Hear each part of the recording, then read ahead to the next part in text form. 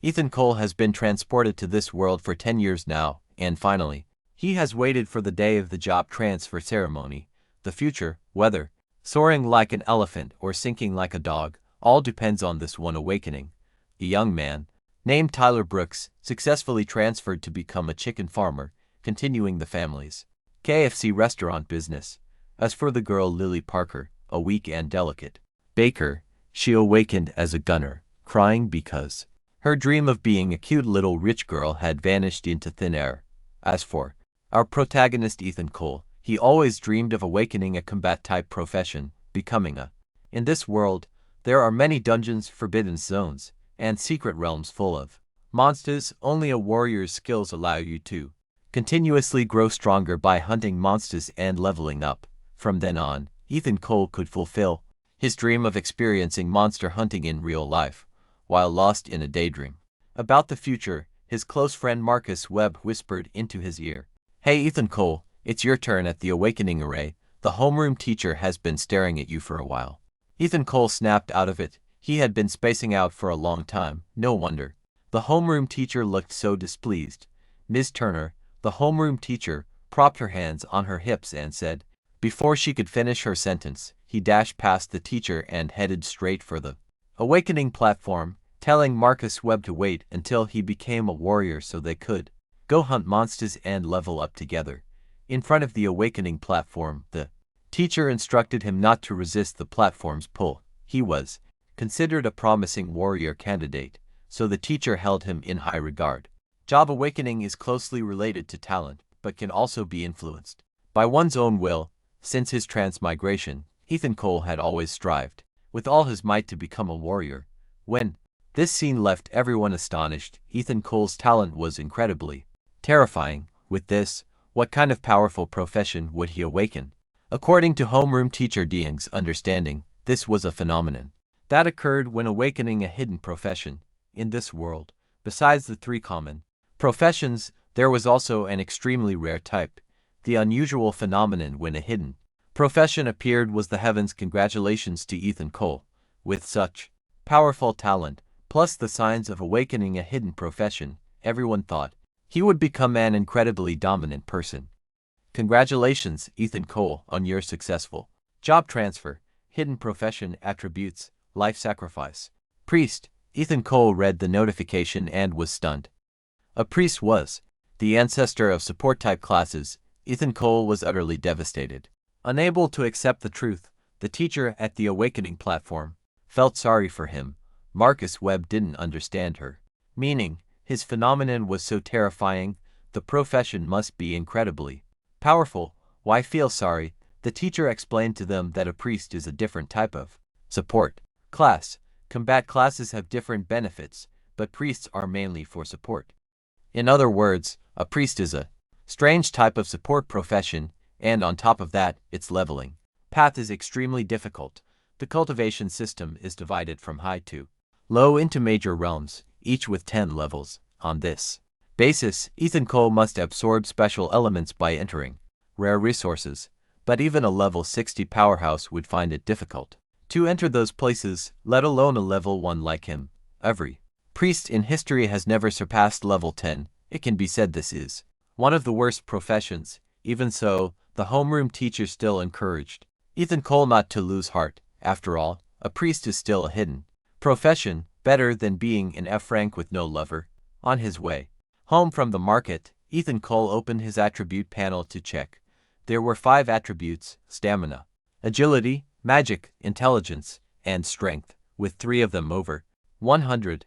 Basically, he was already stronger than an average person. If he had awakened as a warrior, his attributes would have been even stronger. As for skills, it was the opposite. Out of 5, 4 were the weakest type, including magic seal, healing song, soul summoning song, and charm song.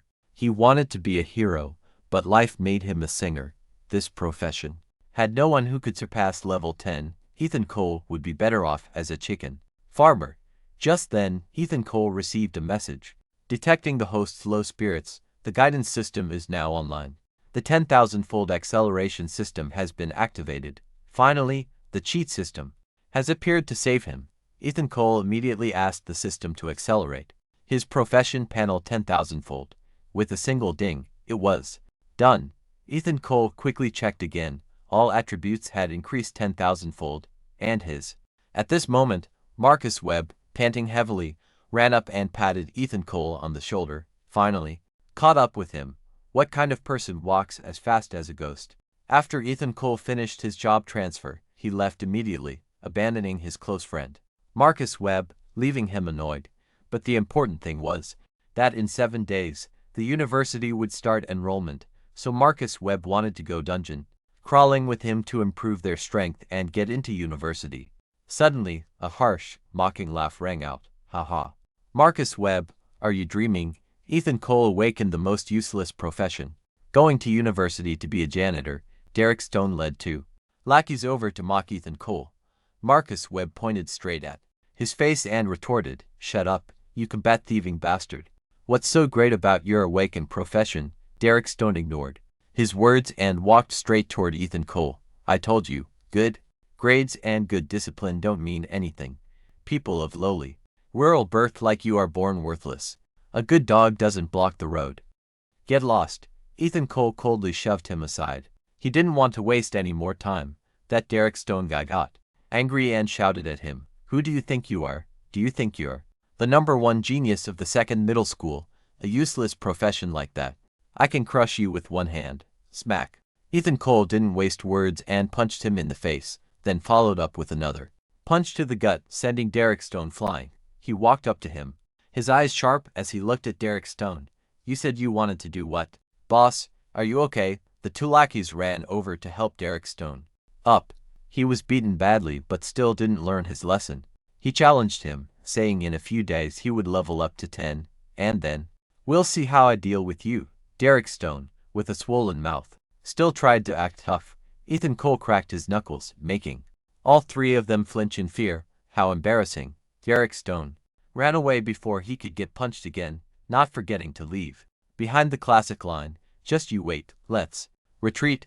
On his way home, Ethan Cole had to pass through a construction site. The road had been under construction forever because all the investment funds had been pulled.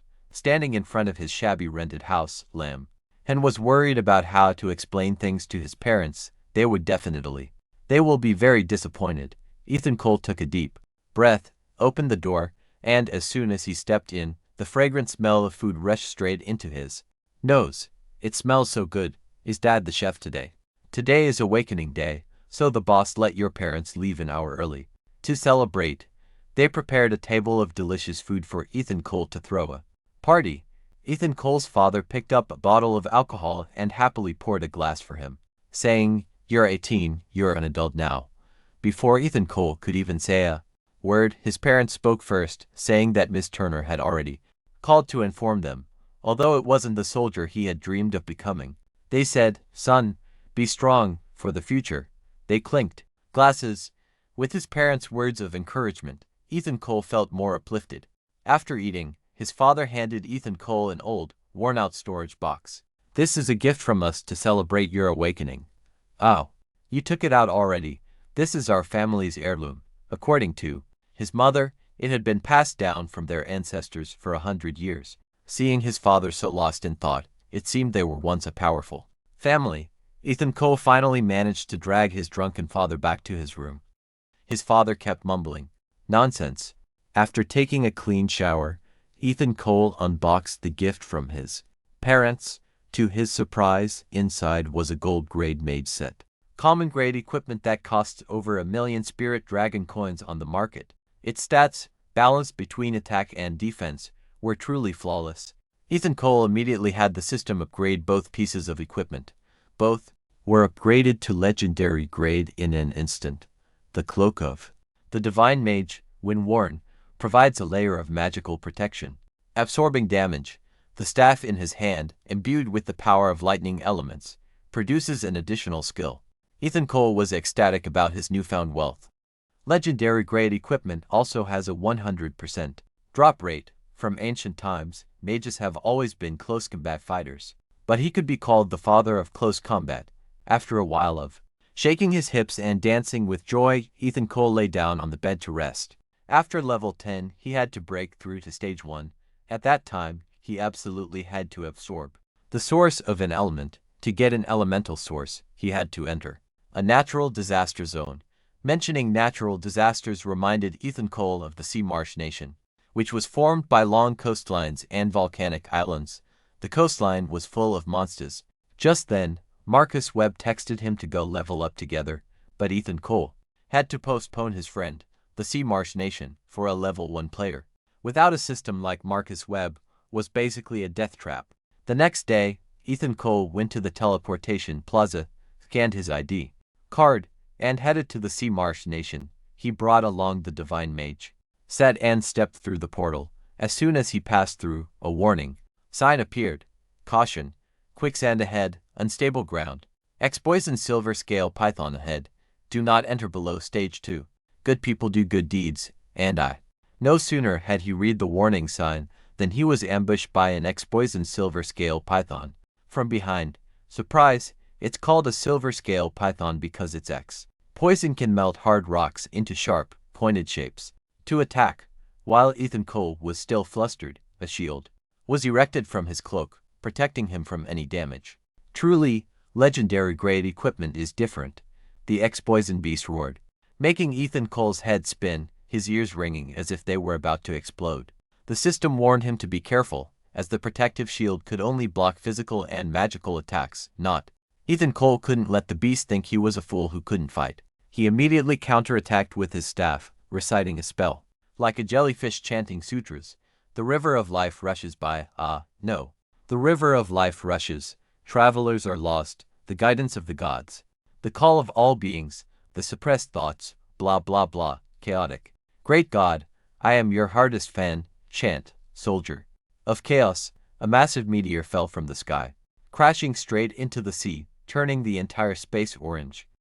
At that moment, at the Security Bureau, an officer reported to the minister, who wasn't too worried because Silverbrook City was at the center of the then sea defense line, surrounded by over a dozen protected cities. If an enemy attacked, the neighboring cities would have surely sent a signal. However, the minister still needed to check. He ordered the surveillance screens to be turned on, monitored, and confirmed with his superiors if there was any powerful person who could control the forbidden spell. After receiving the danger warning, the minister immediately requested his superiors to put the city on combat readiness, quickly identifying the direction of the magical energy surge. At this moment, over the public address system, a voice announced, "A tsunami is approaching the city at an incredibly fast speed. A barrier activated to block it." After stopping the first wave, the rapid response team was assembled and ready to deploy. Meanwhile, the culprit behind the chaos, Ethan Cole, was happily checking the rewards from this attack. Although reaching level 10 cost a lot of experience, filling his bag with items meant he didn't lose out. The system congratulated Ethan Cole on receiving a skill book. What are you waiting for? Upgraded immediately. The book became a skill that could directly unleash the divine mark of a god without needing to pray. Essentially a silent killer. Just then, the volcano was erupting violently. Ethan Cole, who had been waiting, had to quickly go collect the fire and wind elements. He followed the navigation to find them.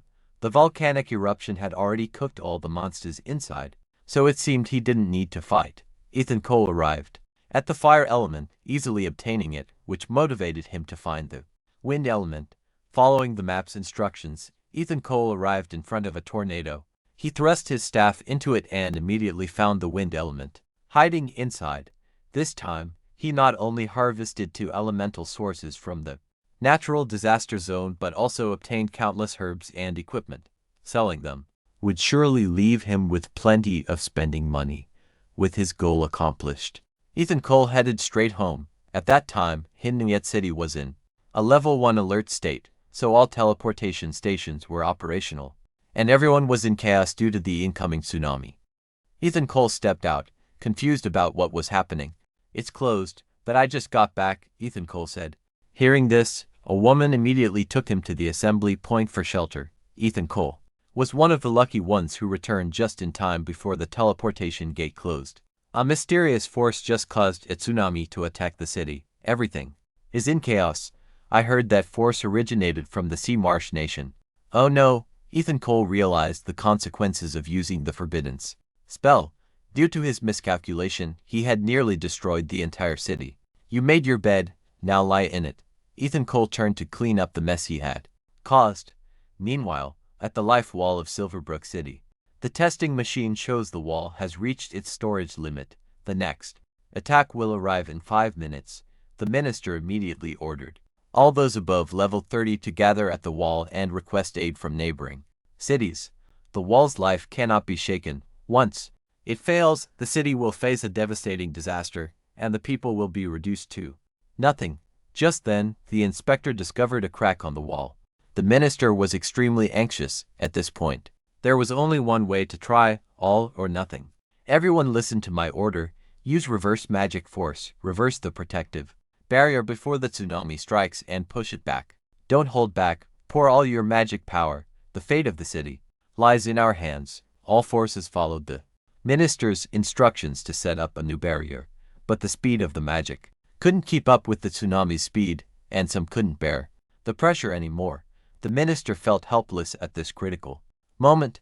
Could it be that right after taking office, the city would be destroyed? Ethan Cole activated his power at this moment.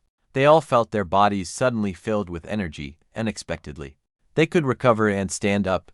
The magic barrier was nearly complete. Just a little more and they could control the sea waves. The reverse barrier was successful. The tsunami was trapped inside and couldn't escape. The minister ordered them to hold the barrier, while the remaining able ones opened a teleportation gate to throw the tsunami far away. A large teleportation gate was opened. The sea level was dropping. After a few minutes, the sea returned to normal, and the barrier was lifted. The minister's face froze for a few seconds. He and everyone had successfully handled this once-in-a-year crisis. Meanwhile, Ethan Cole, riding his staff above, also breathed a sigh of relief. Almost, he would have destroyed the city where his parents lived with his own hands. The forbidden spell was too powerful, so from now on he had to be very careful and gentle. Just then, his mother called. During the tsunami, Ethan Cole didn't answer, so she was worried sick. Ethan Cole forgot to inform his mother, so he reassured her that he was safe in a shelter and there was no wave. The staff handed him a form to fill in his information. After reading through his profession, her face showed sympathy.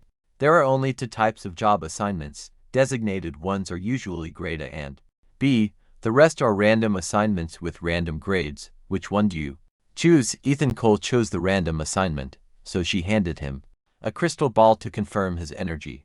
The receptionist thought to herself that he must be someone hoping for a low-level assignment. Unexpectedly, after the system selected, it gave him. Ethan Cole immediately accepted. She even worried for him. Hey, I recommend you choose again. A grade S mission for your profession is basically a death sentence. It's fine. This is okay too. Ethan Cole didn't know whether to be happy or sad about being cared for like this. After accepting the mission, the information was broadcast on the bulletin board. Everyone was curious about who he was to dare take such a dangerous mission. Ethan Cole didn't intend to show off, but fate made him the main character, so he had to accept it. Hey, you redhead. A bald guy with his brothers came to him. I heard you took a grade S mission. Team up with me. We'll guarantee completion. Ethan Cole immediately refused. An introvert like him only liked being alone. This arrogant guy. If you don't drink when invited, you'll be forced to drink. The bald guy rejected, got angry and used force on him. Ethan Cole kicked him away. No hair and no brains. Everyone marveled at Ethan Cole's physical strength for such a weak profession. His power surpassed even an ordinary warrior. The bald guy got up holding his face. Even though he was beaten, he still hadn't learned his lesson. Wanting to strike back at Ethan Cole, his lackey asked, "Boss, should we all jump him?" The bald guy smacked his head. "Are you brainwashed? The client can't fight directly. If we can't do it openly, we'll play dirty." The bald guy was determined to make Lin Han as bald as himself. At the trading market, the receptionist led him into a room for trading. Ethan Cole summoned a mountain of equipment to sell. The staff panicked and called the manager over. Soon, the market manager arrived. Was named Liu, a level 46 appraisal master. Ethan Cole was very reassured. The trading market was one of the strongest guilds Even a manager was already level 46. Manager. Liu didn't seem surprised by Ethan Cole's mountain of equipment. After a quick look, he offered 23 million for everything. Ethan Cole placed his swords on the table. Manager Harris activated his glasses and chanted a spell. O revered appraisal, grant me the power to examine all things. I will be most reverent. May you bless your follower to see through all things. After appraising, Manager Harris said the two pieces of equipment might belong to a set, but incomplete, at legendary grade. He offered 140 million for both. Ethan Cole nodded in agreement. Manager Harris gave him a black VIP card of the trading industry, so no matter which city he traded in, he could enjoy the highest benefits. After selling, Ethan Cole bought a few skill books, then the system quickly leveled them up to become a master. Now he could sense malice and would be automatically warned of danger, plus he could use a god's eye view to observe everything. Ethan Cole prepared and went to the underground city's intelligence center to get information on the abyssal envoy. Nearby, this city used to have many monsters, but now it had transformed into a prosperous place. Suddenly, Ethan Cole sensed a weak aura, so he decided not to bother with it. Ethan Cole followed the map. This was the latest location of the abyssal envoy. Suddenly, a gorilla monster charged at him. Its face was so ugly it startled Ethan Cole. Might as well let it reincarnate to be born with a handsome face like mine. Ethan Cole restrained himself as much as possible and struck a single blow to its head, thinking it would reincarnate successfully, but the gorilla was still alive, even more passionate, wanting to give you a warm hug. The punch forced Ethan Cole to step back, losing over 1,800 HP in a single blow. An ice-type level 10 monster still deals. You think you're so tough, but in front of the Abyss Apostle, you're just a shrimp. That's all.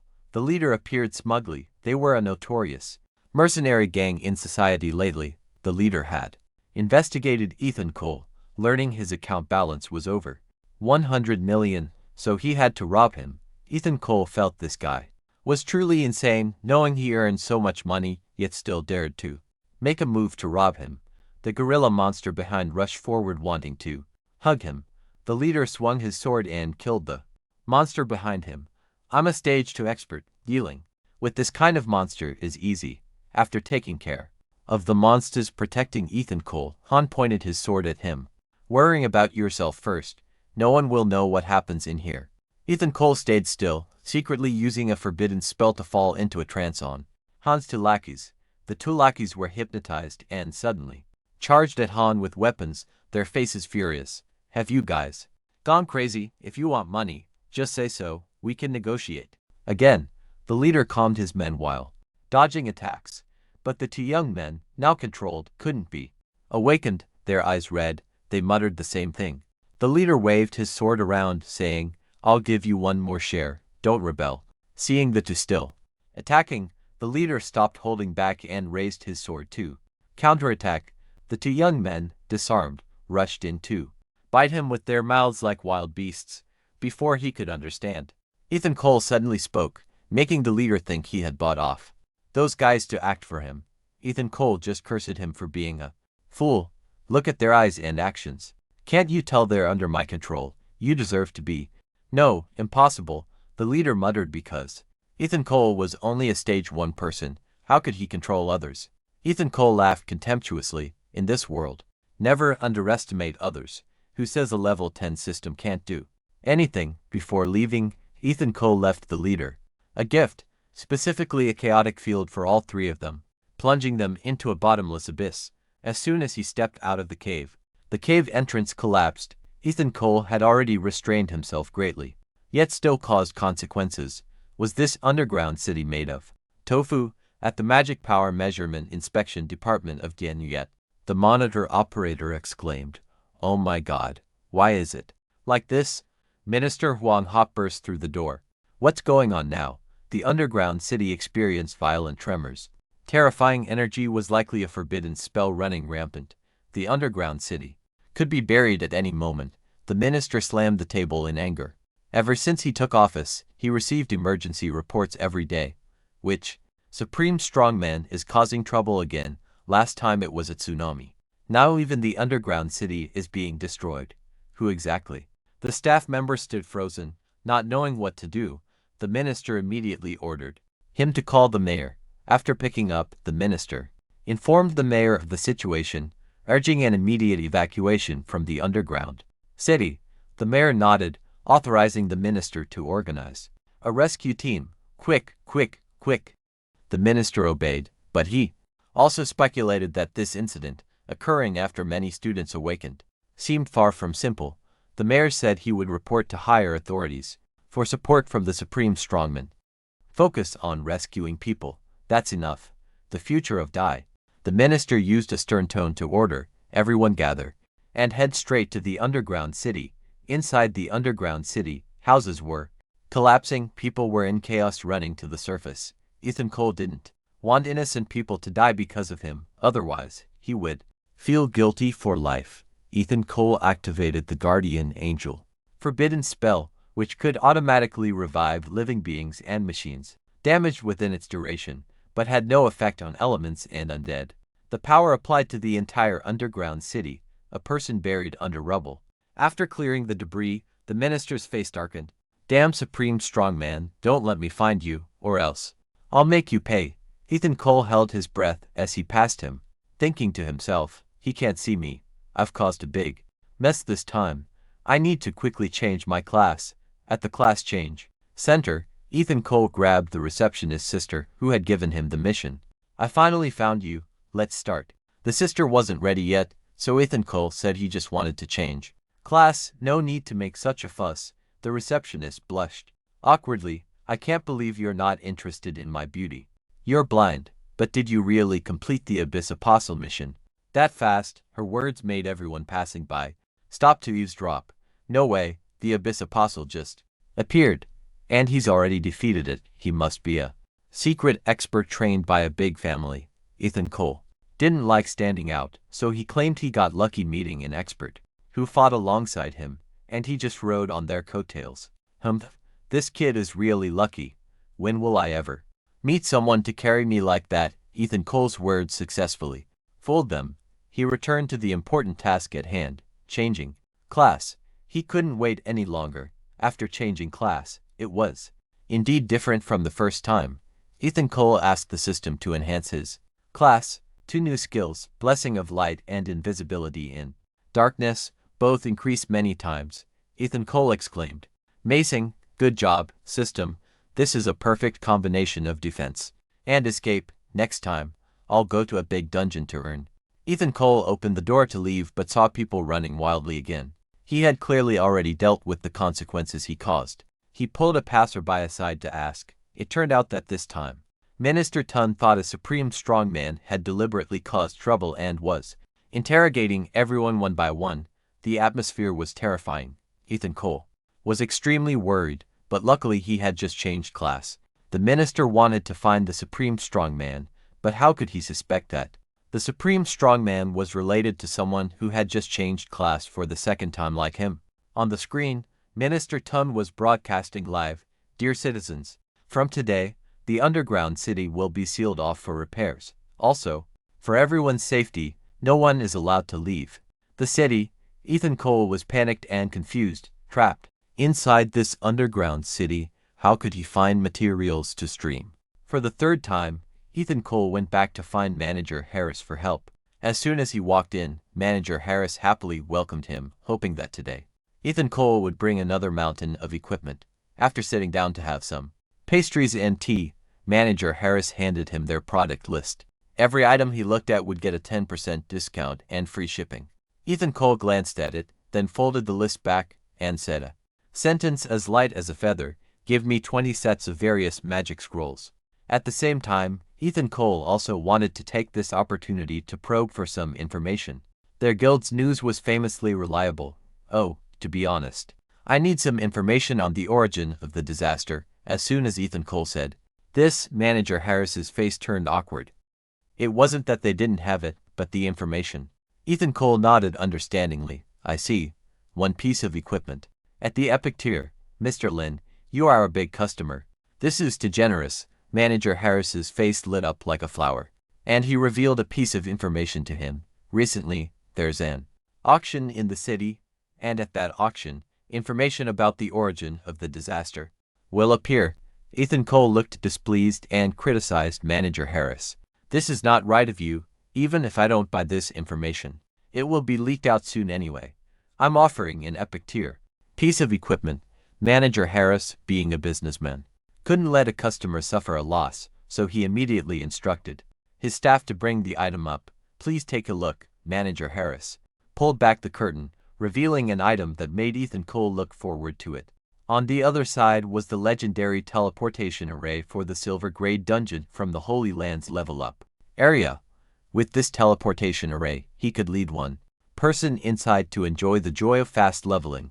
Lin Han was utterly impressed by this. Brother Liu, a Silver Grade dungeon was rare, hard to buy even with money, yet Brother Liu had the real deal. After the staff was confused by Manager Harris's decision.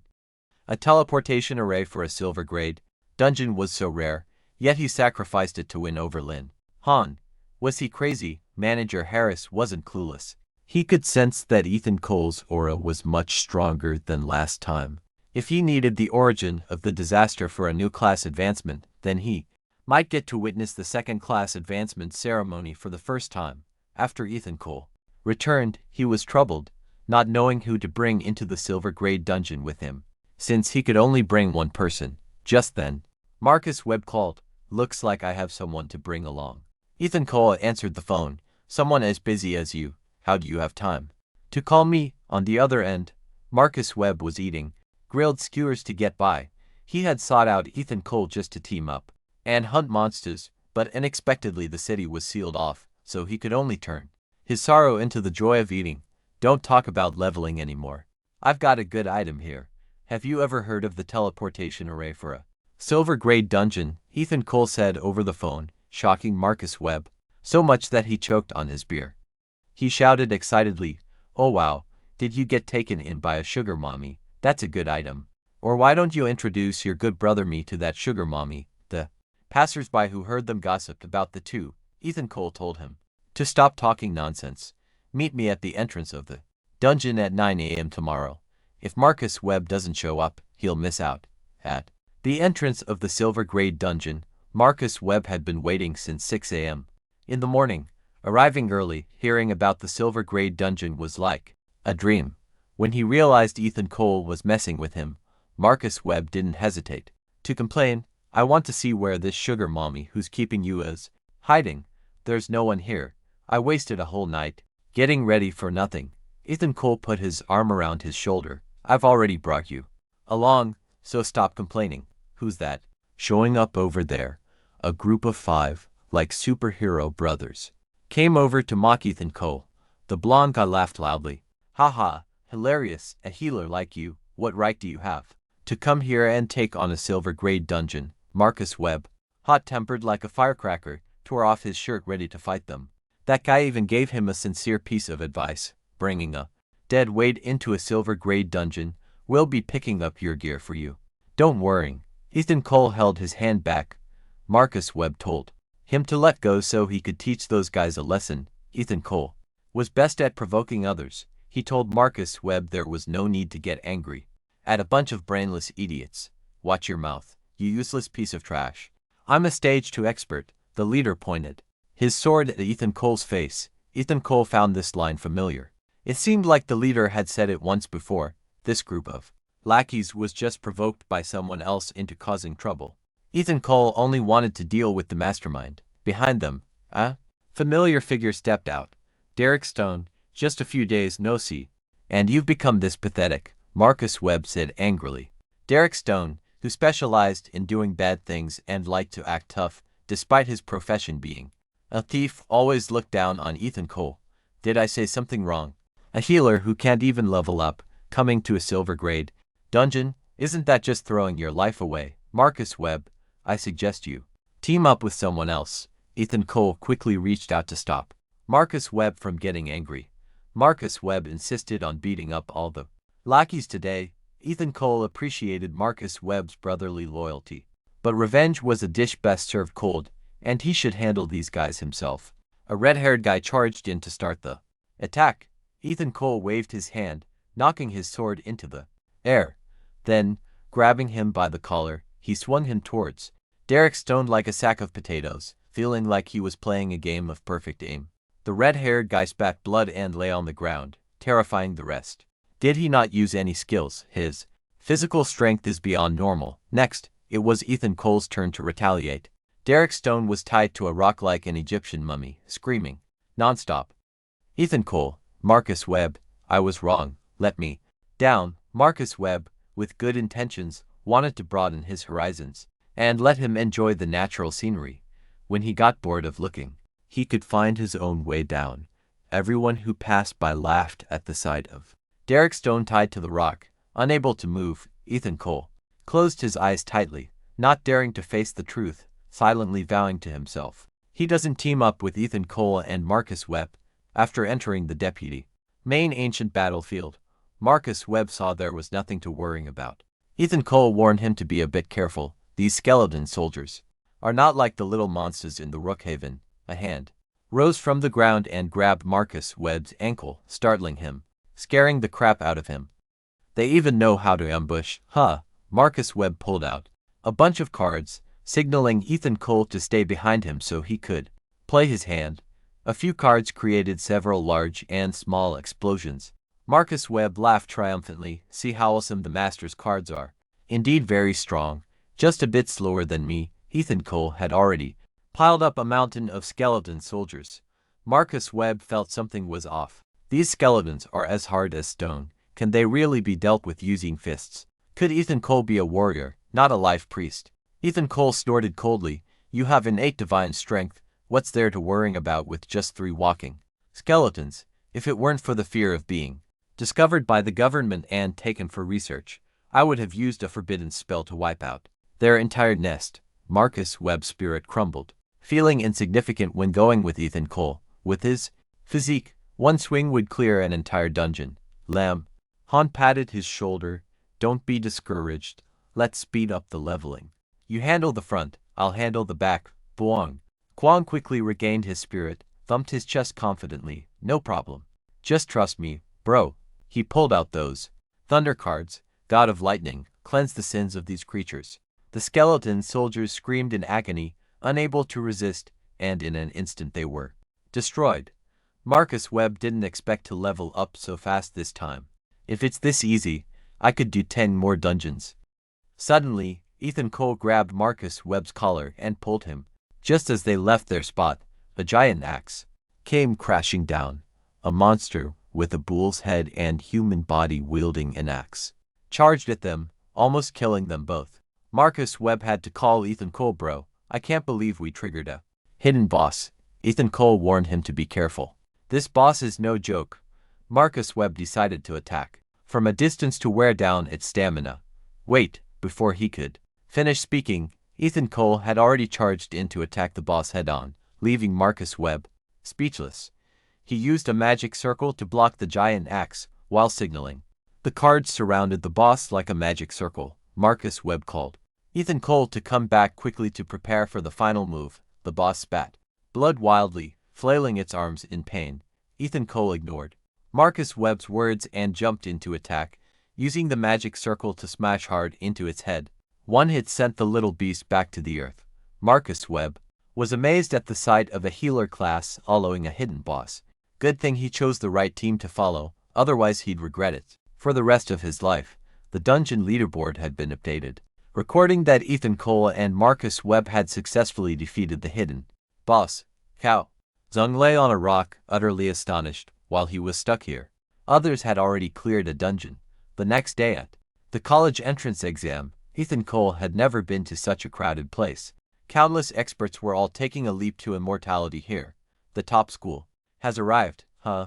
That familiar voice could only be that bastard Cao Zhang, the eternal sore loser, this time, under the watchful eyes of so many. I want to see how you guys plan to cheat. Marcus Webb curled his lip and smirked, asking about his back, lying on that rock. Must have been quite comfortable, huh? Derek Stone gritted his teeth and retorted stubbornly, last time I was careless and let you guys get cocky, but today I've already reached stage 2, you guys better start praying to your ancestors. Now, Marcus Webb wasn't confident he could beat stage 2, but he had faith that Ethan Cole would crush him. Just then, the bell rang, and the host appeared on the stage. Everyone, feel free to show your strength here. Aside from using banned substances to boost potential, all other methods are allowed. Ethan Cole patted Marcus Webb's shoulder. My brother, don't get discouraged right from the start. The first match was Ethan Cole against Derek Stone. Whether it's fate bringing enemies together or destiny's design, Derek Stone, as soon as he got on stage without even doing anything, accused Ethan Cole of cheating in the dungeon and demanded his qualification be revoked. The referee frowned and looked at him. Ridiculous. No one can cheat in front of me. Are you two going to fight or not? If not, get off. Wait a moment. Derek Stone signaled the referee. I need 5 seconds to say my lines. No way. How did you set the dungeon record? This time I will definitely expose your lies. Ethan Cole didn't know what this madman was planning. Turns out it was a familiar tactic. If you recite it, it means everything about you is a lie. Banned from participating in college entrance exams for 5 years. If you recite it, the same applies. Ethan Cole gritted his teeth in anger. This guy keeps trying to pick a fight with him. He let it slide many times, but that doesn't mean he's easy to bully. Derek Stone was doing some weird stuff that I don't even know, he said proudly. After the second awakening, you can't even imagine how strong I am. Everyone blinked and still couldn't see Derek Stone's figure. This must be the second awakening skill used for robbery. Derek Stone knew Ethan Cole's strength was like Superman, but if he couldn't hit him, it was useless. He instantly changed positions 7.7.4.9 times, showing off, earning a rain of praise from the audience. Ethan Cole's face was extremely ugly. What is this guy showing off? His eyes. Ethan Cole, pay for your lies. Derek Stone lunged forward like a black drill, making Ethan Cole sigh in exasperation. He dodged the attack with a sidestep, surprising Derek Stone. How is that possible? Must be luck. Let me try again. The second time also missed completely. Derek Stone was furious but couldn't land a single hit on even a strand of Ethan Cole's hair. The people below were utterly amazed. So fast, I can only see after images. Ethan Cole hasn't been injured yet. This is the true skill of a master. An old man sitting on the stage observed and commented, Ethan Cole has a strong physique and superb reaction ability. It's just a pity that his class is just a priest. Derek Stone jumped around for a while and exhausted his strength, panting heavily. How can you dodge? Got it all. Ethan Cole shrugged innocently. The speed you thought was high is just like a toy in my eyes. Marcus Webb sat watching Derek Stone lose, laughing smugly. Why aren't you barking anymore? Keep barking. It's too quiet. Derek Stone was sure Ethan Cole had used drugs, so he demanded. The referee, who was annoyed by his attitude, speak up. I told you, no one can cheat under my watch. If you don't have any more moves, I'll rule you lose. No, I have one last trick. Derek Stone jumped up like a beast, swinging his sword in a swift attack. Ethan Cole raised his fists into a counterattack stance. Suddenly, the referee stopped the match, preventing Ethan Cole from attacking. Derek Stone landed on the ground angrily. Referee, if I had used that move just now, I would have won. Why did you stop me? I didn't stop you. Stop deluding yourself. The referee glared at him. If she hadn't intervened, Derek Stone's heart would have been pierced. Derek Stone knelt down in defeat, both losing and humiliated. The referee announced, the winner is Ethan Cole. Derek Stone unwillingly charged at Ethan Cole to attack. Ethan Cole tapped his head, causing him to smash his face into the ground, cracking the arena floor. You don't know your limits. I clearly spared you, yet you still seek death. The referee felt Ethan Cole's immense strength. Not believing he was just a healer, he quickly assured he was genuine. No tricks. Then he turned around and kicked Derek Stone's head, telling him to get up. Stop pretending to be unconscious. I didn't hit that hard. Derek Stone sat up on the arena floor, still bragging that he would defeat him next time. Marcus Webb came over and patted Ethan Cole's shoulder. You're truly my good buddy. You didn't embarrass me. Ethan Cole put his arm around his shoulder. Bro, we're just friends, but you hit him that hard. The referee announced that if Marcus Webb didn't get on the arena, he'd be considered withdrawn. He had to say goodbye to Ethan Cole and step onto the arena for a chaotic battle, to men and to women, just enough for two pairs, but unfortunately, this wasn't a pairing match. Marcus Webb gathered his Cards, ladies and gentlemen, let's enjoy a spectacular fight. Simon Ward unexpectedly met a level 10 card master, so he allied with the other two to eliminate Marcus Webb first. The pink-haired girl Liu Union was a healer. As long as she could use her skills, she'd be fine on any side. Simon Ward found this reasonable and immediately attacked her to eliminate the variable first. After thinking, he turned to the blonde girl. So, Zirami, will you join me? Zirami didn't dare refuse. Simon Ward intended to fight 2-on-1 to eliminate Marcus Webb first.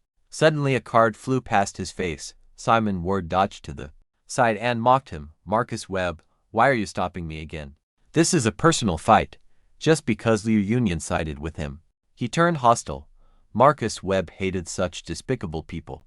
Haha, then dealing with you first is fine too. Simon Ward lunged at Marcus Webb like a black panther. Marcus Webb showed no fear, saying, as if you could beat me. Rami used hypnosis on Marcus Webb from a distance, making his body feel as tired as if he'd run for days without sleep. As a card master, letting an opponent get close is the biggest mistake. Simon Ward was confident he would win this round. Marcus Webb's card blocked his claws. People often think cards are only for attacking, but Marcus Webb's cards can also defend. The golden-haired old man up in the stand started judging again. Excellent, he can attach cards to his arm to enhance defense. Then, other cards start attacking. Truly clever without limit. Now I'll show you the power of a card master. Marcus Webb summoned a series of cards: lightning, fire, water, wind, all attacking. Zirami prayed for a divine illusion armor to give her power, causing Marcus Webb to unconsciously miss him, unable to target them. The attack was powerful but missed, making Marcus Webb frustrated. Simon Ward smugly prepared to counterattack. Again, Marcus Webb closed his eyes to avoid hypnosis. On the arena, there were only the two of them, then attacked the whole arena. See who can escape. Zirami was the first to take the hit, directly eliminated. Now the match turned into a 1-on-1 fight between Marcus Webb and Simon Ward. Although he was stronger, he was injured. Simon Ward attacked fiercely. I want to see how much longer you can hold out. The cards combined into a defensive shield. Even Marcus Webb didn't understand why. Have you forgotten me? Liu Union supported Marcus Webb from behind, lending her body to him.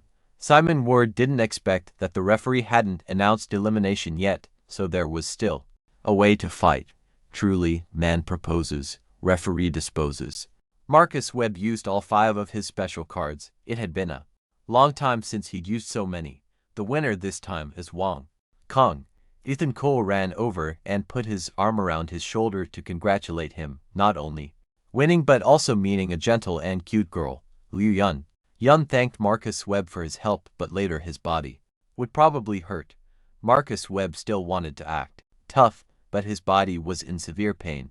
It turns out Liu Yun's skill only temporarily transferred the injury, and later it would return double. Not sure if this was support or sabotage, but she could heal it. Ethan Cole teased Marcus Webb. People come here to compete and prove themselves, but you go flirting with a nice girl. Now you've become a third wheel. Ethan Cole knowingly stepped aside to give Marcus Webb and Liu Union space. He blushed and took her hand, vowing to deal with Ethan Cole later. An hour later, the second round began. Ethan Cole fought against Zhang Tianzan, Du Li, and Hu Sheng. From the start, the other 3 teamed up to eliminate the strongest. Ethan Cole first. He didn't mind, but fighting Du Li Lam Han didn't want to be too harsh on a woman. Then bring it on. All 3 surrounded Ethan Cole aggressively. Du Li was a tough woman skilled with a crossbow, aiming with respect. Please grant me the power to pierce through all things. Advancing together is a rare profession, which is surprising enough, but compared to Ethan Cole's speed, it's still far behind. So, this wide area attack. Can you dodge it? Du Li unleashes a rain of arrows.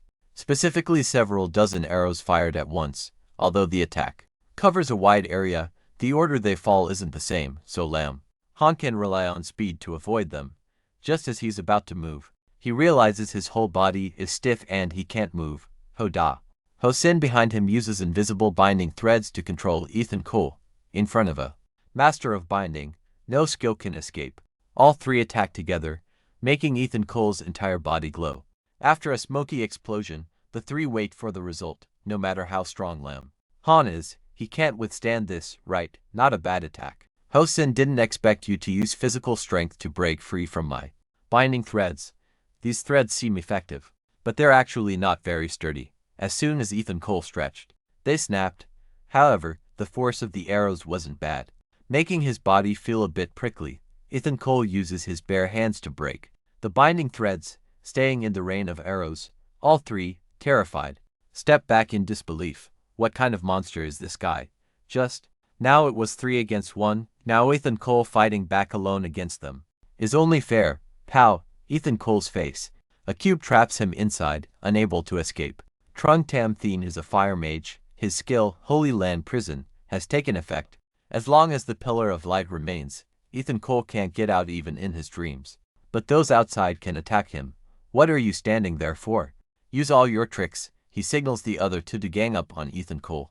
Hosen turns the binding threads into a bat, a killing weapon. Dule prepares to unleash another rain of arrows. Ethan Cole punches Trung Tam Thien's cube. Trung Tam Thien. Suddenly his face turns pale. How is this possible? Ethan Cole grins smugly. One punch really can't break it, so he'll keep punching until it cracks. Ethan Cole unleashes a flurry of punches, the cube sending out a distress signal. A minute later, it shatters into many pieces, completely unable to bind someone like him, no different from the great sage equal to heaven, being ganged up on without being able to fight back. Ethan Cole this time will definitely repay them in full. It's not over yet. Dule still has arrows not fired. Hosen's bat, like a snake, is his strongest move. If this doesn't work, he might as well go home and raise fish and grow vegetables. I'm not afraid of this either. Ethan Cole uses his bare hands to block both attacks without a scratch. The entire audience admires Ethan Cole. With just his physical strength, he defeated 3 top fighters. Is he human or beast? Ethan Cole has to admit that all 3 are very skilled, all with rare professions and good coordination. They almost managed to injure him. Almost. You don't even have a scratch, Dule says with a pout. Even in a verbal fight, Ethan Cole is good at fighting but doesn't like pointless bickering. If he can't win, and they insult him, he'll hold a grudge until the next life. All 3 raise their hands to surrender. Enough. I'm not playing with this guy anymore. I give up. All 3 jump off the arena, ignoring Ethan Cole. Ethan Cole doesn't even get a chance to retort. This frustration has nowhere to go, so he heads over to his good buddy Marcus Webb. Over there, Marcus Webb is still enjoying the pain, mixed with pleasure of being treated by a pretty girl. Still not healed yet. I've already finished a fight. Ethan Cole is about to tease him when he hears Marcus Webb mention the word loss, and he jumps up. Today, I stepped out with my left foot and ran into a pervert. Before I could even see who it was, I was knocked off the arena. Luckily, Lou Van Van helped me. Ethan Cole doesn't care about his injuries. He just notices his friend is pretty good at flirting, able to get Lou Van Van to treat him over and over, for free. Don't talk nonsense, be serious. Marcus Webb, embarrassed, pushes his hand away. The person who beat Marcus Webb is named Nathan Cruz. From his description, Ethan Cole knows his friend was humiliated and clearly remembers it. Don't worry. I've got it memorized. Brother Hanhair will get revenge for you. Then Ethan Cole wins 2 consecutive matches in half an hour, reaching the finals. And his opponent is none other than Nathan Cruz, who defeated Vuong Kwang in the previous match. Sure enough, Nathan Cruz is pitch black. You can't see his face, only hear his voice. The city of Dai. Niet really has no one left. The finals ended up with a low-level priest competing. That tone is definitely villainous. Ethan Cole is sure this guy is not a good person. Nguyen Tu likes to mock others but doesn't like being contradicted. Talk less. Do more. Let me see what a priest like you can do. Let this old man see who is truly the strongest. Assassin God, I honor you. Please grant me the power to break the dawn. Nathan Cruz unleashes a thick cloud of black gas, as if wanting to cover the entire arena to gain the upper hand. According to Ethan Cole's feeling, this black mist is off. Suddenly, Ethan Cole steps back, dodging an attack from him. From the black mist, a hand holding a sword emerges, attacking Ethan Cole. Not a bad reaction. Nathan Cruz doesn't know if he's praising or mocking, but his attack is silent. Let's see how many times Ethan Cole can dodge. After experiencing it, Ethan Cole sees through the trick. Amidst this hazy smoke, if you want to attack, just go straight for it. Ethan Cole punches straight into the mist, making Nathan Cruz cry out. The black mist condenses into one mass. How can you find my position? This is very simple for Ethan Cole. The first time Nathan Cruz attacked, he reached out his hand, so Ethan Cole guessed he could move freely through the black mist, delivering a sneak attack. Now it seems everything is as he guessed. Nathan Cruz gradually reveals his original form but remains half-hidden. Seeing it once and analyzing my skill. Your talent is truly terrifying, but unfortunately, you're no match for me. Ethan Cole doesn't know where Nathan Cruz gets the confidence to say that. With his body, he's afraid the second round with Nathan Cruz begins to move rapidly. No matter how strong Ethan Cole is, he's just a priest, relying on talent to win one match, but in a real fight, he's nothing. Nathan Cruz's figure flickers, and Ethan Cole can't keep up. Damn it, this guy is too fast. Ethan Cole is forced to retreat, but Nathan Cruz's attacks keep coming. Nuyon T, but if there were two Nuyon T, the game would be different. The Hoji on Nathan Cruz just now split into two, not because of afterimages from moving too fast, but real bodies with flesh and blood. Ha ha ha, looks like you can't sense my power anymore. Give up. Ethan Cole is injured on one side. Nathan Cruz is confident once, but Ethan Cole is 10,000 times more confident. He reaches out and grabs both Nathan Cruz's heads. Although his skill of turning into two people is quite strange and unique, the gap in strength between the two is too great because he doesn't have a dirty system like Ethan Cole. Ethan Cole grabs Nathan Cruz's hand and plays together, spinning around the earth, specifically spinning Nathan Cruz around Ethan Cole, making him dizzy and confused. Finally, Nathan Cruz had to surrender. Both bodies were slammed to the floor by Ethan Cole without mercy. Next time, watch your mouth. If you still don't brush your teeth and let your mouth stink like that, things won't just stop here. Lamb. The referee announces. Ethan Cole has won the final match, meaning he is the champion of this tournament. The city chairman presents a reward to Ethan Cole. On it is a red book with his name. This villa is just one of the rewards. There are also skill books and a considerable cash prize. As long as students focus on their studies, the government won't hesitate to support them.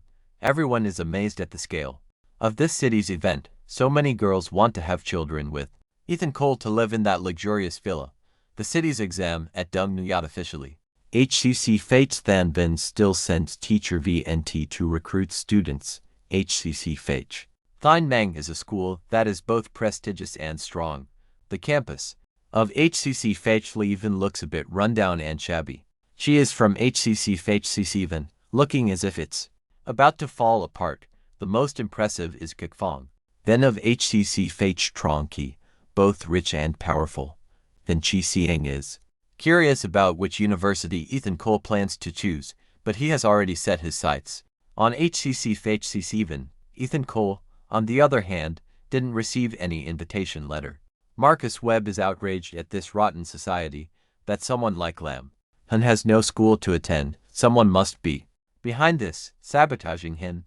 Ethan Cole pulls his shirt to hold Marcus Webb back, whose temper is as hot as ice cream. Actually, it's because the universities all think Ethan Cole chose the wrong path, not studying skills, but instead training his body constitution, so they want him to change. In the next exam, hearing this, Marcus Webb feels they are not wrong. Ethan Cole's physical strength really doesn't seem like a normal person's. Ethan Cole then knocks him on the head, causing pain that stings.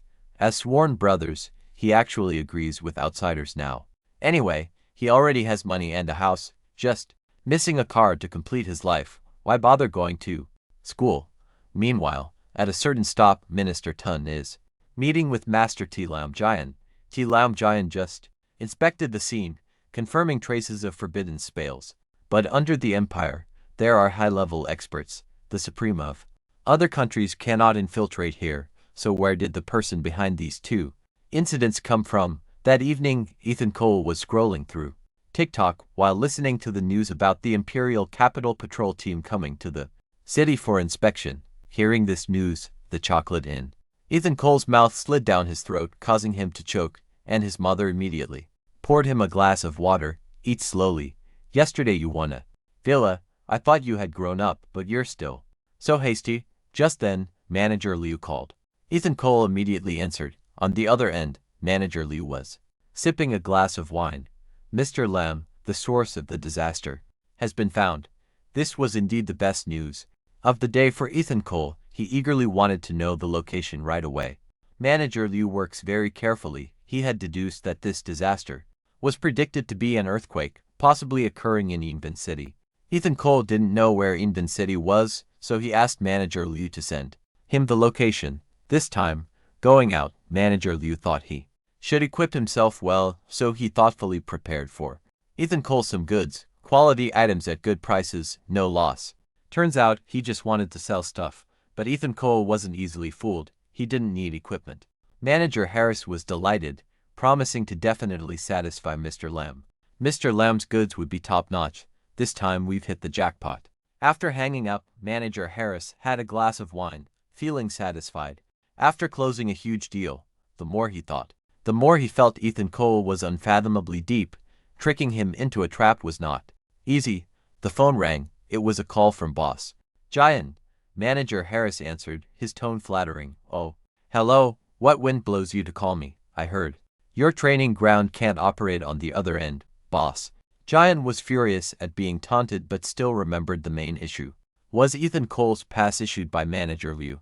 Manager Liu didn't deny it, instead saying he was a talented young man, and he couldn't miss the opportunity to invest and resolve his bad luck. Boss Giant instead scolded Manager Liu for being reckless. Although Lam Hun had some potential, it still couldn't compare to the value of that pass. Manager Liu was fed up with this old man. Other matters aside, but when it came to Ethan Cole, he couldn't let it go. Don't investigate Mr. Lam anymore. After years of doing business, I have a feeling that Mr. Lam's abilities far exceed your imagination. Your feeling is worthless. Fine. Hang up now. Boss Giant was really curious. Who exactly was Ethan Cole that even Manager Liu found him dangerous? So he started investigating him again.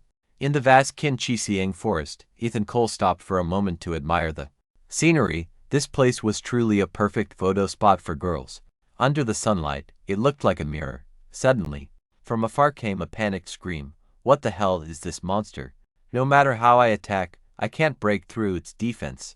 The first sentence just finished. The next was an apology and admission of fault. This girl was fleeing from a giant monster. She ran past Ethan Cole, saw him standing there watching, and said, "What are you standing there for? Run, this is a silver tier." Boss, how can there be one in the outskirts of the Qingqun jungle? Could meet the silver boss. Ethan Cole didn't know whether to say she was lucky or unlucky. Run quickly, oh my god. She, Lella the deep forest lizard, chased me. She turned back to provoke the boss, then ran away. In the midst of life and death, she still thought about not involving others. Lam Han thought she was nice, but too nice to the point of being foolish. The lizard shot out its long tongue, ready to eat the girl. She closed her eyes, ready to be swallowed, but nothing happened. Ethan Cole grabbed its tongue easily and told her this was just a gold boss. This time he saved her life. She could repay him with her body if she wanted.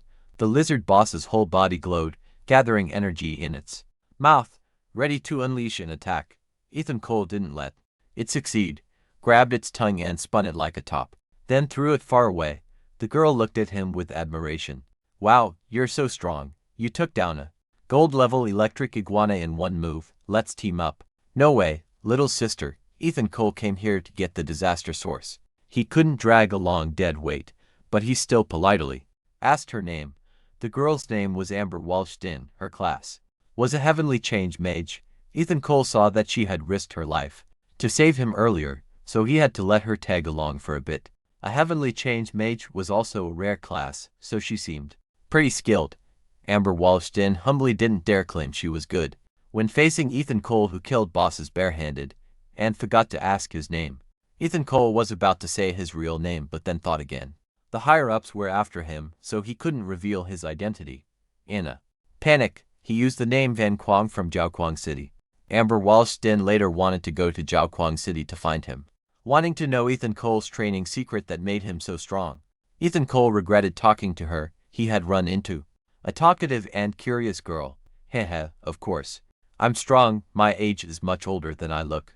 Ethan Cole deliberately changed the subject to brush her off. Amber Walsh then clapped her hands. And understood. No wonder he was so strong, it didn't match the ability someone his age could have. I'm so lucky. Ethan Cole didn't quite get her meaning. Was she making fun of him? No. Amber Walston was just complaining that the mage's gear was too weak. She was as fragile as she was broke, so she had to come to the Diamond Forest to try her luck. But being targeted by a gold boss and saved by a handsome and talented guy like Ethan Cole, she felt like she could do anything now. Seeing Amber Walston's innocent look, Ethan Cole could only treat her as a little sister, since he was an only child at home. Suddenly, Ethan Cole put his hand on her shoulder. Hey, I think you're not that lucky. Look, danger is coming. A gold-level bloodthirsty gorilla came out of nowhere. Amber Walston's face went pale. Why were there so many gold-level monsters in this forest? She seemed to be unlucky. Rather than lucky, Ethan Cole signaled her to hide behind him to avoid becoming dead weight he had to save. The gorilla raised its fist to fight Ethan Cole one-on-one. Gold level was just a name when facing him. Dealing with this one was a piece of cake. Suddenly, Amber Walston screamed, making him speechless. What now? Behind them suddenly, a pack of red copper wolves arrived, truly unpredictable. Amber Walston ran over and hugged Ethan Cole tightly. Big brother, we'll be fine, right? We're being attacked from both sides. Don't jinx it. This isn't enough to trouble me, actually. The thing troubling Ethan Cole was her. Ethan Cole grabbed the gorilla's wrist, then swung it toward the wolf pack. One arrow took down many spiders. Ethan Cole landed on the ground and pointed proudly. How about that, any left? Amber Walston looked at him with eyes full of admiration. Big brother is amazing. I'm officially your fan. From earlier, many events showed this diamond forest was a bit strange. Today the creatures around were much stronger. Lam Han guessed it was caused by the earthquake disaster, making deep forest creatures start to pour out. The earthquake was still a while away, but Ethan Cole could use a forbidden spell to speed up the time, making it happen sooner. But could he avoid many troubles? However, the biggest trouble was this. Amber Walston using a forbidden spell in front of her would be like telling the whole world. He had to find a way to get rid of her. Amber Walston patted Ethan Cole's shoulder and said, now no matter how many bosses come, I'm not afraid, big brother, you can definitely handle it. Ethan Cole said in a serious tone, you have to work to get results. If you don't work and still want results, you'll just get nothing. Amber Walston was confused by his cryptic words. Ethan Cole started acting, pretending to sense an extremely evil figure had entered this forest. His strength was no less than his. The animals running away must be caused by that person. Ethan Cole felt the two of them might have to fight a battle. Amber Walston panicked. So what should I do? Simple, just leave here, Ethan Cole said coldly. Amber Walston was scared of being chased by monsters. Ethan Cole reassured her, don't worry, it won't catch up. Suddenly, he put his hand on Amber Walston's shoulder, confusing her. A moment later, Ethan Cole threw her into the sky toward a distant place. Her whole body slammed into a rock. She thought she was dead, but Ethan Cole still had some humanity, wrapping her body to protect her from injury. Ethan Cole finally got rid of that burden. Now he could use the forbidden spell to speed up the earthquake. Ethan Cole went to a lake and used the forbidden spell, Chaos Domain. Meteor showers fell from the sky. The apocalyptic scene made Amber Walston pale. What is that? That's a forbidden spell, right? Meteors fell, cracking the ground. The lake water spilled out. Ethan Cole seemed to have overdone it this time, but it didn't matter, as long as he got the disaster source. Anything was fine. At the monitoring department of Yanvan City, a subordinate rushed to report to the director about the abnormal forbidden spell energy outside the Diamond Forest. There was also reported that inside there were two masters fighting, one of whom had used a forbidden spell. The minister, who was sleeping with his eyes covered, immediately jumped up and ordered them to bring the senior from Dean Lawson. I have arrived. The senior from Dean Lawson had been waiting outside for half a day. The minister then asked him to come and help. Dean Lawson originally felt that an earthquake was about to happen here, so he came to check, not expecting to run into this. Lately, countless unknown high-level Masters have suddenly appeared. Dean Lawson then ordered them to bring the system and, no matter what, he had to meet them once. As for whether he could win, if not, we'll only know by fighting. The minister immediately followed suit. Dean Lawson sighed.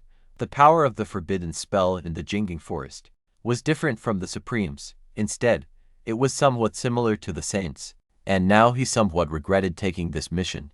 Inside the forest, Ethan Cole finally obtained the natural disaster origin, which was indeed far more powerful than 10,000 forms. Suddenly, he sensed many powerful auras nearby.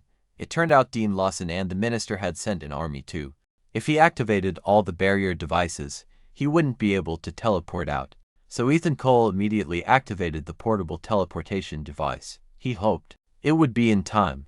After scanning the area, the southeast, southwest, and northeast were all clear, but to the northwest, a red dot appeared, indicating someone was there. Just as the staff reported, the teleportation light shot into the sky. The minister was furious that Ethan Cole had escaped. Dean Lawson recognized that the strange phenomenon just now was a sign of a portable teleportation array, which ordinary people couldn't have. The next morning, while Ethan Cole was still brushing his teeth, the person on the other end of the line, Manager Harris, shouted loudly, startling him. "Ethan Cole, are you still not awake? Something big happened last night." Ethan Cole frowned, wondering what big thing could make him so anxious. It turned out to be the earthquake in Yanyan, and a mysterious master had appeared, so he was worried about Ethan Cole. Lin Han pretended to be indifferent. "What? There was an earthquake last night. I haven't even gone there yet. Let's put the natural disaster origin aside for now." "Ethan Cole, don't worry.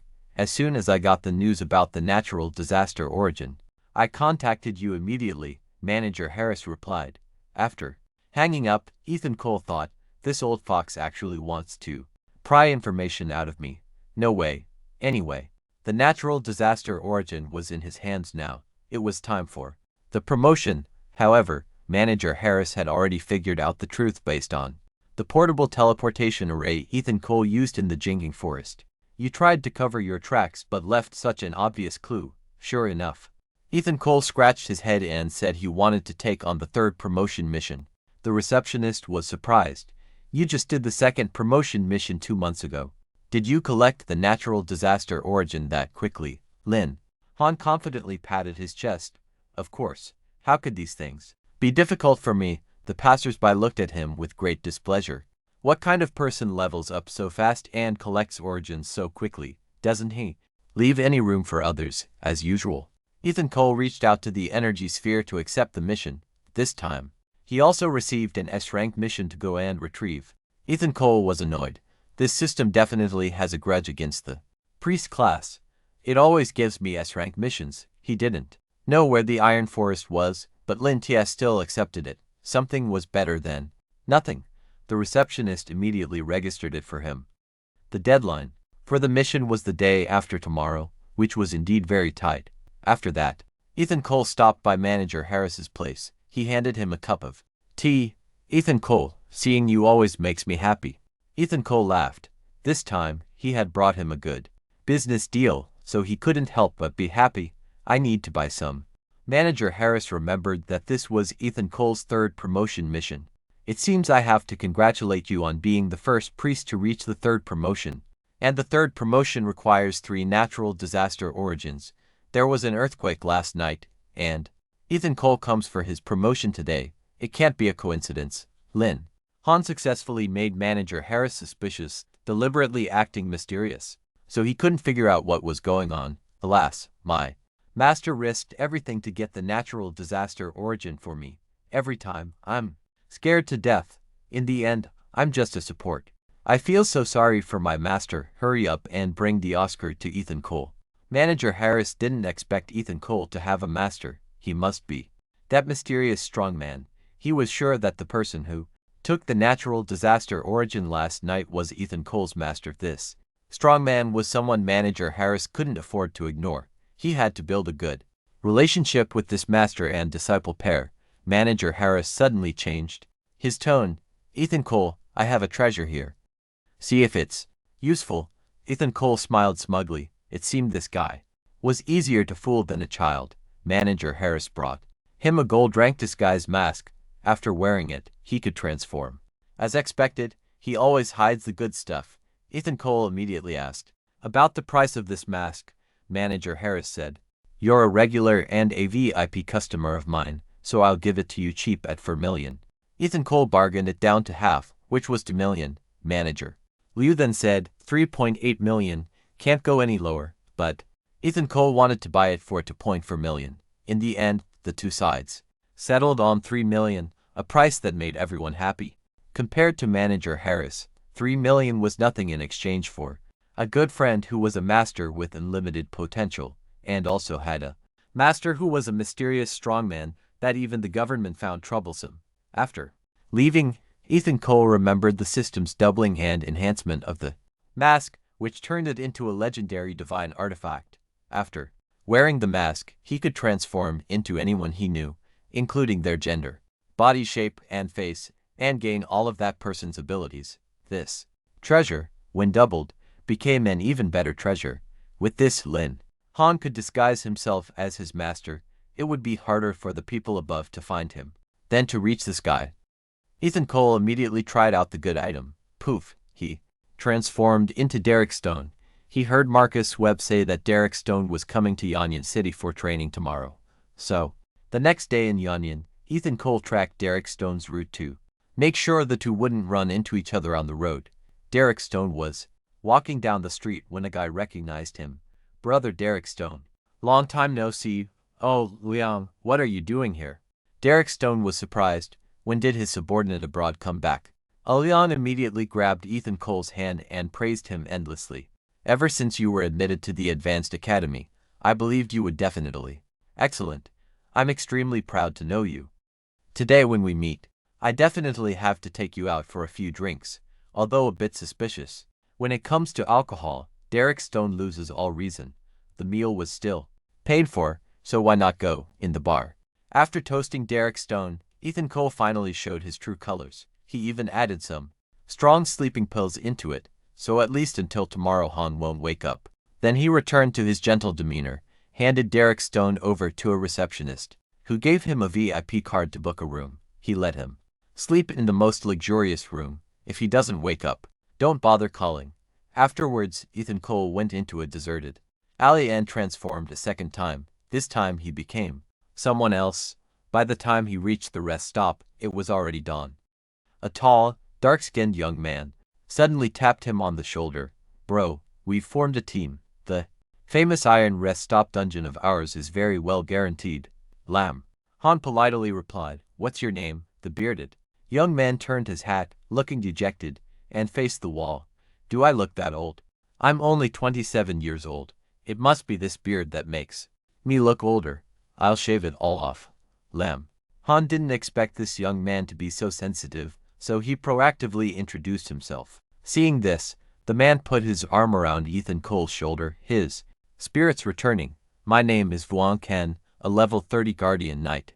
I can also contact to other people who will guarantee your satisfaction. The face of this tall guy, Derek Stone, couldn't look friendly even if he tried. He was born to be a villain. Are we all here? A familiar-looking girl walked over. Ethan Cole barely recognized her as the referee from the last exam. Looks like his luck had run out. The referee recognized him. Derek Stone, is that you? You leveled up quickly. I'm Kaluang, your teammate this time. A moment later, Dian Din and the others were just doing routine checks. They wouldn't follow them for long. This time, we're here to protect and investigate the situation. Last time, this girl saw the masters fighting. Ethan Cole's face turned pale. He didn't know what kind of luck he had to team up with two acquaintances, and two female government employees at that. Vuong Ken led the team into the dungeon. As soon as they arrived, his nature-loving soul awakened. The Iron Rest Stop is beautiful.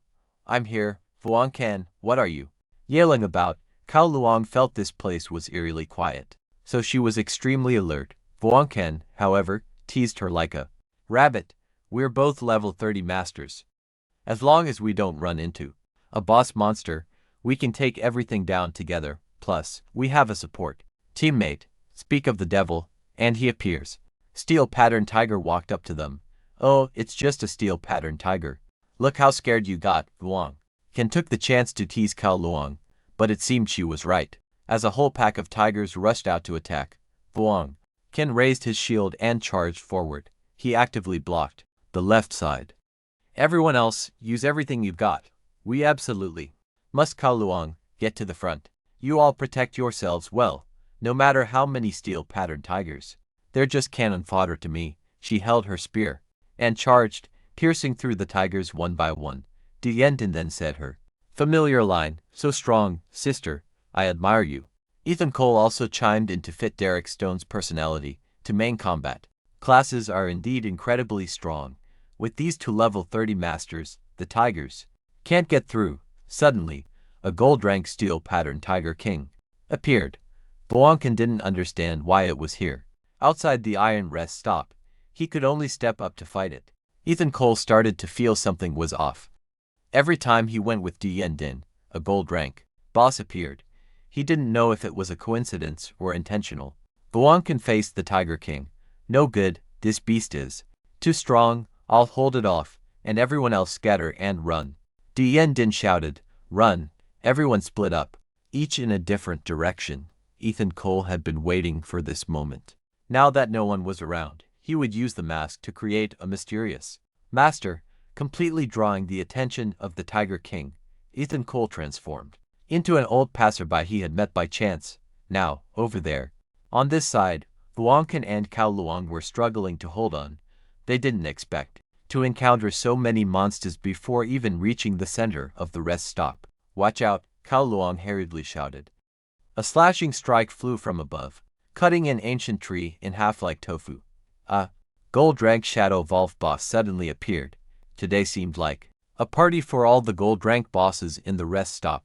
Ken laughed in excitement. Haha, I didn't expect my luck to be so good. Let me handle this lone Shadow Wolf. He threw his shield at the Shadow Wolf's feet, causing it to be launched into the air. Cao Luong appeared right behind it like a skilled assassin. Sorry, this kill is mine. She split the Wolf's head open, sending it crashing to the ground. In this abnormal situation, the two were still competing with each other. Cao Luong, what do you mean? Why did you steal my monster? Cao Luong shamelessly retorted, to be sure, it's only because your speed is too slow. What if this Shadow Wolf ran away? The two started arguing, their eyes sparking with electricity as if they were about to fight each other.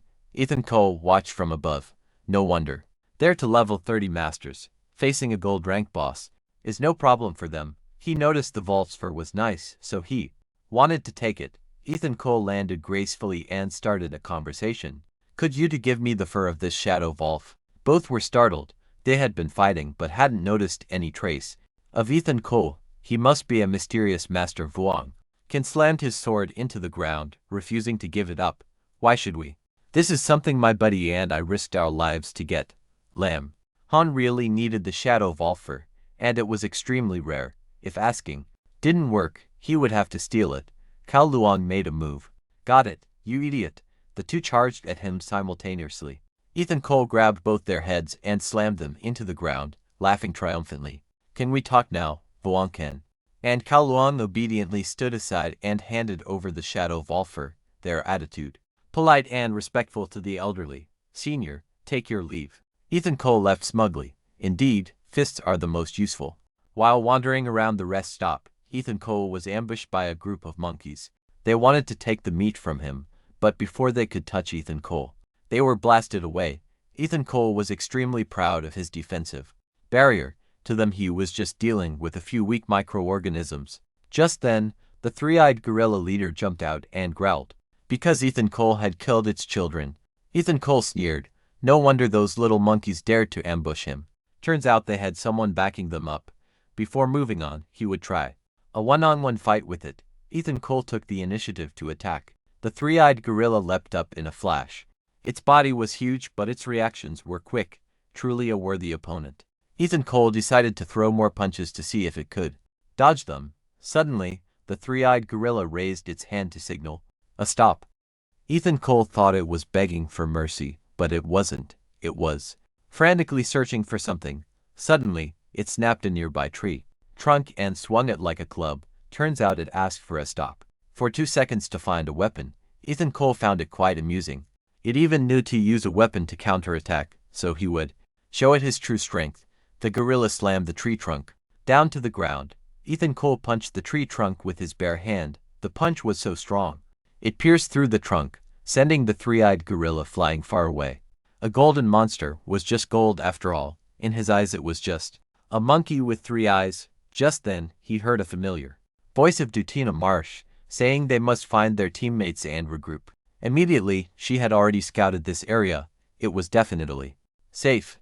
Unexpectedly, as soon as they stepped there, what caught their eyes was the three-eyed gorilla lying unconscious on the ground. All three looked stunned, staring at Ethan Cole. He hid behind a tree to avoid Dutina Marsh. Every time he met her, nothing good ever happened. All three jumped up to observe the three-eyed gorilla. They could tell a master must have dealt with it. A fist mark still clearly imprinted on the gorilla's face.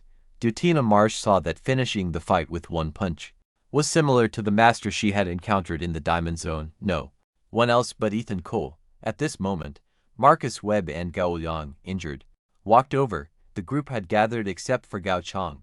Dutina Marsh worriedly thought. Ethan Cole felt a chill down his spine, thanking her for her concern. Now there were too many people, so he would go scout and complete the previous tasks. He would show up later. Finally, he shook off that group of people and went deep into the zone. Now how was he supposed to find the zone guardian? Unexpectedly, he wandered right up to the face of the platinum boss guarding the zone. Talk about bad luck. Without Dutina Marsh, misfortune returned. The zone guardian shot out vines toward Ethan Cole. He immediately leapt up to dodge them. The defense and attack of the platinum boss were truly flawless. Its vines were both soft and hard. When hard they could pierce through rock. When soft they were used to restrain enemies. However, compared to Ethan Cole, these vines were just like rubber bands. He flexed his muscles, snapping the vines wrapped around his arm. The zone guardian roared. Vines from countless positions in the zone shot out like arrows, attracting all the monsters in the zone to gather here. Ethan Cole landed on the ground. No wonder it was the boss of this zone. It could control all the golden monsters inside. Suddenly, Dean Lawson realized. Ethan Cole sensed a powerful aura rapidly approaching this zone. It must be the great mage Hantia from Dean Lawson coming to investigate. If he was discovered, he was done for. Ethan Cole had planned to play around with them for a while, but there was no time left. He had to strike fast and win fast. For a quick clean kill like this, a forbidden spell was the perfect choice. Ethan Cole activated the forbidden spell, Chaos Domain, summoning a giant magic array in the sky, from which sharp ice shards shot out. The group of Marcus Webb saw this and was utterly astonished. Dutina Marsh saw the forbidden spell for the second time, guessing this was the move of the strongman who had fought with Ethan Cole in the Diamond Zone. The forbidden spell covered a wide area, but when it fell on their location, the whole group was enveloped in a barrier. Dean Lawson, watching from afar, stepped in to save them. This time he had arrived in time. He immediately asked the two dispatched men if they had found any mysterious master. Both were terrified, 100% sure. The commotion in the zone was caused by a monster. Dutina Marsh reported politely to Dean Lawson. Their group still had one person named Gao Chang who hadn't appeared since they split up. Dean Lawson immediately went to scout. His speed made everyone hope their joints would be as strong as his when they got old. Over at Ethan Cole's side, he had successfully obtained the Guardian's heart, truly a perfect 10 points. However, Dean Lawson was closing in. What could he do to avoid suspicion? Suddenly, Ethan Cole thought of a plan. He pulled out a spare phone and called the Moonlight Trading Company. Manager Harris on the other end was overjoyed. Rest assured, for such a rare treasure, however many you have, we'll take them all. So should we come to you or you come to us? Ethan Cole said he would leave the Guardian's heart on the tree to the left in the zone outside Moonlight. They just needed to leave the payment there. He only took cash, and they were not to investigate any trace of him. Manager Harris quickly nodded. Of course, we understand the rules. We will place the cash on time. After finishing, Ethan Cole would buy back the Guardian's heart from Manager Liu. As for Dean Lawson, he already had a plan.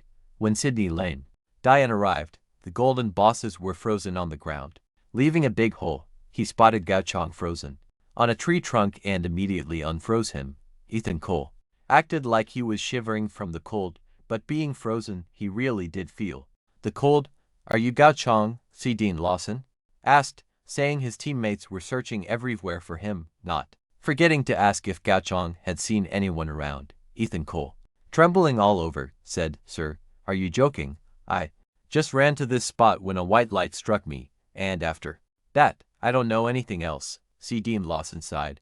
He had no expectations from a low-level assassin with no skills like this. "Derek Stone, but you were hit by a Forbidden's curse and only suffered minor injuries. That is indeed a bit strange." After Ethan Cole returned, Thuong and everyone was happy. "Well done, my friend. Even a Forbidden's curse couldn't take you down." Ethan Cole scratched his head, looking confused. "Haha. Thanks to everyone's help, I'm safe this time. Next time, if..." Thuong nodded and went to hand in the mission. Cao Luong also turned away and left. Dian Din separated from the group of two young guards. Tu Lam Diran instructed the two of them to keep an eye on Ethan Cole, who was playing the role of Derek Stone, because they found him a bit strange. If necessary, they should send someone to investigate. This young man quietly followed Ethan Cole, and seeing that he still stopped casually, he thought he hadn't been discovered, but Ethan Cole had known all along. If they wanted to follow him, they'd have to see if they had the strength. Ethan Cole used Derek Stone's fast walking skill, and in the blink of an eye, he had disappeared, causing the young man to lose track of him. In the morning, he looked outside with his god's eye view and determined that around him there were up to 5 people, all experts from the Ministry of Public Security. It seemed they had all investigated the names of Van Kwong and Derek Stone, but they still had suspicions about him. It looked like he would have to be more careful in his future actions. Ethan Cole went to brush his teeth and do skincare when Manager Harris called. This scene was really similar to last time, but Manager Harris didn't rush into things with him. Instead, he wanted to inform him about the Guardian Heart. He had already passed the job to Ethan Cole and wanted him to come and take a look. Ethan Cole pretended to be naive and said he would come immediately. Last night, his transaction went smoothly. Now, the authorities were probably just suspicious of him. He just needed to put on an act so they wouldn't see any flaws. So Ethan Cole ran outside. A police officer reported, "He doesn't seem to be pretending, does Lam Han really have a problem?" The person on the other end of the line thought. He was the champion of the final exam but was keeping a low profile, which proved he was abnormal, so they sent someone to follow and observe. Manager Harris respectfully greeted Ethan Cole. He had already prepared the Guardian Heart. The 2 police officers thought Ethan Cole was just an ordinary student. How could he be so familiar with Manager Harris? However, they had already gone inside, so they couldn't observe any further, and they didn't have the authority to search the transaction records of Manager Harris, so they had to contact their superiors. Inside the VIP room, Ethan Cole confirmed it was indeed the Guardian Heart that he had given him and immediately bought it back. Hao Feng said that his master was very satisfied with Manager Harris's cooperation and sent him 2 treasures for appraisal. One was the Blood Map Greatsword, a legendary grade item with blood draining and critical hit effects. The other was the How to War Armor, also legendary grade, with a defense boost of up to 30%. Manager Harris became increasingly curious, wanting to know who the master Ethan Cole mentioned was, to be able to obtain to such legendary pieces of equipment. Ethan Cole then said that these 2 legendary pieces of equipment were just a few of the many high-quality items his master had, but his master was someone who didn't care about fame or fortune, so not many people knew about him. Manager Harris nodded in understanding. He would definitely not reveal the seller of these 2 pieces of equipment. Then I'll trouble you. Manager Harris, those people outside are a bit annoying. Please, Manager Lu, handle them a bit. As soon as Ethan Cole said this, Manager Harris understood. Outside, the 2 police officers wanted to enter Ethan Cole's VIP room but were stopped. One of them, unconvinced, wanted to force his way in to check. Ethan Cole is just an ordinary person. What's this VIP nonsense? We have to check, Manager Lu then came out with Ethan Cole and scolded them. Who is a VIP? And who isn't? I decide. Get these troublemakers out of here. let their superiors come and deal with them. Ethan Cole waved goodbye to the two of them. After finishing the matter, he also left the trading floor. Manager Harris watched him head towards the job change hall. It seemed Ethan Cole was really preparing to change jobs. The receptionist saw Ethan Cole and shyly said, "Welcome, Mr. Lam, you're here again." Ethan Cole claimed he was lucky enough to have collected all the job change items and wanted to start right away.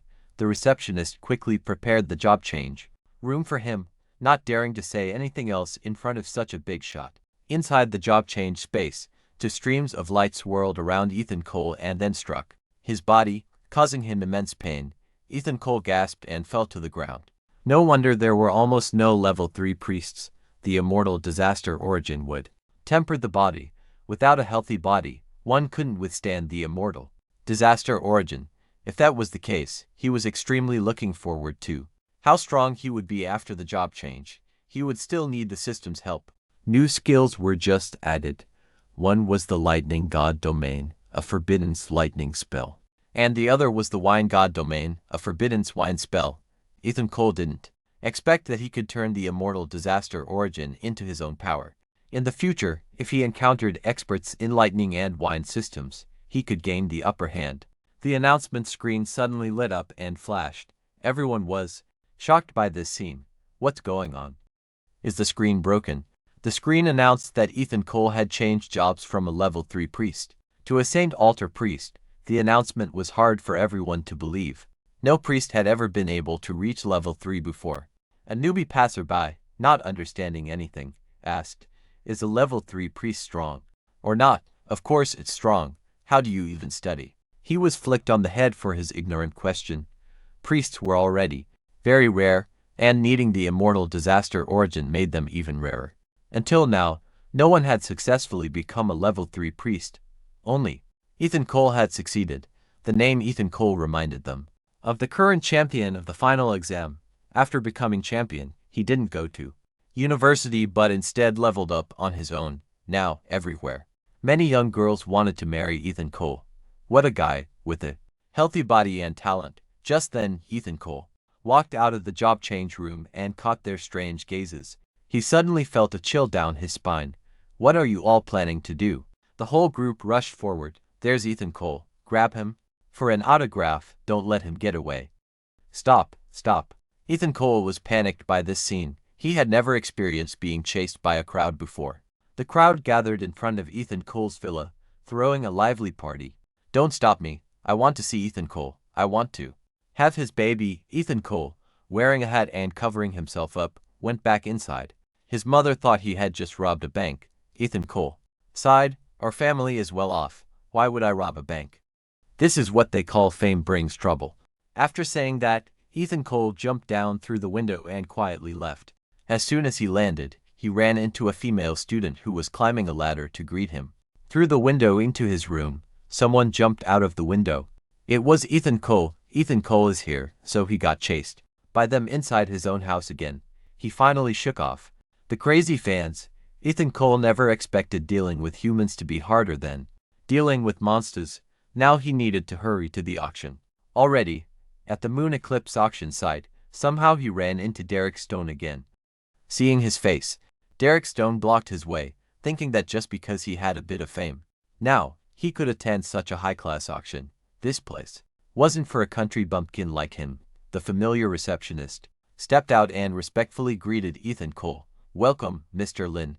The director has been waiting for you inside for a while." Ethan Cole smugly brushed past Gao Shang and deliberately said loudly, "Then lead the way, so the manager doesn't have to wait too long." A lackey saw this and curiously asked, "Derek Stone, boss, didn't you say Ethan Cole's background was very ordinary?" Derek Stone was both embarrassed and furious.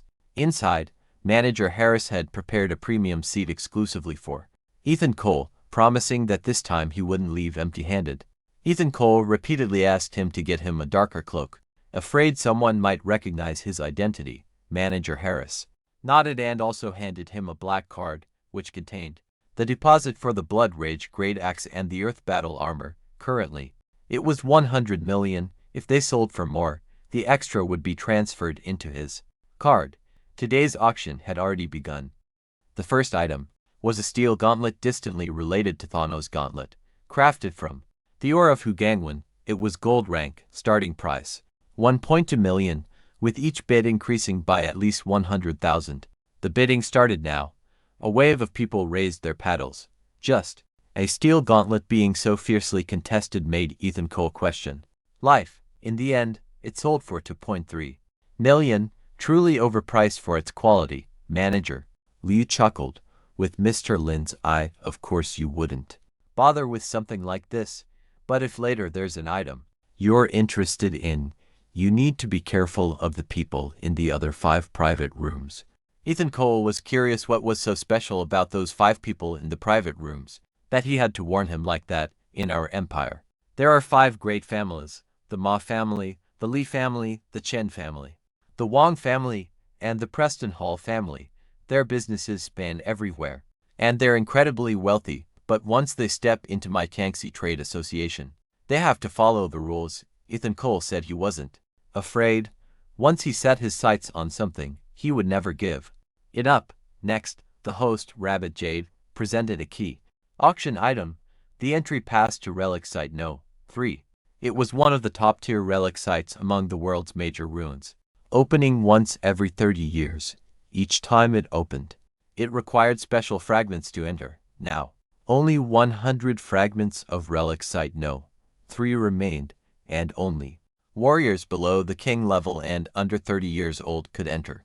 The starting price was 10 million, with each bid at least 500,000 or more.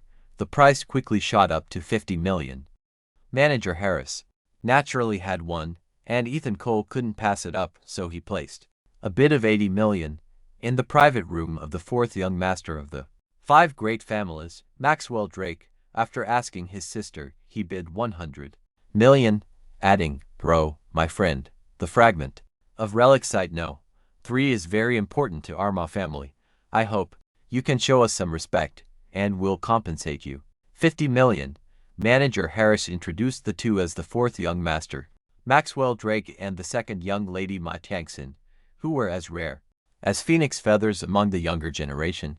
If he wanted a good relationship with the Ma family, the 5 great families were indeed very powerful, but at this auction, whoever paid more won. Still, he felt a bit worried inside. He had sold all his gold equipment and even emptied his warehouse, but still couldn't afford it, so he could only bid 150 million. Maxwell Drake's face turned pale. For the first time, he was being outbid to the point of losing face. Are you really not planning to make friends? 180 million. Ethan Cole bid 200 million. I have no need for the 5 great families. Maxwell Drake angrily cursed Ethan Cole directly. You're something. I've got my eye on you now. In the end, the entry pass to relic site No. 3 fell into Ethan Cole's hands for 200 million. Manager Harris also admired his handling of the situation, not giving face to the Ma family like that. By tomorrow, the whole empire would know about it, but Ethan Cole didn't want others to know his news, so he hinted to Manager Harris. Manager Harris nodded. The Ma family wasn't exactly magnanimous, but since it was his auction house, the information would be kept absolutely confidential. Even if someone came to investigate, they'd only know he was their mysterious member. Nothing more. Ethan Cole liked his straightforwardness. Manager Liu took the chance to flatter him. Doing business with Mr. Lin has always been very straightforward, but I hope next time we trade, you can bring at least 5 sets of equipment, like the Blood Rage Great Axe and the Earth Battle armor.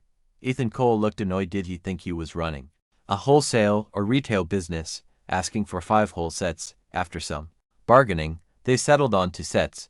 Manager Harris smiled wryly, realizing he had undershot. He hadn't expected the master Ethan Cole mentioned to be so generous. Next time he spoke up, Manager Harris saw that Ethan Cole's Blood Rage Great Axe and Earth Battle armor were about to be auctioned, which would surely cause a huge stir, so he invited him into the internal office to avoid trouble. An hour later, a staff member ran in excitedly to announce that the 2 legendary grade equipment sets had just sold for over 6 billion Starfire Guild coins. Ethan Cole was shocked. He never expected these family people to have so much money stashed at home.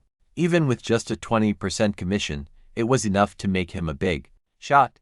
Manager Harris quickly calmed him down, saying that as long as the two. Ethan Cole felt anxious. He had just offended the Ma family, and now had a huge sum of money, so he was bound to be targeted. Manager Harris immediately promised to have his top-tier experts secretly protect him for the next 3 days. During these 3 days, no one, no matter who, could touch him. On the way back, Ethan Cole was ambushed by a group of people sent by Maxwell Drake. He exclaimed in surprise, "I can't believe you guys actually trust me." Maxwell Drake was extremely arrogant, having already surrounded the auction hall. Long ago, not even a fly could escape. The person who just arrived was already noted. You have to admit he knows how to cause trouble, but no matter what, you can't give him this no. 3 relic fragment. Maxwell Drake had no intention of stealing it, instead offering to trade by giving Ethan Cole 100 million. Ethan Cole didn't expect him to dare to offer 100 million. It seems the value of this fragment is immeasurable. Ma Tiangson kindly reminded Ethan Cole, "My friend, my brother, and I mean no harm, just as long as you cooperate. My brother and I won't harm you over sharing the relic." Ethan Cole thought she was better at talking than her brother, who only used money to solve problems. Truly, older people are more, but no matter what, he would never take back his words. If they wanted it, they could come and take it themselves. "You said it, go get him. Strip this guy's shirt off so I can see his rotten scales." Maxwell Drake ordered his underlings to attack. Everyone was caught in a whirlwind, swept up and then thrown to the ground. "Come on, keep going, why aren't you coming up?" A beautiful pink-haired girl appeared behind Ethan Cole, seemingly the Cheezun powerhouse that Manager Harris had mentioned. Ma Tianheng was stunned to recognize her as the senior Clara Reed, but the newly promoted Clara Reed hated being called senior, which made her leave. Her purpose here was to protect the VIP guest. The rule of the Chahu auction hall was that guests couldn't fight within 3 days. Ma Tiangson clasped her hands respectfully to Clara Reed.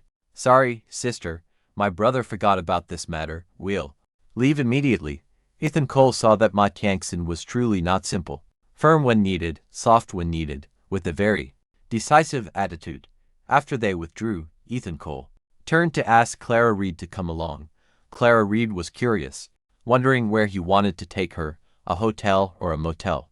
Ethan Cole thought this sister had quite the imagination. Manager Harris assigned her to protect him for 3 days, so naturally she would go wherever he went. He could sense that a group of people was still lying in ambush for him on the other side, so having Clara Reed along would help deal with them. Behind them, 2 thugs were disguising themselves in an obvious way to ambush Ethan Cole.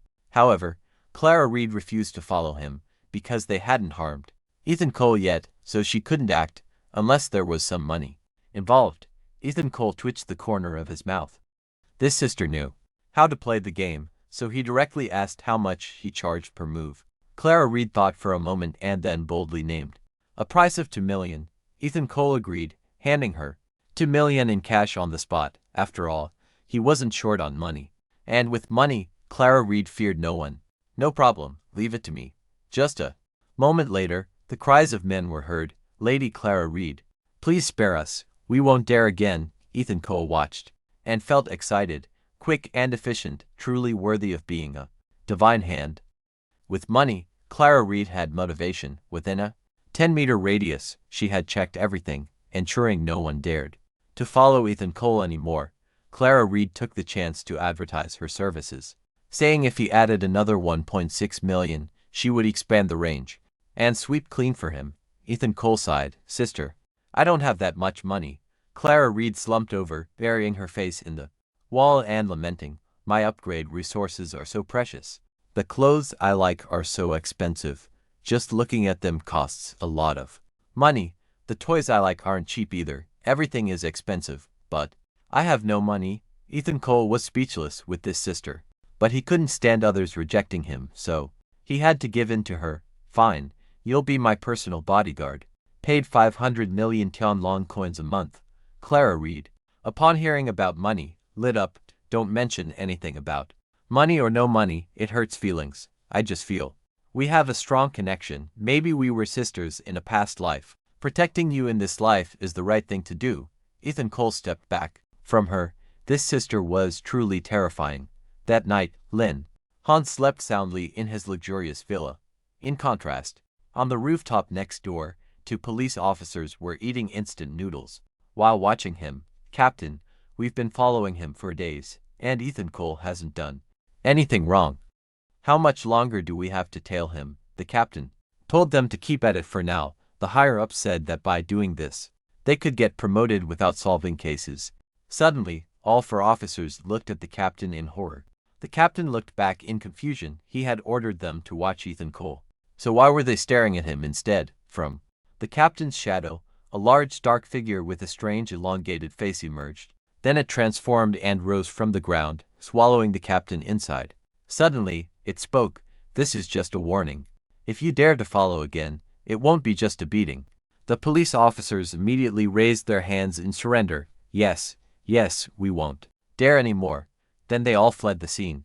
Forgetting the captain was still stuck behind, Clara Reed revealed herself. Today she worked at full capacity to ensure boss Ethan Cole had a restful and relaxing night. The next morning, Ethan Cole stretched and woke up, greeted by the beautiful face of Clara Reed as a morning eye-opener. He instinctively said good morning, then realized something was wrong. Why was she in his room? Clara Reed yawned lazily, saying she didn't know who he had offended. But in the middle of the night, people were sneaking around his villa, keeping her awake all night. Ethan Cole wasn't worried about Clara Reed, but rather worried about those people. They were all government agents, and he feared she might have already taken them out. Clara Reed waved her hand. "Relax.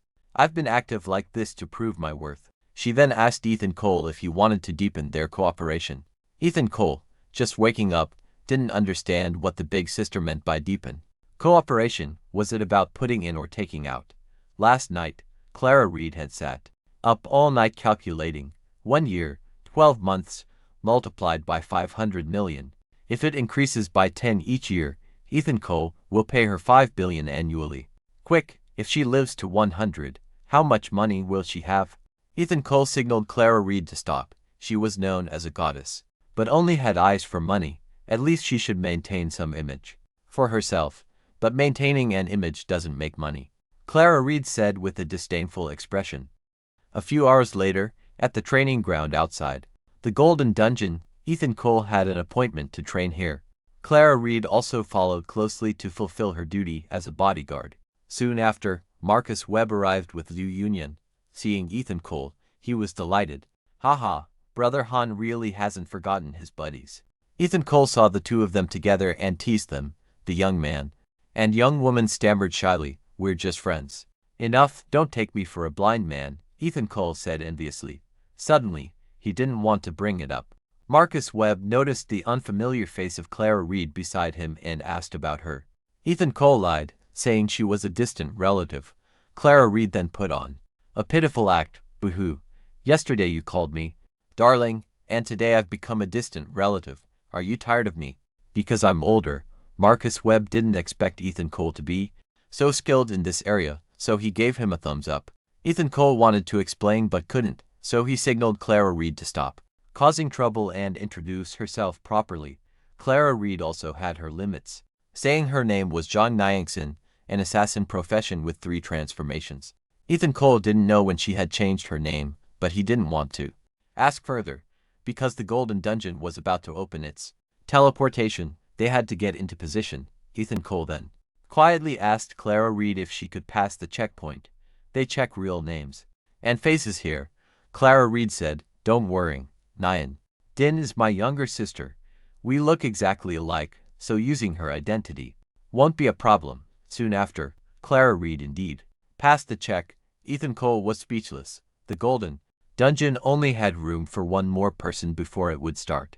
Just then, a young man who noticed Ethan Cole and Marcus Webb came over to strike up a conversation. "You two are here too." Ethan Cole recognized Nathan Cruz.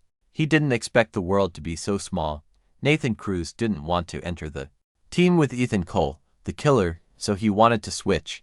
He was scolded by the manager. "The dungeon has started. Teleportation is about to happen. Hurry up." Inside the dungeon, everything felt very familiar. Marcus Webb recognized this as the deep area where they had fought the dungeon last time. Ethan Cole felt something suspicious here and warned him to be careful. Marcus Webb recalled their memories together. "Speak of the devil, and he appears. A group of leaders with huge heads. was marching toward them. Ethan Cole laughed and teased him. Didn't you want to relive memories? Now they've come. Looking for you. Marcus Webb was extremely puzzled as to why the bosses from before had now become monsters standing before them, as numerous as ants. Nathan Cruz, on the other side, was also fighting bravely, but when he felt the difficulty was too great, he planned to run away. Marcus Webb saw his swift movements and was impressed. Lin Han remained calm and composed. He said that although he didn't like that guy Nathan Cruz, he couldn't let him run wild, so he decided to go find him.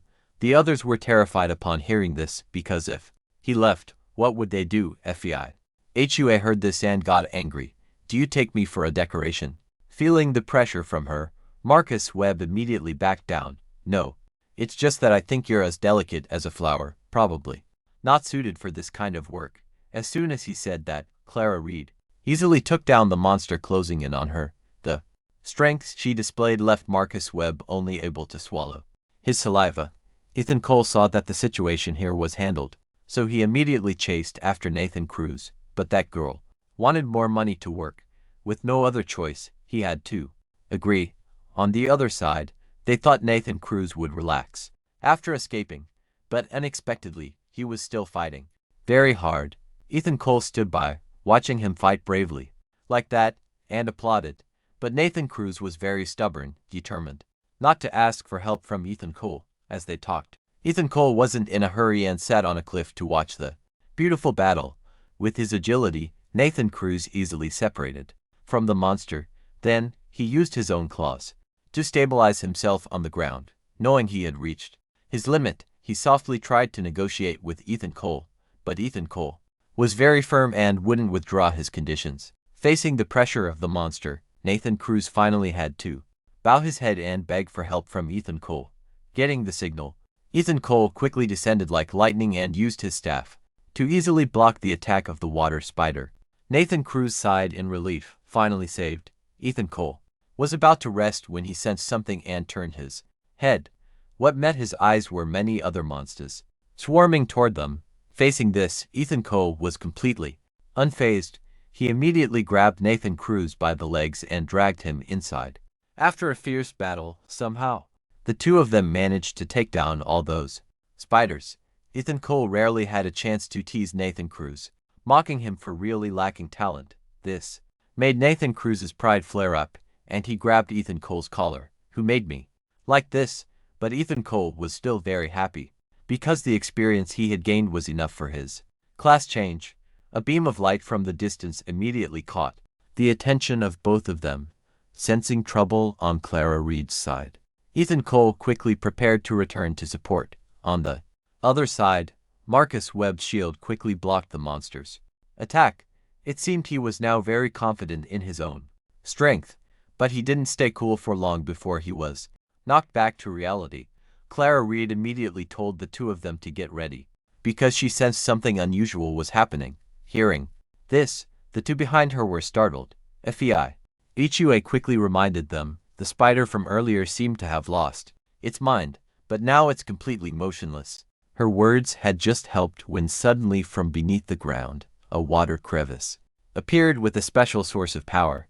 The earthquake it created even caused the three of them to almost lose their footing. From within that water crevice, a monstrous beast gradually manifested itself. It was the platinum-level monster, the Lord of the Water Swamp.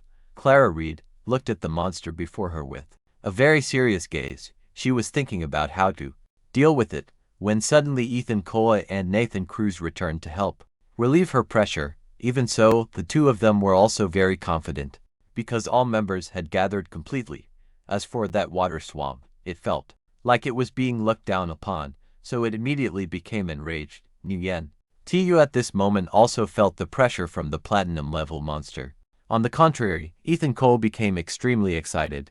The monster's attack quickly came with a sharp blade in its hand. One of its slashes was quickly brought down, and with just one attack, it forced all three of them to scatter. To dodge. Wherever the slash passed, the ground became shattered. Marcus Webb at this time noticed the monster because it had disappeared. Clara Reed sensed something and immediately warned everyone to be careful. Before she could finish speaking, from beneath the ground. Marcus Webb felt the pressure.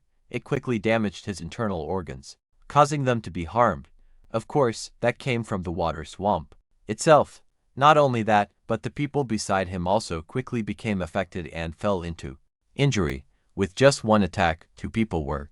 Marcus Webb looked at Van, determined to sacrifice himself to protect her, but it was already too late because the monster's attack was right in front of him. Fortunately, Ethan Cole timely appeared to block that attack.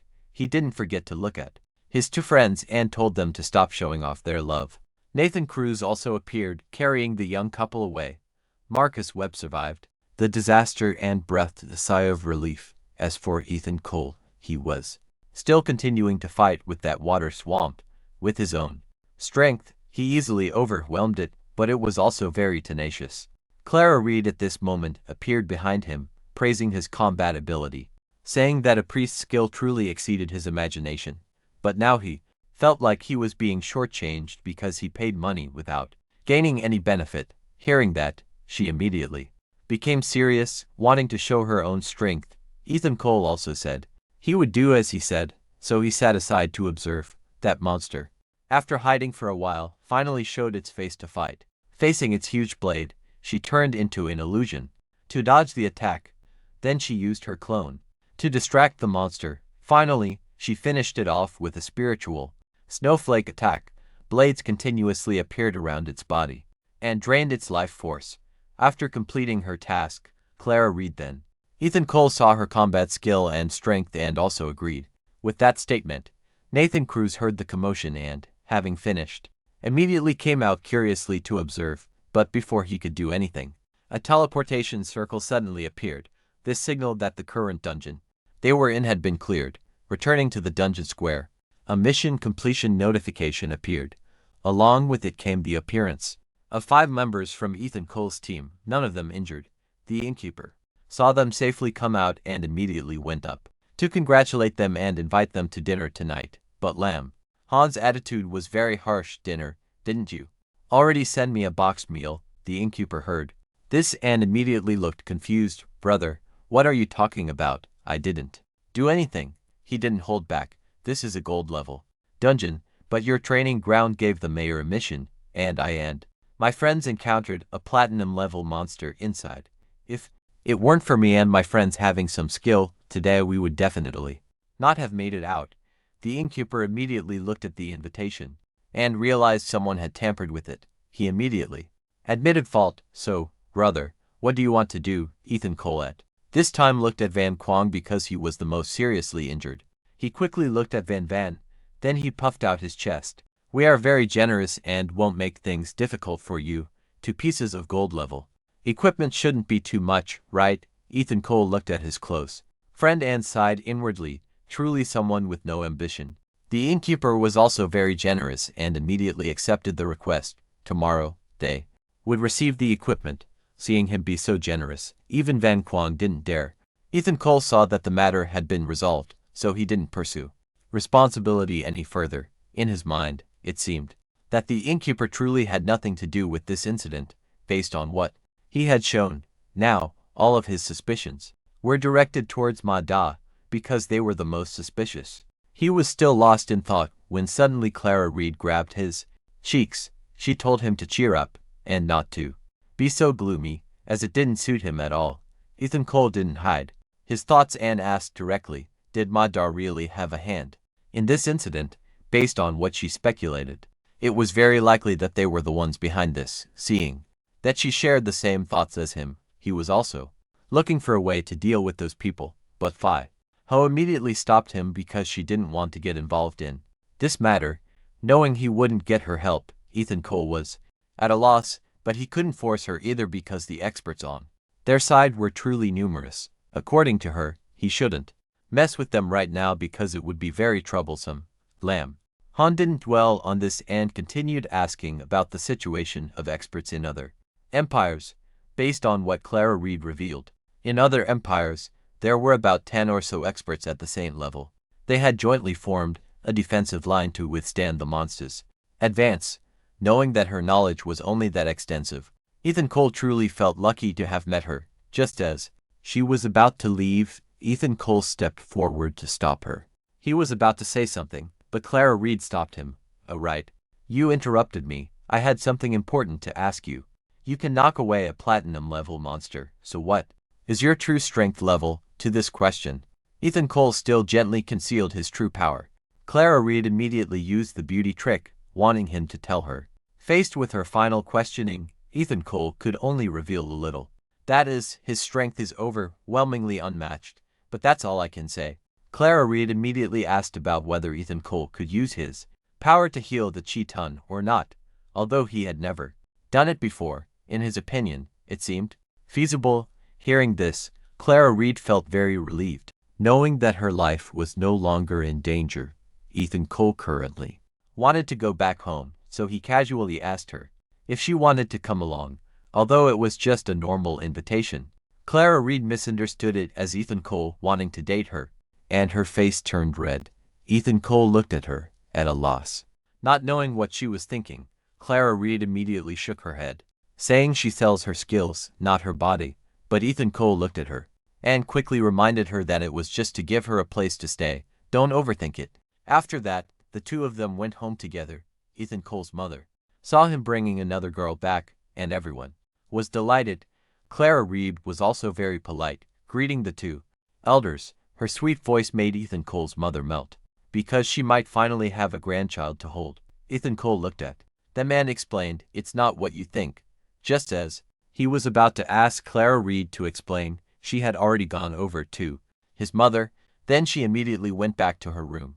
His parents looked at the room and winked at him, and then they both fell asleep, waking up the next morning. Ethan Cole was surprised to find Clara Reed lying in front of him. This awkward situation left him unsure how to handle it. But when she woke up and looked at him, she acted very normal. Then she continued to sleep in. Ethan Cole looked at her and asked, "Why aren't you in your own bed? Why did you come here?" She was half asleep and said, "What are you talking about, boss?" Hearing that nothing had happened between them, Ethan Cole felt relieved. Clara Reed immediately straightened her clothes and said, "Last night the boss came here and gave me 3 dungeon cards. I was afraid of disturbing you, so I jumped through the window to get them. I originally planned to give them to you, but I was too sleepy and ended up sleeping in your room." Lin Han looked at her in confusion. "You're a divine emperor. You shouldn't be bothered by that. Don't worry, if anyone causes trouble, I'll wake up. Here, take these 3 cards. Take them." Holding the 3 cards, Ethan Cole quickly took out one. He gave it to Clara Reed, explaining that this would help her level up more easily. Clara Reed wondered why the person in front of her was suddenly so kind. Ethan Cole shook his head. "Don't overthink it. I want you to get stronger quickly. That way, you can protect me."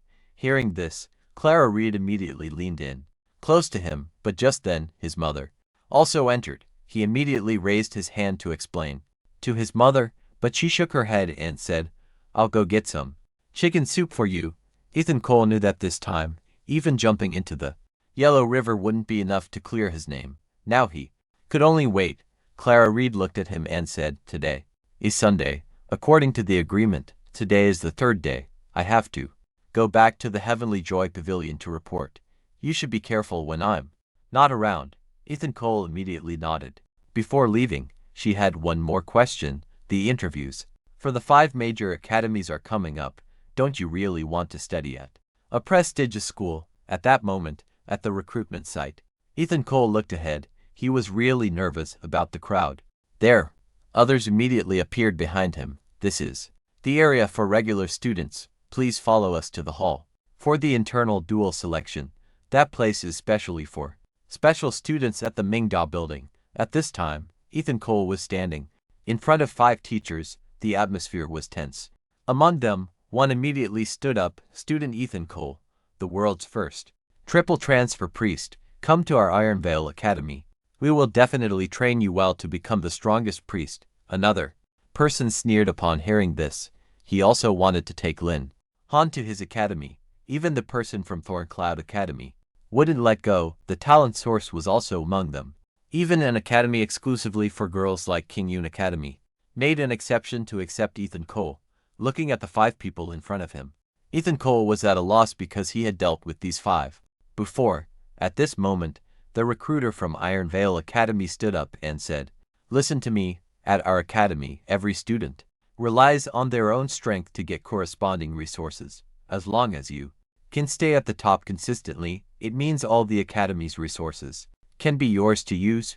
People from other academies heard this and sneered. "How can you say that, besides that little girl, Clara Reed, who has ever taken first place in the entire Iron Veil Academy consecutively?" Hearing this, Ethan Cole was surprised. He didn't expect Phi Ho to have graduated from Iron Veil Academy, truly unfathomable. At this moment, the person from Thorncloud Academy said, "Actually, Ethan Cole, what you need is the talent source to transfer to a priest class, but for US, that's not a big problem. Have you ever heard of a person being a talent?" Ethan Cole looked quite surprised, but deep down he didn't care at all, because he had already done that twice. That guy still didn't know about this, so he kept bragging about knowledge that others already knew.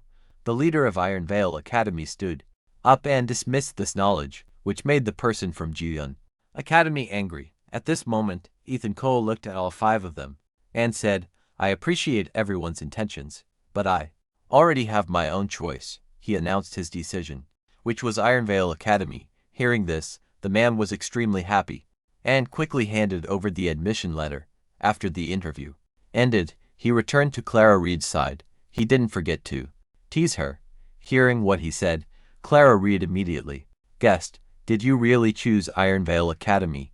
Hearing this, she looked very pleased. "So from now on, you'll have to call me senior sister." He was about to tease her. Then suddenly, something made him freeze, because now he could sense someone was following them. Relying on her sensing ability, Clara Reed's senses quickly opened to their fullest extent. She immediately found the suspects appearing in many different corners. Without needing to be told, Ethan Cole knew they were Majia's men, but he didn't care, because now he had Clara Reed to help him. After that incident, Master Ma immediately received news that all the people he had sent out had been eliminated. By now, even the butler wondered if they should retreat or not, but Han was stubborn and refused to let it go. However, Han himself also knew that Ethan Cole was a tough opponent, so he decided to invite a special person. His subordinate loudly begged for mercy, saying, "Uncle Trong, I'm truly sorry. My sister has been grounded at home. My father is being inspected and balanced by the senior elders, and cannot provide me with much assistance. The third relic is truly too important. I've hit a dead end. I can only come to you for help." The voice had just finished when the door slowly opened. An arrogant voice appeared, saying, "So arrogant, let me meet him and see." At that moment, the face of that Ma kid suddenly appeared, quickly infiltrating Ethan Cole's dream, offering to. Clara Reed looked at him worriedly. "What are you planning to do?" "Because I can sense an extremely powerful aura at the supreme level gradually closing in." Ethan Cole immediately straightened his clothes. "If I keep hiding my identity, sooner or later it will be exposed. Then my family will be in great danger. Instead of waiting for death, it's better to take the initiative and strike. And the most important thing is that they are already preparing to attack our home, so he has no other choice but to fight." At this moment, in the private area of the city, Ma Kid also quickly sensed a figure accompanied by a tearing sound gradually approaching. "Follow me." From the ground, we could see a dark figure appearing in the sky. Han's blade, intended to attack, was blocked by a weapon. He looked at that dark figure. "So young, yet your assassination skills are so impressive. It truly makes me admire you." And that person was none other than Phi Ho. Maxwell Drakehan looked at Ethan Cole with a smile. "You really know how to find people. Any later and we would have lost you. Now, I'll give you one last chance. Hand over the fragment of the third relic." Ethan Cole was not afraid and retorted fiercely, "Dream on. I've already secured the third relic fragment." Seeing him so stubborn, Maxwell Drakehan immediately became furious and decided to eliminate everyone. Following his master's orders, Uncle Trong also prepared to fight, but facing him was unfortunately, his power was truly overwhelming, forcing her to yield. With just one gentle strike, he was able to knock her far away. Ethan Cole quickly stepped forward to help her up. Clara Reed, now in pain, said, "If I'm not mistaken, the only strong person who can use this type of weapon is him." the long-renowned supreme-level expert, Trong Tichfong. Trong Tichfong did not hide his identity and looked at them with a threat just like his young master. If not, both of you will die today. Fi Ho looked at him, adjusted her arrogant attitude, and said, Senior, don't be too confident. I was just being cautious earlier, but, no matter what, I am also a supreme-level expert. This time, I won't give up so easily. As soon as she finished speaking, her shadow quickly enveloped Han's entire body. Fi Ho decided to put all her strength into this attack. She was very confident that this time she would surely succeed. Maxwell Drake Han also began to worrying for him and repeatedly warned him to be careful. But it seemed Han had worried for nothing. Trong Tichfong remained very calm. Clara Reed also knew she couldn't defeat him in a single blow, so she remained vigilant. Trong Tichfong looked at her and smiled. First, use illusions to confuse your opponent, then strike with bare hands. Truly a formidable young lady. Knowing that she couldn't do much alone, Ethan Cole decided to step forward to help, but was blocked by Maxwell Drake Han. Looking at that insignificant pest, he had no time to waste and decided to finish him off quickly. That guy still hadn't realized the gap in strength between the two sides and also wanted to unleash his power for a satisfying fight. A suit of armor, along with the golden divine sword, enveloped his body. Now, Maxwell Drake Han looked no different from a true warrior, unleashing all his strength, proved just how badly he wanted to reclaim the relic fragment, thinking that in this state he could actually accomplish something. But unfortunately, things were not as he dreamed. His blade was easily caught by Ethan Cole using one arm. Then, he gently flicked his arm, sending it flying far away. Maxwell Drake Han's blade fell and stuck straight into the ground. The matter didn't stop there. As he approached Han, using a series of consecutive attacks to strike directly at the battle armor of Han, he quickly channeled destructive energy inside to break it apart. In the end, Han could only accept a defeat for himself. It seemed that even at the moment of his defeat, he still couldn't realize what he was up against. The pain continuously spread throughout his body, causing his brain to start shutting down. After a long while, when he woke up, Maxwell Drake Han looked at the man whose face was covered. He fearfully retreated backward, trying to stop him from approaching. Lamb. Han also said, if you surrender now, I might let you go. But this young Master Ma was very stubborn and refused to give in, but that was understandable because now he was protected by a protective barrier surrounding his body. This made him very smug, as this was the protective shield of the Supreme. He was confident that no one could break it. Ethan Cole observed for a while, then his face turned sinister. It seems you really refuse to give up, huh? The other became smug. That's right, so what? Once Uncle Trong finishes off your teammates, you're dead for sure. Ethan Cole walked around to find a weak point.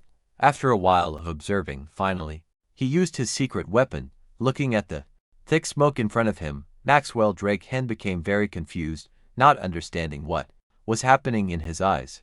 An old man, appearing with an electric sphere in his hand, is the brat you forced to bow his head to me earlier. It seems this old man must take action now. Maxwell Drake sensed the disturbance of a supreme expert coming from that man, which made Han become afraid. He then flashed a sinister smile, instead channeling the power of the thunder prison that destroys heaven and earth. Realizing that his own protective barrier could not withstand that attack, he immediately raised his hands to surrender. Senior, this is a misunderstanding. Please leave your esteemed name, and we will gladly compensate you. He shook his head, wanting my name, and then invite a saint-level expert to my home to eradicate me completely. Do you think I'm stupid? If you already have such treacherous intentions, fine then, accept my punishment. Having said that, his hands thrust straight forward, accompanied by an immense surge of power striking directly toward Maxwell Drake. At this moment, at the city hall, the supervisor immediately reported the ongoing event. Minister, it's bad. The magical disturbance is growing stronger. Hearing this, the minister's heart felt like it was on fire. Why is it the forbidden spell? Why won't these strong practitioners leave Silverbrook City? Master Tu, what should we do now? Tu Linchin is also in a very difficult position, but out of duty he still had to go over there to assess the situation. The forbidden spell had only just appeared, for now, He could only hope to control the situation in time. Back to fight was battle. It seemed she was also struggling greatly against Jay Clifton. With no other choice, she could only activate the Faihua slash, creating thousands of blade shadows to attack that old man. The sharp sword strikes were not many, yet they relentlessly surrounded him with deadly intent, which also made him more cautious of her blade. But this very fact also made Faihua confident that she would surely win this battle. Jay Clifton shook his head. Don't celebrate too early. If it weren't for the severe injury from back then that hasn't healed, I would have become a saint level expert long ago. Even now, how could I let a newly promoted little venerable like you defeat me? Seeing the confident tone in his voice, Faihua began to retreat, thinking that he still had some ultimate move. Just as she had thought, he began to unleash his forbidden spell, which was the Heart Sword domain. A surge of power carrying terrifying sword energy began to panic Faihua. Around Jay Clifton began to appear dense great swords, asserting his authority. But before he could attack, he sensed that Tianheng was in danger. Looking over there, he saw the forbidden spell that Ethan Cole had created. Without any other thought, Faihua then immediately breathed a sigh of relief, finally escaping a calamity. On the other side, lightning was still relentlessly attacking Maxwell Drake's body. His protective barrier was nearing its limit, causing cracks to appear continuously. Seeing this, Han's heart was also burning with anxiety. Could it be that he had to sacrifice himself here? Before he could think much, chains emerged from within the space, locking Han's limbs. That hidden old man appeared again. Young Master Ma, a platinum knight like you can survive under my forbidden spell. It is truly an honor. This is part of the forbidden spell. In the chaotic domain, all attacks are random. Its purpose is merely to confuse the enemy. As soon as he finished speaking, another weapon appeared, aimed straight at Han's heart. In that moment, just as it seemed everything was about to end, streams of sword energy from Jay Clifton appeared to protect Han. Han looked toward that hidden man with eyes full of respect. Your forbidden spell's law is truly astonishing. I, Jay Clifton of the Heart Sword, have come to seek your guidance. Seeing that old man appear, Ethan Cole became worried for Faihua. Maxwell Drake, now with backup, became very bold, wanting him to fight the man. Ethan Cole couldn't let himself fall into a weak position either, so he immediately acted arrogantly. No matter how many times you come within this domain, my attacks are unpredictable. How long do you think you can hold out? Jay Clifton was not one for many words. He quickly employed his own swordsmanship, and he plunged his sword into the ground, creating an immense pressure. His three-sword domain quickly emerged, wanting to suppress Ethan Cole's domain. Three different sword energies immediately converged to form a. He now became extremely confident. This is the complete form of the forbidden spell I possess. Faihua at this time also quickly appeared from behind, worried about Ethan Cole. To avoid revealing his identity, he could only say that Ethan Cole was safe. Faihua became even more anxious, thinking it would be better for both of them to flee. Ethan Cole naturally knew that too, but at the moment, he couldn't show weakness, or else he would be caught at a disadvantage. Without further ado, he immediately left this place and activated his power once again. A meteor from the sky was summoned, crashing down below, just barely missing the two forbidden spells colliding with each other. The shockwave it created caused the surrounding temperature to gradually rise, and buildings seemed to collapse. The three-sword domain also seemed unable to withstand the pressure and was shattered. Seeing this, Ethan Cole became very confident. It seemed he was done for. But of course, Zhang Jifeng was not just that. He quickly used the remaining sword to absorb the power of the two broken swords, making it even stronger, charging straight toward him.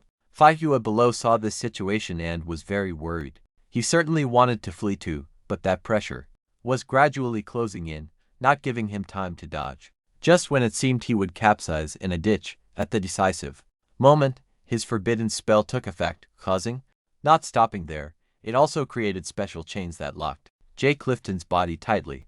But that was just an appetizer. Brought by chaos, the special main course was now truly being performed. Looking in the direction of his hand, Jay Clifton was stunned by what he saw. It was a guillotine blade hanging upside down in midair. Common point. It is the apocalypse slash, and when it appears, it's like declaring that the era of the triple-edged sword has ended. But after all, he is a longtime supreme expert. In that moment, just when he thought everything had stopped, Zhang Zifeng managed to break free on his own. Ethan Cole looked in that direction. Outwardly he was very calm, but inwardly, he was also overwhelmed by the old man's power. He didn't know how to escape, but fortunately, Tu Lintia appeared just in time. The two of you fighting in Silverbrook City with such fierce force. It seems you don't regard this old man at all. If you two continue like this, it looks like I'll have to invite you both to the Empire's prison for a visit. Matia Crossing saw that the advantage was gone and immediately called his uncle Zhang to retreat. Ethan Cole also wanted to go along with Han's wishes, but today he was determined not to let things end so peacefully, otherwise he would suffer later. Chaotic rotations continuously appeared in his arm, enveloping this space. From within, destructive sounds were created, as if wanting to devour the surrounding scenery. This move of his also unintentionally targeted Tu Lintia, weakening his wind and lightning abilities. But Ethan Cole could only maintain this state for 3 minutes, so he wanted to act it out to the end. There are still a few people watching the show from afar. If you don't mind, come out all at once. This time, for the sake of my disciple, I must fight this battle to the end. The others sensed the situation was bad and appeared. You are all elderly, why get so angry? We're just here to mediate. They were Chen Feng, Preston Haltia and I. Van Huck, and Li Trongqi.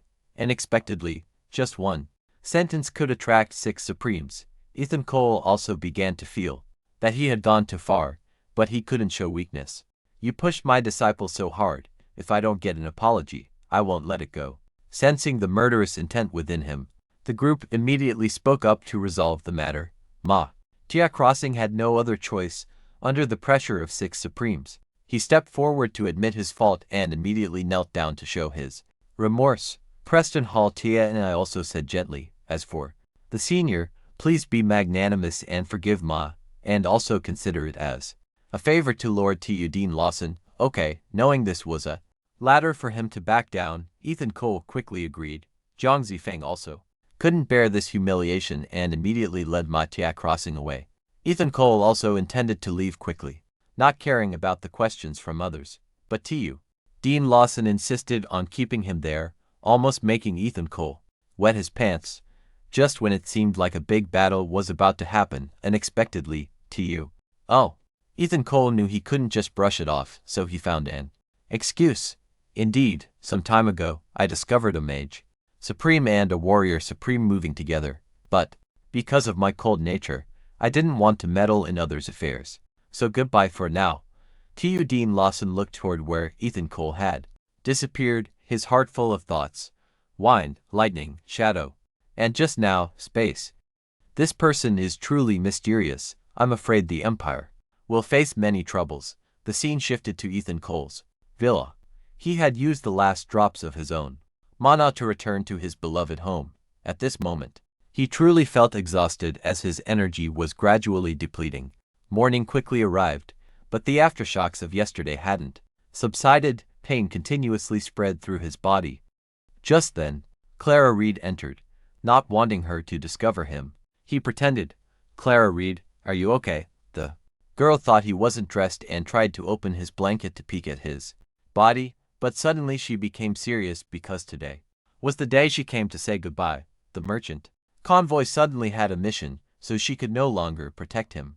Ethan Cole understood this and wasn't too concerned. He stretched out his head and wished her a good journey, making her shy, but before leaving, she entrusted her younger sister to Ethan Cole's care at the academy. Hearing this, he was surprised, not expecting she still had a younger sister. Actually, Clara Reed hadn't mentioned this because it seemed the two had some conflict and hadn't contacted each other for a long time.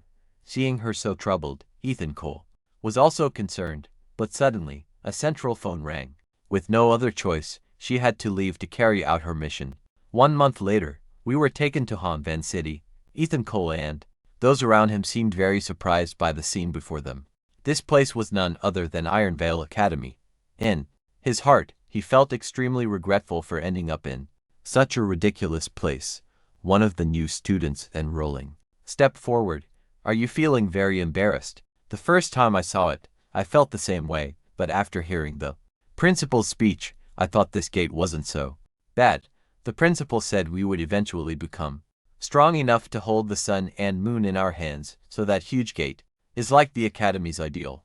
Hearing this, Ethan Cole also nodded in agreement. The girl with red hair came over to introduce herself, saying her name was Fong Van, and she was Ethan Cole's senior in her 3rd year. Then we were taken to the admissions hall of Ironvale Academy. Fong Van kept clinging to Ethan Cole, asking if he was the top scorer in the national competition. After receiving confirmation from him, she immediately led him to get his student ID. But then another guy blocked their way, offering flowers to her. One look, and you could tell he wanted to confess. It seemed Fong Van didn't like that guy Trung Jeong Nam, so she ignored him and was quite annoyed. Then she introduced Ethan Cole to him and said she would handle the enrollment procedures for him. Trung Jeong Nam looked at Ethan Cole, puzzled. So it's you? Please step aside for a moment. I'll talk to you later. But Ethan Cole wasn't polite. Hey, senior, it seems the senior sister doesn't want to talk to you. Hearing his arrogant attitude, the guy's face changed 180 degrees.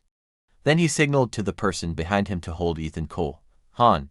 Not stopping there, there were also subordinates standing behind him to make a show of force. The subordinates of that scoundrel Jang Jiangnan were still arrogantly reaching out towards Ethan Cole, putting on airs. Of course, Ethan Cole had never suffered a loss at anyone's hands.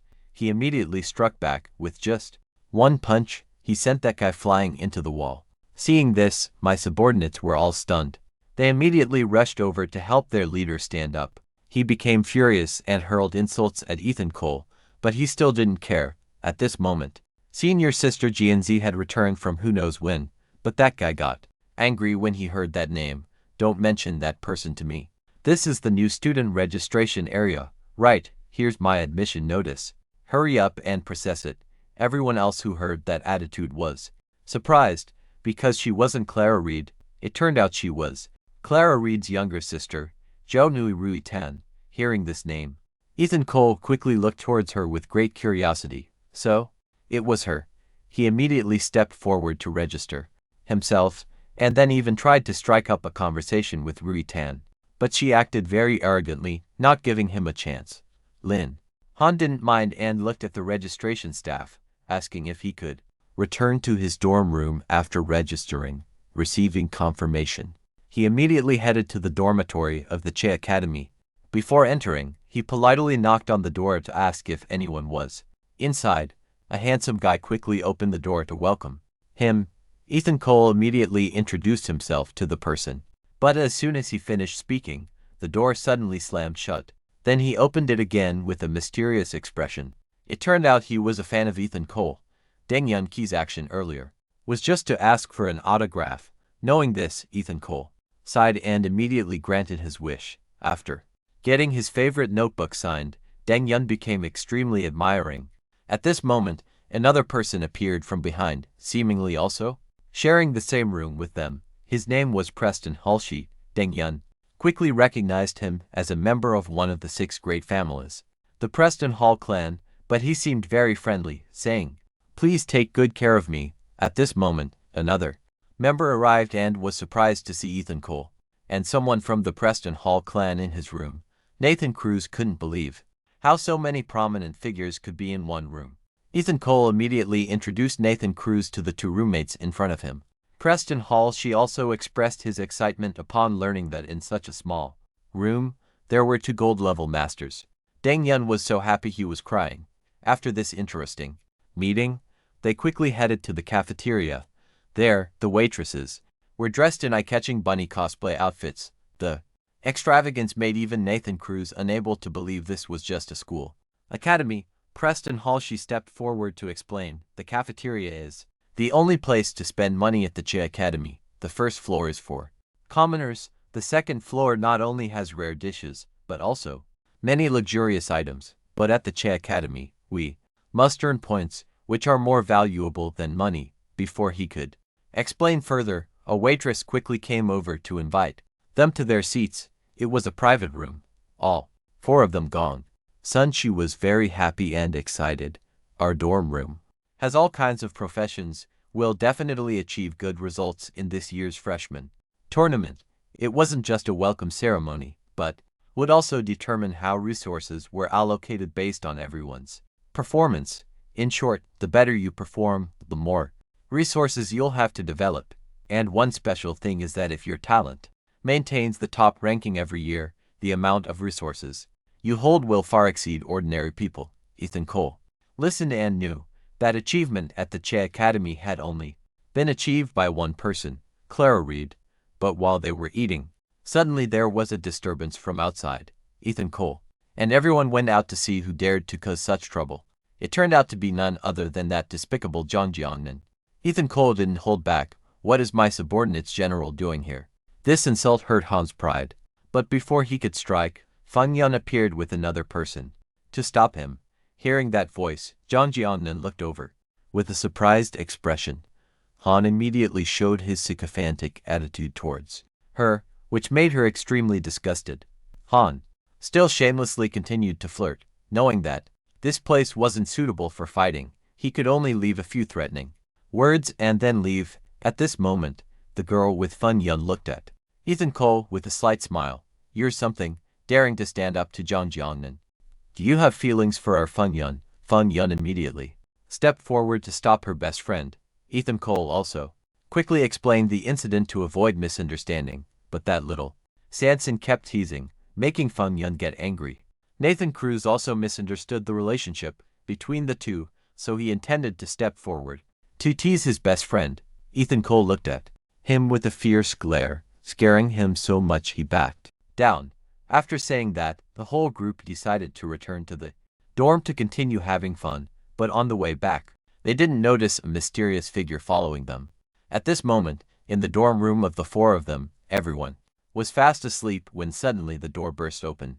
Yuan Si woke up gradually from his dream. He only saw a dark shadow slipping out from the window. That stranger held a sharp weapon and approached him. Like a shadow, he immediately thrust his blade forward, but the killing intent he emitted was detected by Ethan Cole, who blocked the action. Knowing he had failed, that guy immediately fled through the window.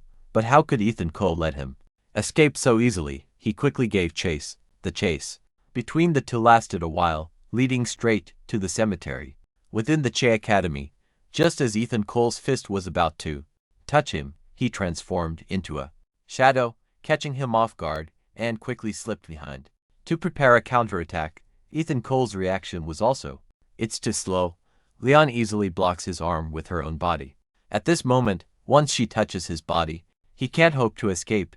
That guy didn't expect his opponent to be this tough, so he just stands there stunned. Ethan Cole also isn't afraid of him running away, so he lets go of his arm. That guy truly is not afraid of bullets, quickly using a dark power to envelop himself. It seems tonight he is determined to deal with Ethan Cole, but before he can. At the same time, a man appears behind the boy and, not bad, he spots the opponent's weakness and counterattacks. Truly excellent. Seeing this, Ethan Cole nods. Principal kick. In the academy can still be assassinated by a master assassin, so this isn't very safe, is it? He can only smile and promise that this won't happen again, then looks at that assassin, wanting to know why he targeted Ethan Cole. But the boy doesn't know the reason either, because when he left the safe house, he sensed the aura, so he just paid extra attention to it. Principal kick, hearing this, can only sigh, then asks about Clara Reed's situation, so Ethan Cole answers vaguely, and that lets Principal Kick know that the mysterious man who appeared is his master, so he intends to interact more.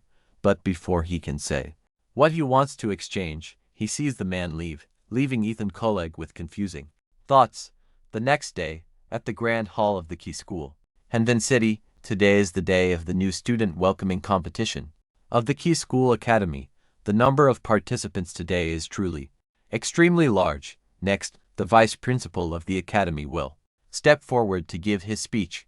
With great enthusiasm, Mr. Ta announces that the new student welcoming ceremony is a one-on-one battle where you can choose to defeat the old student team and the new student team. Those with the highest rankings will receive valuable rewards and resources from the academy. This is an opportunity for everyone to showcase their talents to the academy. Before his passionate words, the others immediately get excited and become very lively.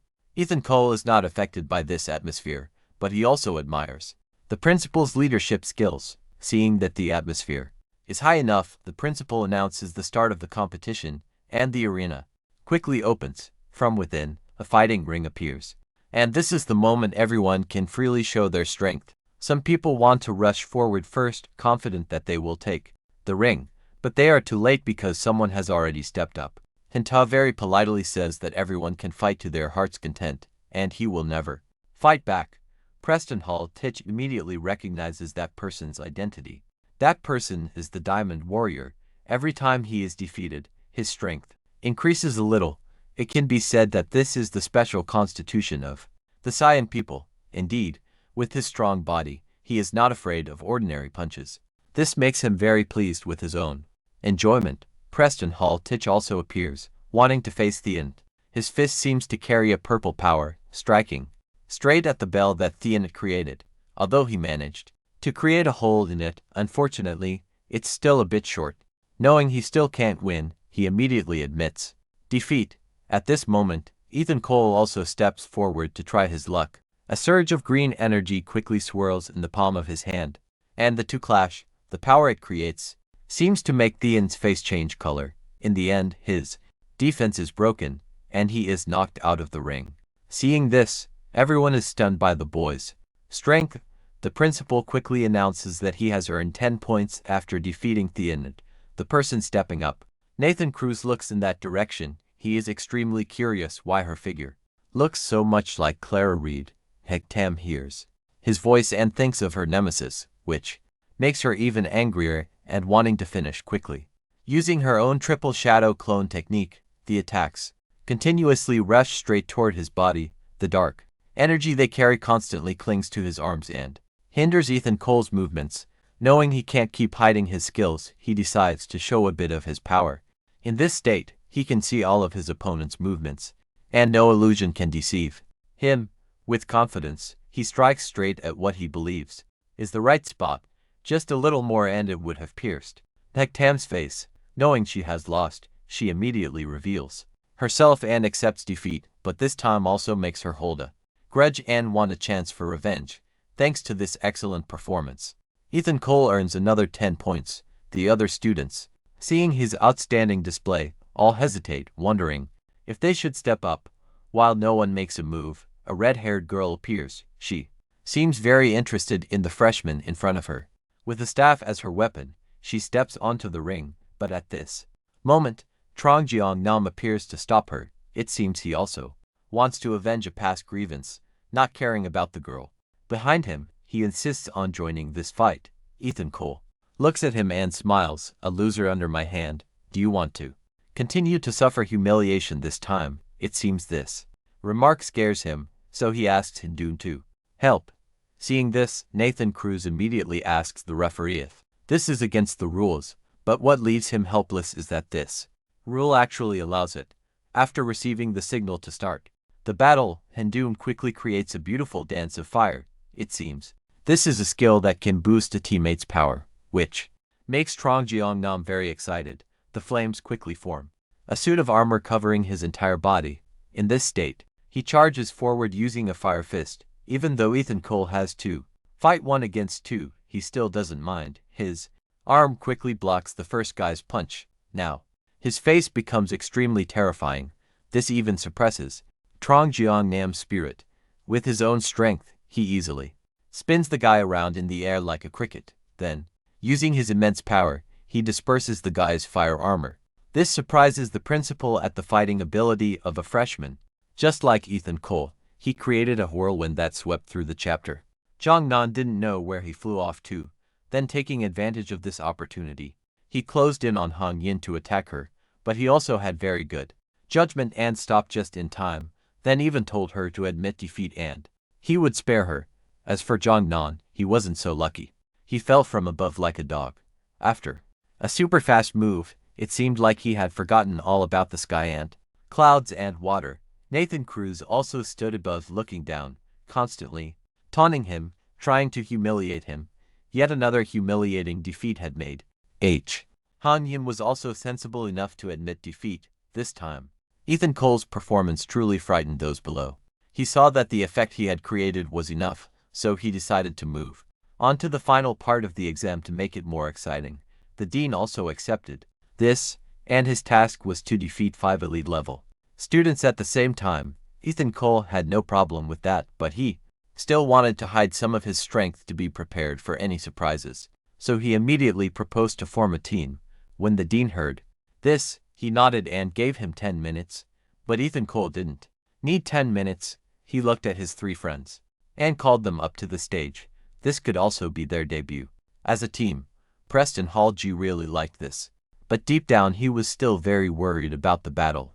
Just as Ethan Cole was about to start preparing for the fight, suddenly Duo Yi and Ding spoke up, wanting to join their team. Seeing her, Ethan Cole was immediately delighted because a versatile mage would be very useful, so he accepted her joining. This time, their team was fully assembled. Nathan Cruz. Although Tina Marsh was a bit out of sync, it was still somewhat harmonious. Their opponents were also ready, you could tell just by looking. It seemed they had cooperated many times, so they understood each other well and were in sync. Seeing this, the dean quickly announced the start of the battle. The warrior on the opposing team immediately charged forward, but his attack was easily blocked by Ethan Cole using his mage staff. The power he carried also surprised the other person. Ethan Cole didn't hesitate to accept the challenge. He immediately backed away to keep his distance from him. Then he even declared his determination, saying he would win this battle. On another side, suddenly, vines hidden in the shadows appeared, immediately binding Nathan Cruz and Ethan Cole tightly. Even Tina Marsh was caught by the same move. It turned out that the mage on the opposing team had secretly cast a spell. That was her signature magic. The monster quickly closed in on Tina Marsh's body. She was confident that no one could escape her magic. And it was true, because at that moment, Preston Hall G was also struggling. He hadn't even had time to save his teammates before being stopped by the assassin on the opposing team. Nathan Cruz, after breaking free from the vines, also charged forward to fight the shield bearer on the other side. Deng Yun was also having his own battle. Seeing how hard everyone was trying, she gained more fighting spirit. She used her lightning magic to destroy the strange man-eating flowers in front of her. The little mage saw her power and wasn't. But before she could celebrate, the lightning bolts turned into a hot flame that burned them up. Realizing she was at a disadvantage, the mage also recognized that Tina Marsh was a fire-type mage and was very surprised. Thanks to her skills, Tina Marsh was finally able to break free from the entanglement of those thorny vines. Now, she could finally relax and take in the cool air. Her opponent didn't care about this and continued to use her wood magic to attack. Tina Marsh this time wouldn't let her opponent succeed so easily. Her stance surprised her opponent, who didn't think she could perform it. The director below was also very curious, because that was the diamond body of Tae. After some reasoning, he finally understood that Tina Marsh's ability was that of a versatile mage, who could copy others' skills. Seeing that his teammates could take care of themselves, Ethan Cole no longer needed to worry about them. His opponent heard this and shook his head, saying, "Don't celebrate too early. This is just a warm-up." Reminded by their captain, the others quickly unleashed their special powers. Deng Yun also knew how to seize the opportunity and appeared behind Tina Marsh. He used his lightning magic to counterattack. The attacks from both sides clashed with each other, neither giving in, and an explosion sent both of them flying backward. Preston Hall G and Nathan Cruz received a shock from them. How could they withstand it? The two joined forces to protect their teammates. A spectacular clash was performed by both sides, even forcing others to retreat and defend. Another explosion occurred, and this time the losers were Nathan Cruz and Preston Hall G. It seemed that the gap in level wasn't easy to overcome. Like that, those people lived up to their reputation as a team that had coordinated well for years. The students below could only sigh in frustration, thinking that Ethan Cole's team was about to lose. After regaining their advantage, they became very sharp, wanting to end this battle as quickly as possible. Ethan Cole was a bit distracted watching that, but he wouldn't. He charged straight at those people, using his brute force to take them down one by one. the vines continued to appear. To restrain his movements, that girl was really annoying, always trying to control him. Ethan Cole, with his extremely high combat ability, quickly used the vines to bind one of them tightly. Then he continued to control the little wood mage. His movements were so decisive that the students below were all shocked. With just a small move he had, Ethan Cole became even more confident to fight the others. The dean looked at Ethan Cole and assessed that he would surely be the shining gem of this academy. Ethan Cole now stepped in front of the team captain. He easily used his words to disrupt his opponent's mindset. Turning back to Ethan Cole, he continued to use his taunts to provoke the opponent. After, he also used his immense strength to control the two people in front of him. The other guy, realizing he was tough to deal with, quickly circled around behind him. The assassin, his frenzy left his opponent truly speechless. But facing that warning, Ethan Cole immediately showed his own strength. So easily disarming their weapons, he also kept repeating his own nickname, a violent priest. Not stopping there, he quickly cast holy light to heal his body. The wound on his arm was instantly restored without a trace. With an overwhelming posture, he was confident in his victory. This beautiful performance he delivered finally convinced the audience below. At this point, everyone was shouting the name Ethan Cole. Even the dean had to admit that his strength had truly surpassed his peers. His declaration left the other students with nothing to say. While everyone was celebrating, Ethan Cole sensed someone watching him. He carefully observed his surroundings to find that person. At this time, in the private room on the second floor of the school cafeteria, after that overwhelmingly dominant battle, the people in the dormitory, Gongsun Tanji was also extremely pleased with what he had shown in the fight. While talking, he became even more mysterious about Ethan Cole. So everyone partied together until late into the night. By now, everyone was feeling tired as the alcohol had set in. Looking at his friends, Ethan Cole shook his head, not expecting their alcohol tolerance to be so poor.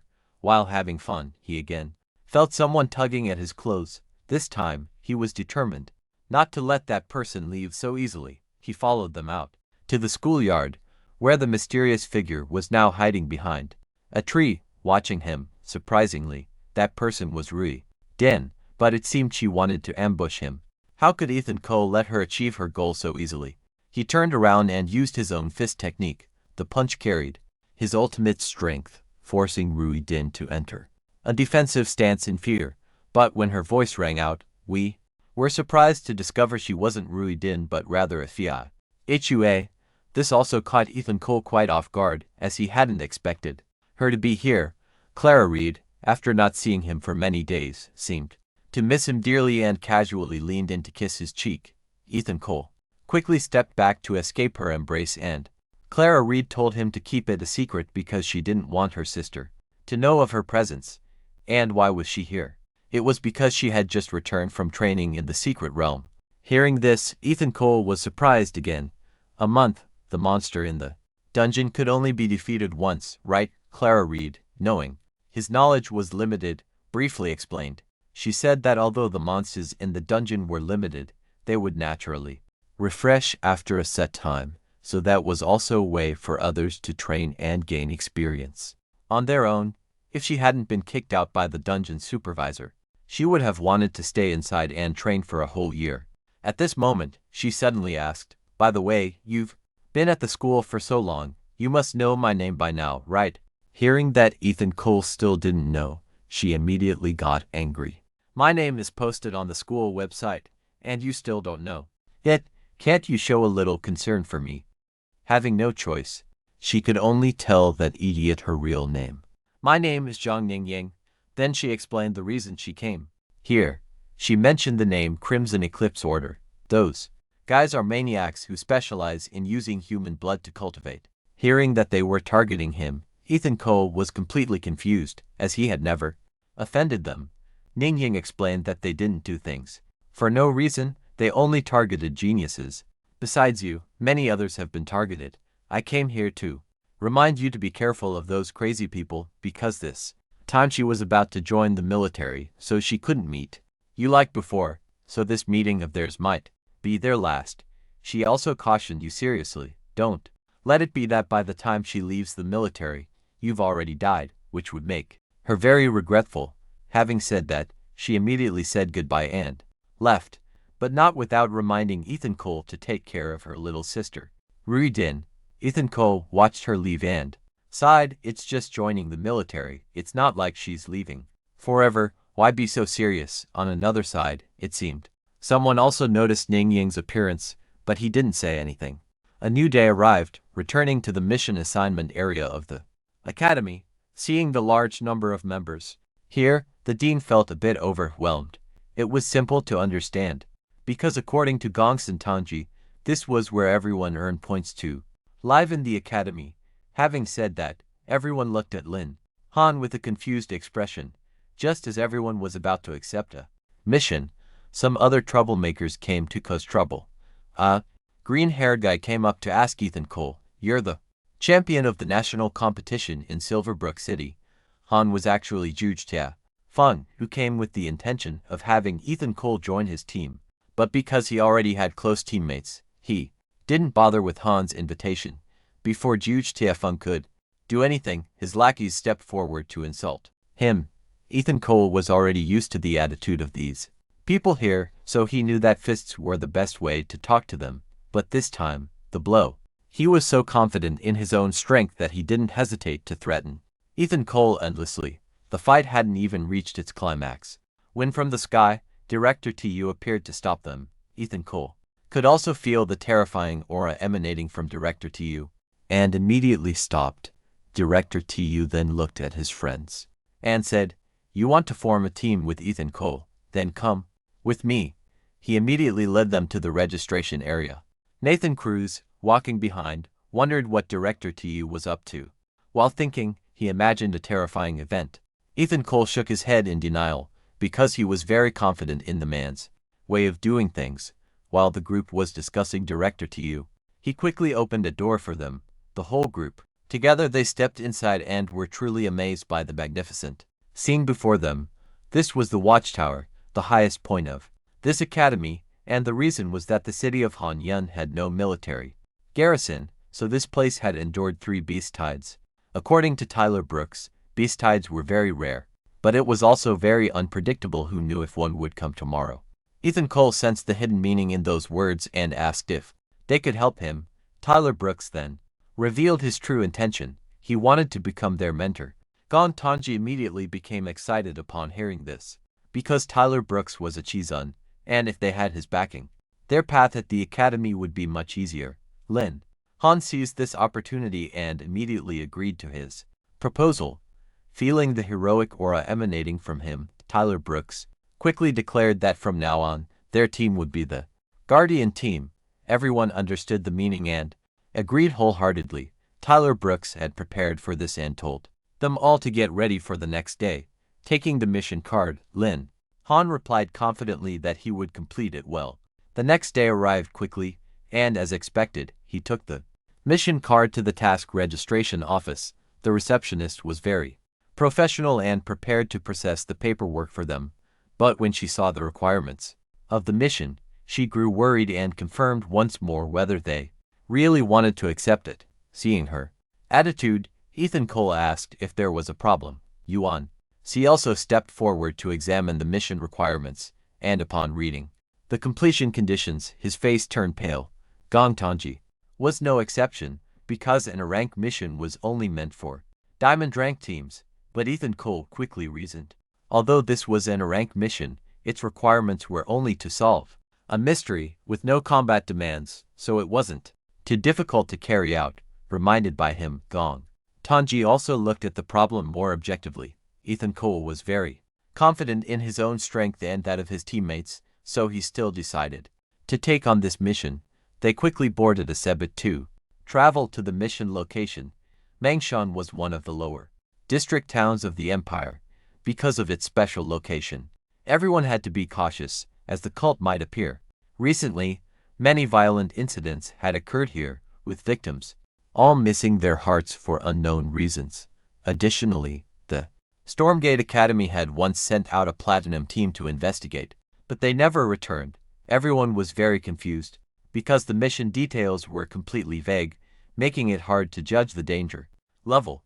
When the driver heard their story about wanting to go to Mangshan County, he quickly kicked them out, showing the fear in his eyes. Despite Nathan Cruz's earnest persuasion, he absolutely refused to go. This attitude of the old driver also made Tina Marsh very scared. The driver was very reluctant but only wanted to protect his own life. Ethan Cole realized that he seemed to know something, so he immediately stepped forward to question him. Having no choice, the driver could only draw a rough map, giving them whatever he could. He also provided information that they should go see a special person who seemed to have encountered a ghostly figure in Mangshan County. Ethan Cole immediately nodded, as this was the most promising lead they had at the moment. After a long journey, they finally reached Mangshan County. The gloomy atmosphere there made the five of them think that no one could still be alive. In this place, they hadn't even taken 2 steps when they encountered a ghostly figure causing trouble. Seeing it, all five quickly entered a state of extreme alert. Tina Marsh then asked everyone to protect her, and she created a magic circle of holy light, intending to find out what was happening. After a long incantation was chanted, a beam of light enveloped them all. Seeing this, Ethan Cole felt lucky that he had invited her along. Using the observation ability of the holy light, Tina Marsh quickly saw the members of the Stormgate Academy gathering together. Then it seemed a succession had occurred, causing them to attack their own teammates. Their fight grew more and more intense. Watching this scene, Yuan Ding couldn't understand why they were attacking each other like that. Now the battle situation was escalating rapidly. Suddenly, a hidden space appeared. Witnessing this, Yuan Ding was more surprised than ever, and it also confused Nathan Cruz. Their group seemed to have found a secret passage and entered inside. There, they witnessed a ferocious monster staring at them. Its presence even affected Yuan Ding, causing tears of blood to continuously flow from her eyes. It also unintentionally broke her holy light state, preventing her from continuing to observe. Ethan Cole stepped forward and told her to rest a bit, not to overexert herself. This time, he decided not to hide his strength anymore and used the Eye of God to observe. With that vision, he easily found the entrance to the mysterious space. With a single command, the immense power from him caused a beam of light to burst forth from inside, and it brought Ethan Cole and his friends to that space. The evil aura there sent chills down their spines. This place was completely different from the outside world. Gong Tanji quickly checked the situation and discovered that the entire area seemed to be made of flesh and blood. While everyone was at a loss, Tina Marsh found something. Dozens of pillars appeared with corpses hanging on them. A horrifying sight. They had not only been drained of blood and flesh, but their hearts had also vanished without a trace. This cruelty even made Nathan Cruz almost vomit. Driven by curiosity, they immediately stepped forward to examine the bodies. Ethan Cole concluded that it seemed the missing people from Mangshan were all gathered here. While they were moving, they were attacked by a giant insect. Its form was extremely hideous. Fortunately, Gong Tanji had been on guard, so he wasn't hit. Quickly grabbed one of them to observe. Before they could even check it, Ethan Cole appeared and destroyed that monster. At that moment, while everyone was off guard, a shadow from behind appeared. He immediately looked smug, saying that only with such extreme vigilance could one become the most perfect collector of his. After finishing his lines, he controlled the monsters to charge and attack them. Ethan Cole and Preston Hall G quickly entered a state of alert, and that guy quickly summoned his monster to charge forward, facing its relentless assault. Everyone quickly scattered to avoid injury. On Yuan Ding's side, things weren't much better either, because right now, she couldn't use her own abilities and could only let the monster close in on her position, confronting its attack wave. Suddenly a flash of light appeared. It was Nathan Cruz and Dang Yun who had joined forces to protect her, but what they needed to worry about now was that all three were surrounded. That guy looked at them with a grin, saying, "Not bad reactions. Looks like I've gathered some interesting prey this time." Ethan Cole looked at that guy and immediately identified him as a member of the evil sect. He didn't hide it at all and revealed that fact. He was a protector of the Blood Sect, the heart-devouring worm. Preston Halji knew the opponent was dangerous, so he stepped forward to act as a shield for everyone to escape, but Ethan Cole could never Except that, he wanted everyone to leave together. That guy saw their deep bond and found it very interesting, but said, "I won't let anyone leave." Lin Han no longer wanted to stall with him. A surge of energy from within his body burst out, forming a vortex that shot straight toward the monster and the protector. Seizing this opportunity, he opened a portal and told everyone to quickly enter. Inside, the group didn't argue and followed his instructions, but when they turned back to call Ethan Cole to follow, he wanted to stay alone to handle the situation. The protector saw that his collection had escaped, so he unleashed all his fury onto Ethan Cole. But once his friends had left, that was truly when he could unleash all his power. A powerful source of lightning quickly enveloped his entire body and his form. The first forbidden spell he cast was the Great Sun. Its power quickly crushed the protector's body, making him feel immense pain. Feeling his strength being constantly eroded, the heart-devouring worm began to feel panicked. Ethan Cole slowly stepped in front of him, saying, "I did nothing, just made your body lose its 5 senses. All right then, let me help you escape this suffering.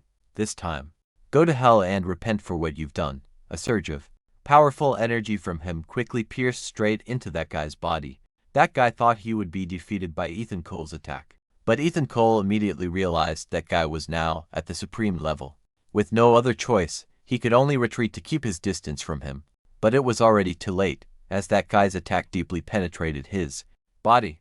That guy pointed at him with extreme smugness and arrogance. Along with that, red demonic energy continuously infiltrated Ethan Cole's body. That guy was extremely confident in his own technique, thinking it could not only. He also summoned the monsters he controlled to surround and attack him.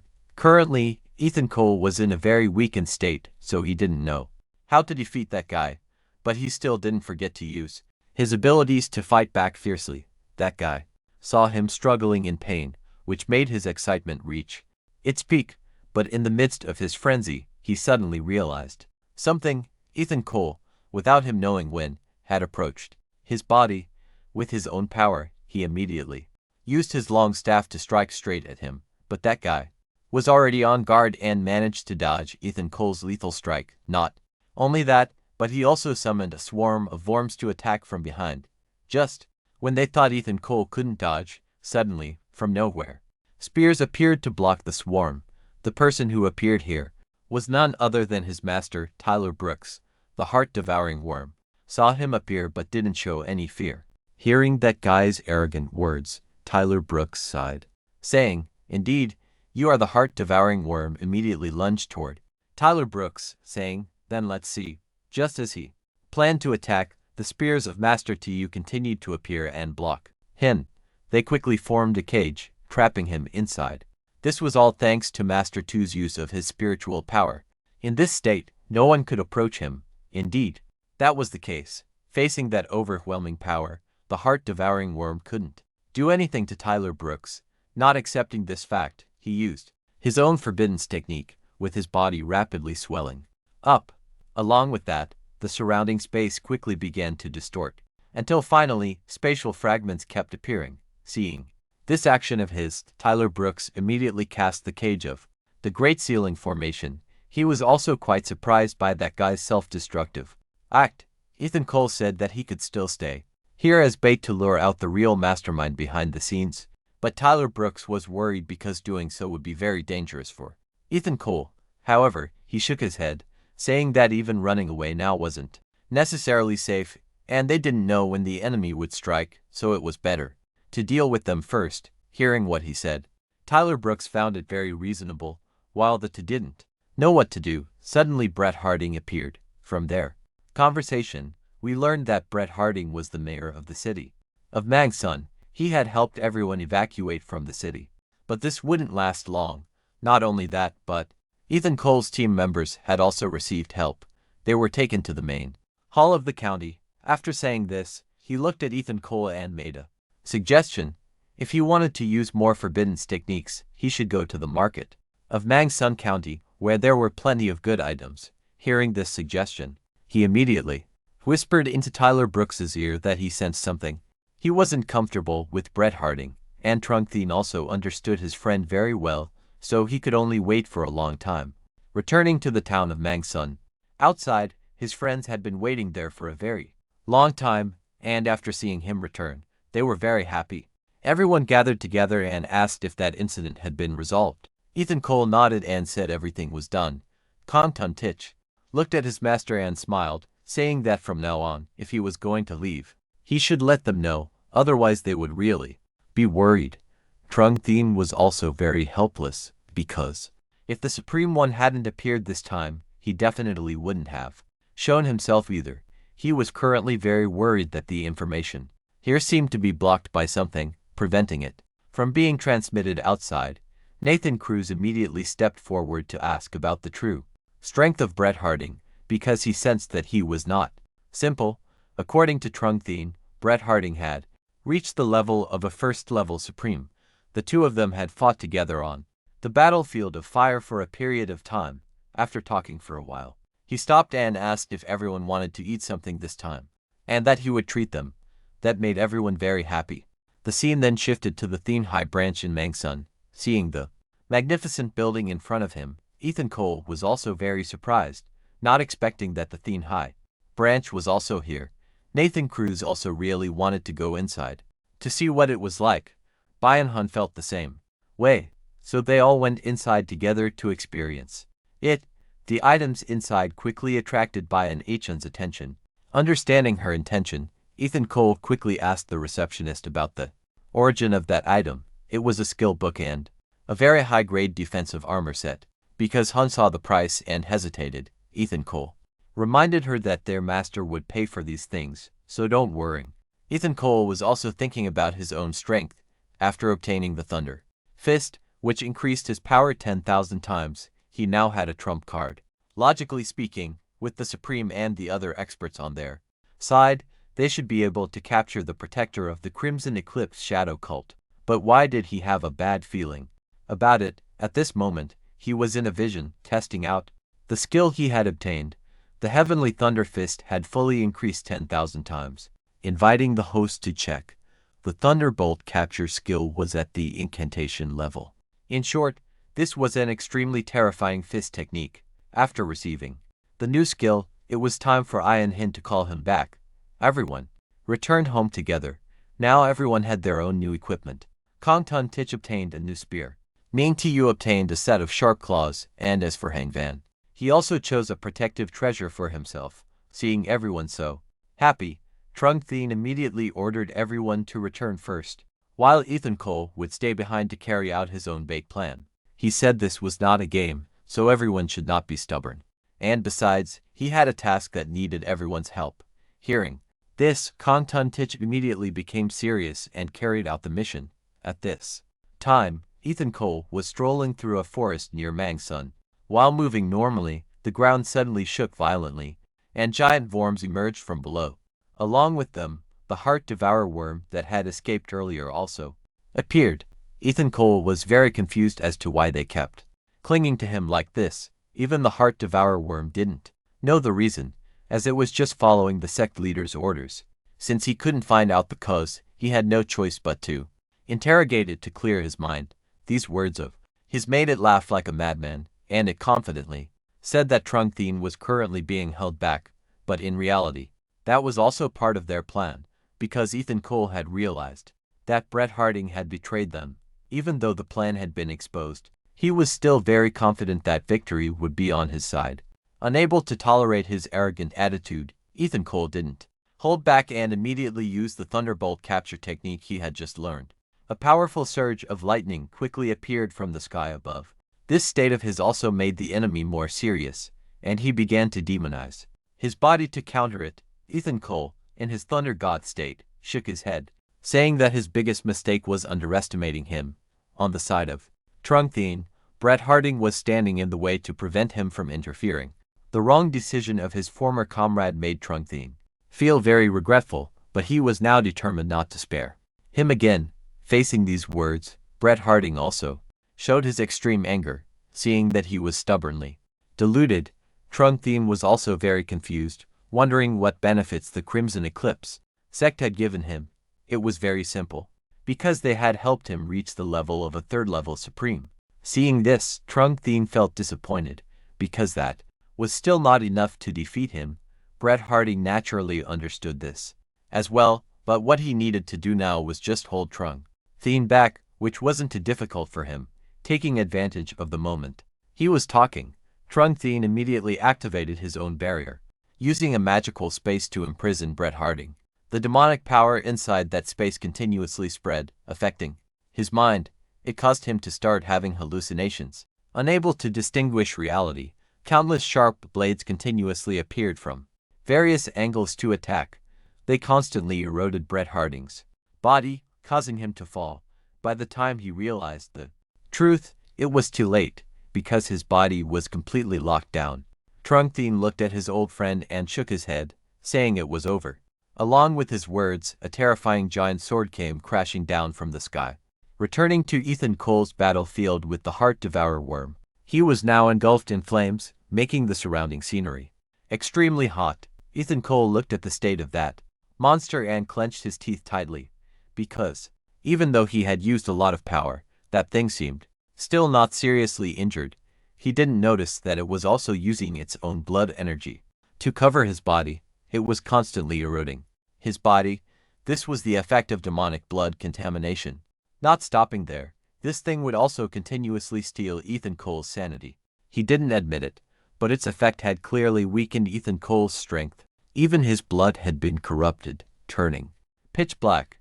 Seeing that state, that guy was very pleased. Giving up now is the most correct choice, right? When he wasn't paying attention, iron bars from behind appeared. Not stopping there, Tyler Brooks's arm emerged, looking extremely disheveled. The only option was to drag Ethan Cole and flee. Bret Harding also appeared from behind, shouting with all his heart, "Don't let them escape, chase after them quickly." And so a chase between four people ensued, leading to a cliff. Tyler Brooks used his own power to carry Ethan Cole and fly into the sky. At this moment, Shai-Din Chong was furious. "Do you know I was about to take down Lin Han? This time they've escaped. How are we going to explain this to the sect leader?" On the other side, Tyler Brooks' Tia was also blocked by wild wolves. Seeing that his condition was not good, they wanted to pounce and tear him apart. But with the level of a Chizan, he easily dealt with them all. Those wolves, of course, couldn't withstand this, and they all fell unconscious. But this also quickly triggered internal injuries, causing streaks of blood to continuously flow from his body. Ethan Cole became very worried and asked what had happened. Now is not the time to explain. Tyler Brooks Tia quickly regulated his breathing. A protective light quickly enveloped his entire body. Now, Ethan Cole's doubts had surpassed his imagination, because he couldn't figure out how Bret Harding could defeat his master. Tyler Brooks Tia could only bitterly recall that time. Indeed, he had the advantage, but that guy played dirty, saying he had placed assassins near his students. If anything happened to him, they wouldn't survive either. Hearing this, Tyler Brooks Tian's heart burned like fire. He desperately wanted to go back and check, but because of seeing that his attack had succeeded, he became extremely excited. Then he took advantage of this to easily escape the trap. Afterwards, he continued to land a few more blows. His attacks continuously penetrated Tyler Brooks Tian's body, destroying his internal foundation. Knowing he no longer had the advantage, he could only use an iron bar to fall from this place, avoiding the fate of being destroyed. It was precisely because of this that he ended up in his current state. Before he could rest for long, those people had already caught up. They looked at the situation of the master and disciple. Shai-Din Chong was very eager to add new collections to his own. Tyler Brooks Tia looked at his own body and sighed. "Bret Harding, you have completely strayed. Cooperating with the Blood Origin sect, you will not come to a good end." But how could that guy listen to such useless words when he was still on the winning side? Not wanting to hear any more of his nonsense, he immediately charged forward. Tyler Brooks Tia was not one to just wait for death. He quickly activated the meteorite control pill to block. Seeing the immense size of the meteorite closing in, even Shai-Din Chong could no longer maintain his composure.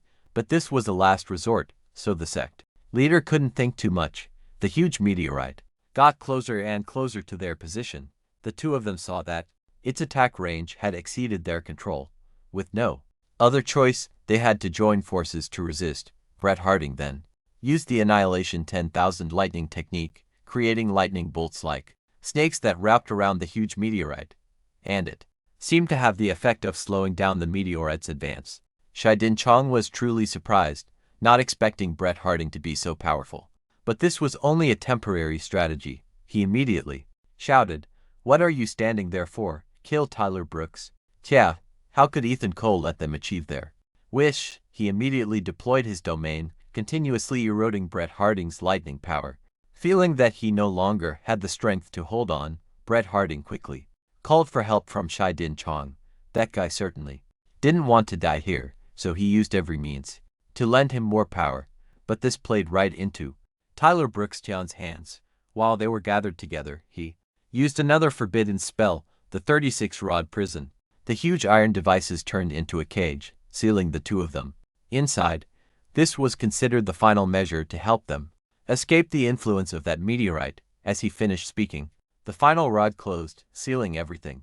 After preparing a shelter for himself, he made the meteorite explode.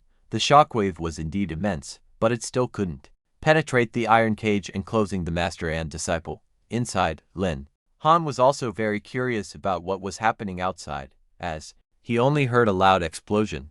After a period of time, the cage was quickly unsealed, appearing before his.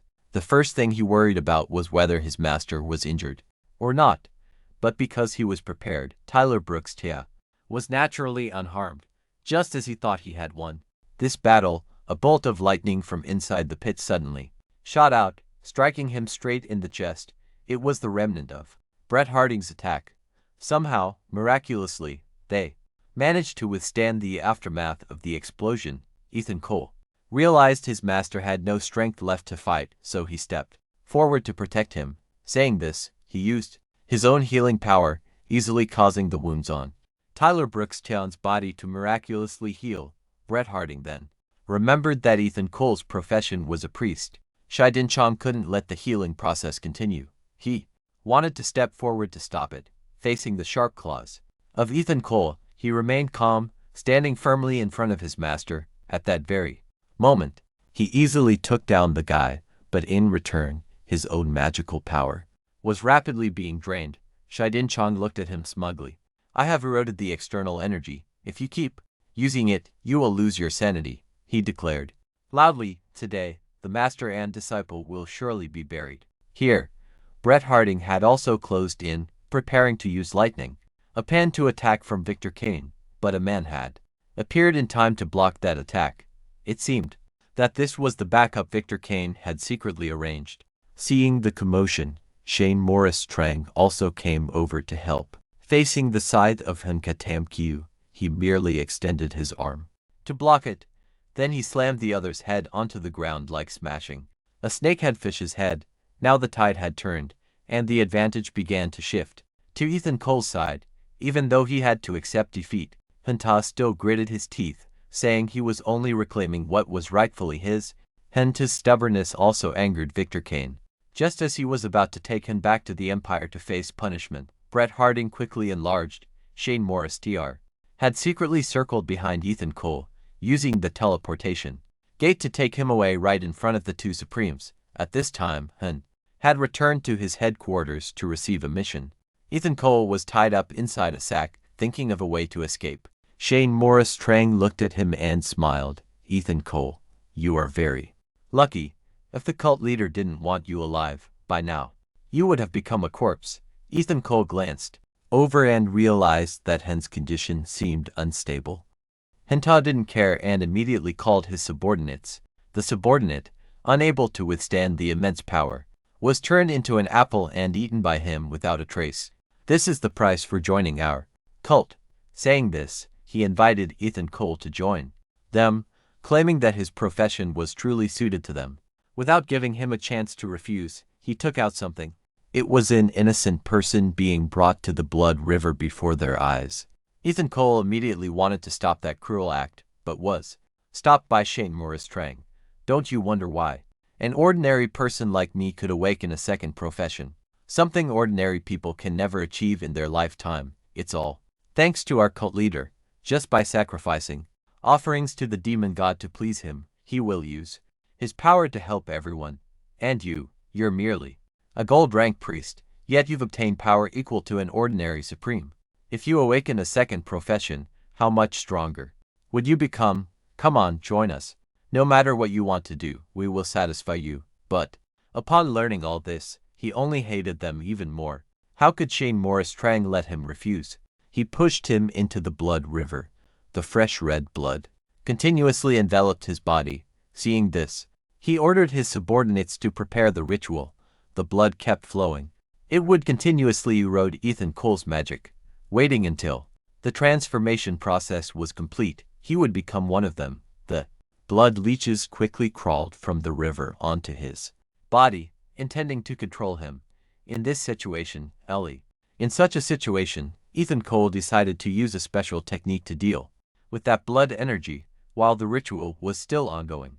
Shane Morris Trang received news that the Academy head had sent 15 Supremes to search for Ethan Cole, and immediately went to find the envoy, intending to teleport Ethan Cole away from here. But in his heart, he felt unwilling to let his credit be stolen by others. Just as the plan was about to be executed, a major disturbance occurred inside the blood pool, causing Shane Morris Trang to sense it, his heart burning with anxiety. How can this be? On Ethan Cole's side, at the bottom of the blood pool, it seemed, he had activated some skill, causing his entire body to be covered in blood energy.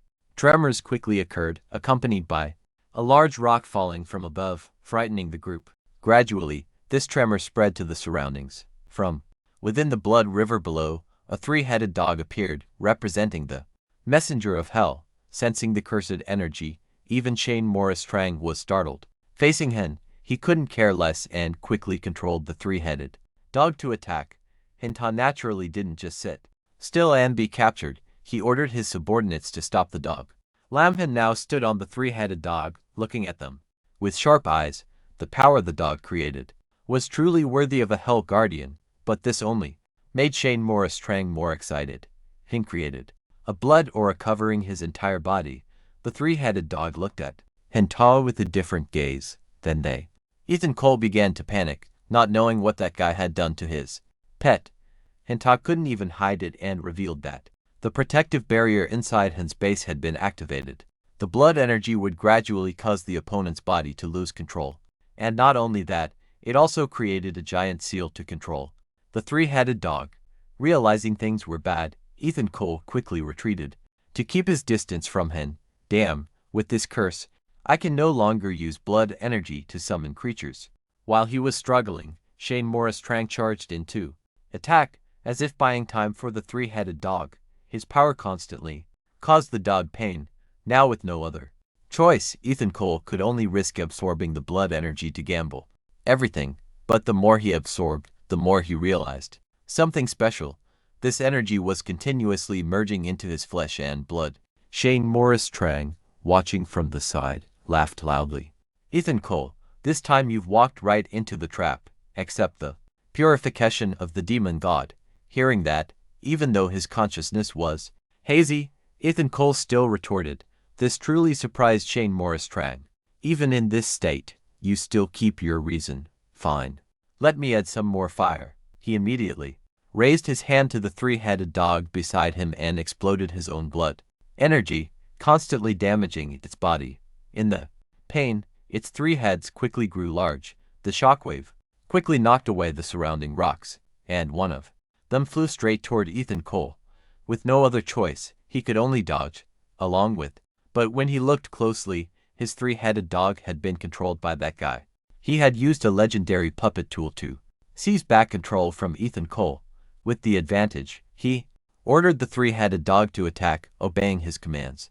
The new owner's dog immediately lunged straight toward Ethan Cole. In such a dangerous situation, he only had one option. First, was to quickly dodge the attack of the three-headed dog. Then, to unleash the shadow sword of Jay Clifton. Hearing this, Shixon also began to doubt his own life. But right now, what Han saw was the image of Jay Clifton. In this state, Ethan Cole could only maintain it for a few minutes. On the other side, a pair of eyes kept appearing, as if searching everywhere for something. After seeing a patch of blood, the caster immediately fell into hallucinations. From Jongshan nervously asked in English, "Any clues yet?"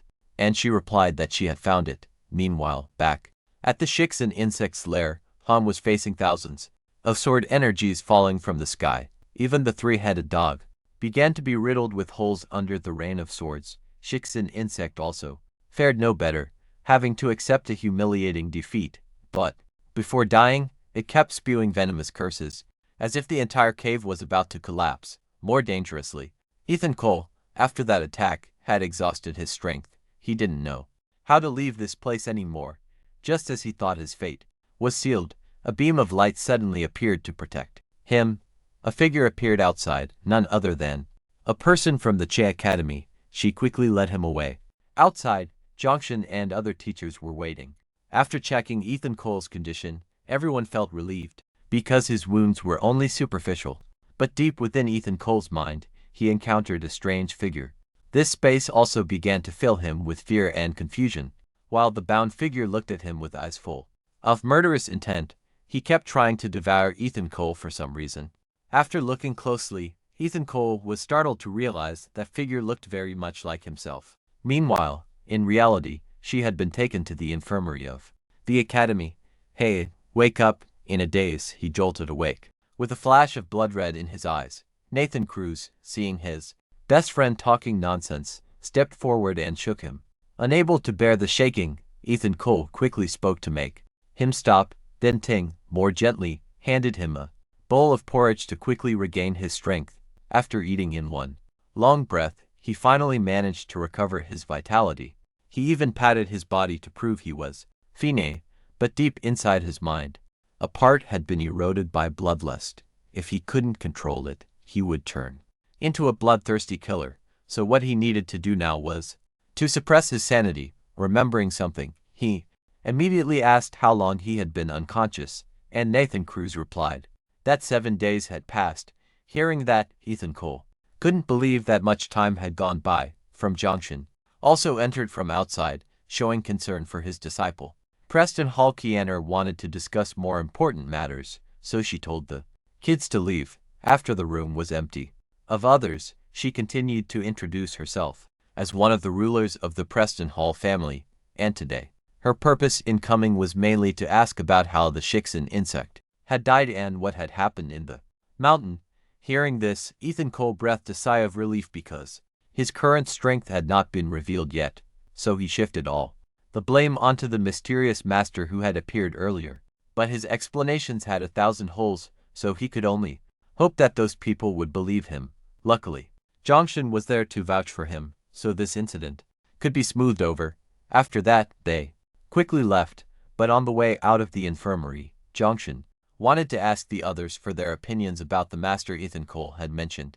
Of course, the other two wouldn't believe Ethan Cole's story, based solely on a treasure from his master that could destroy the Shixin insect. Jongshan shared the same thought, but after all, Ethan Cole was his disciple, so he spoke up to cover for him. Another new day had passed. Ethan Cole had now somewhat recovered his blood energy. He even treated Nathan Cruz to another meal.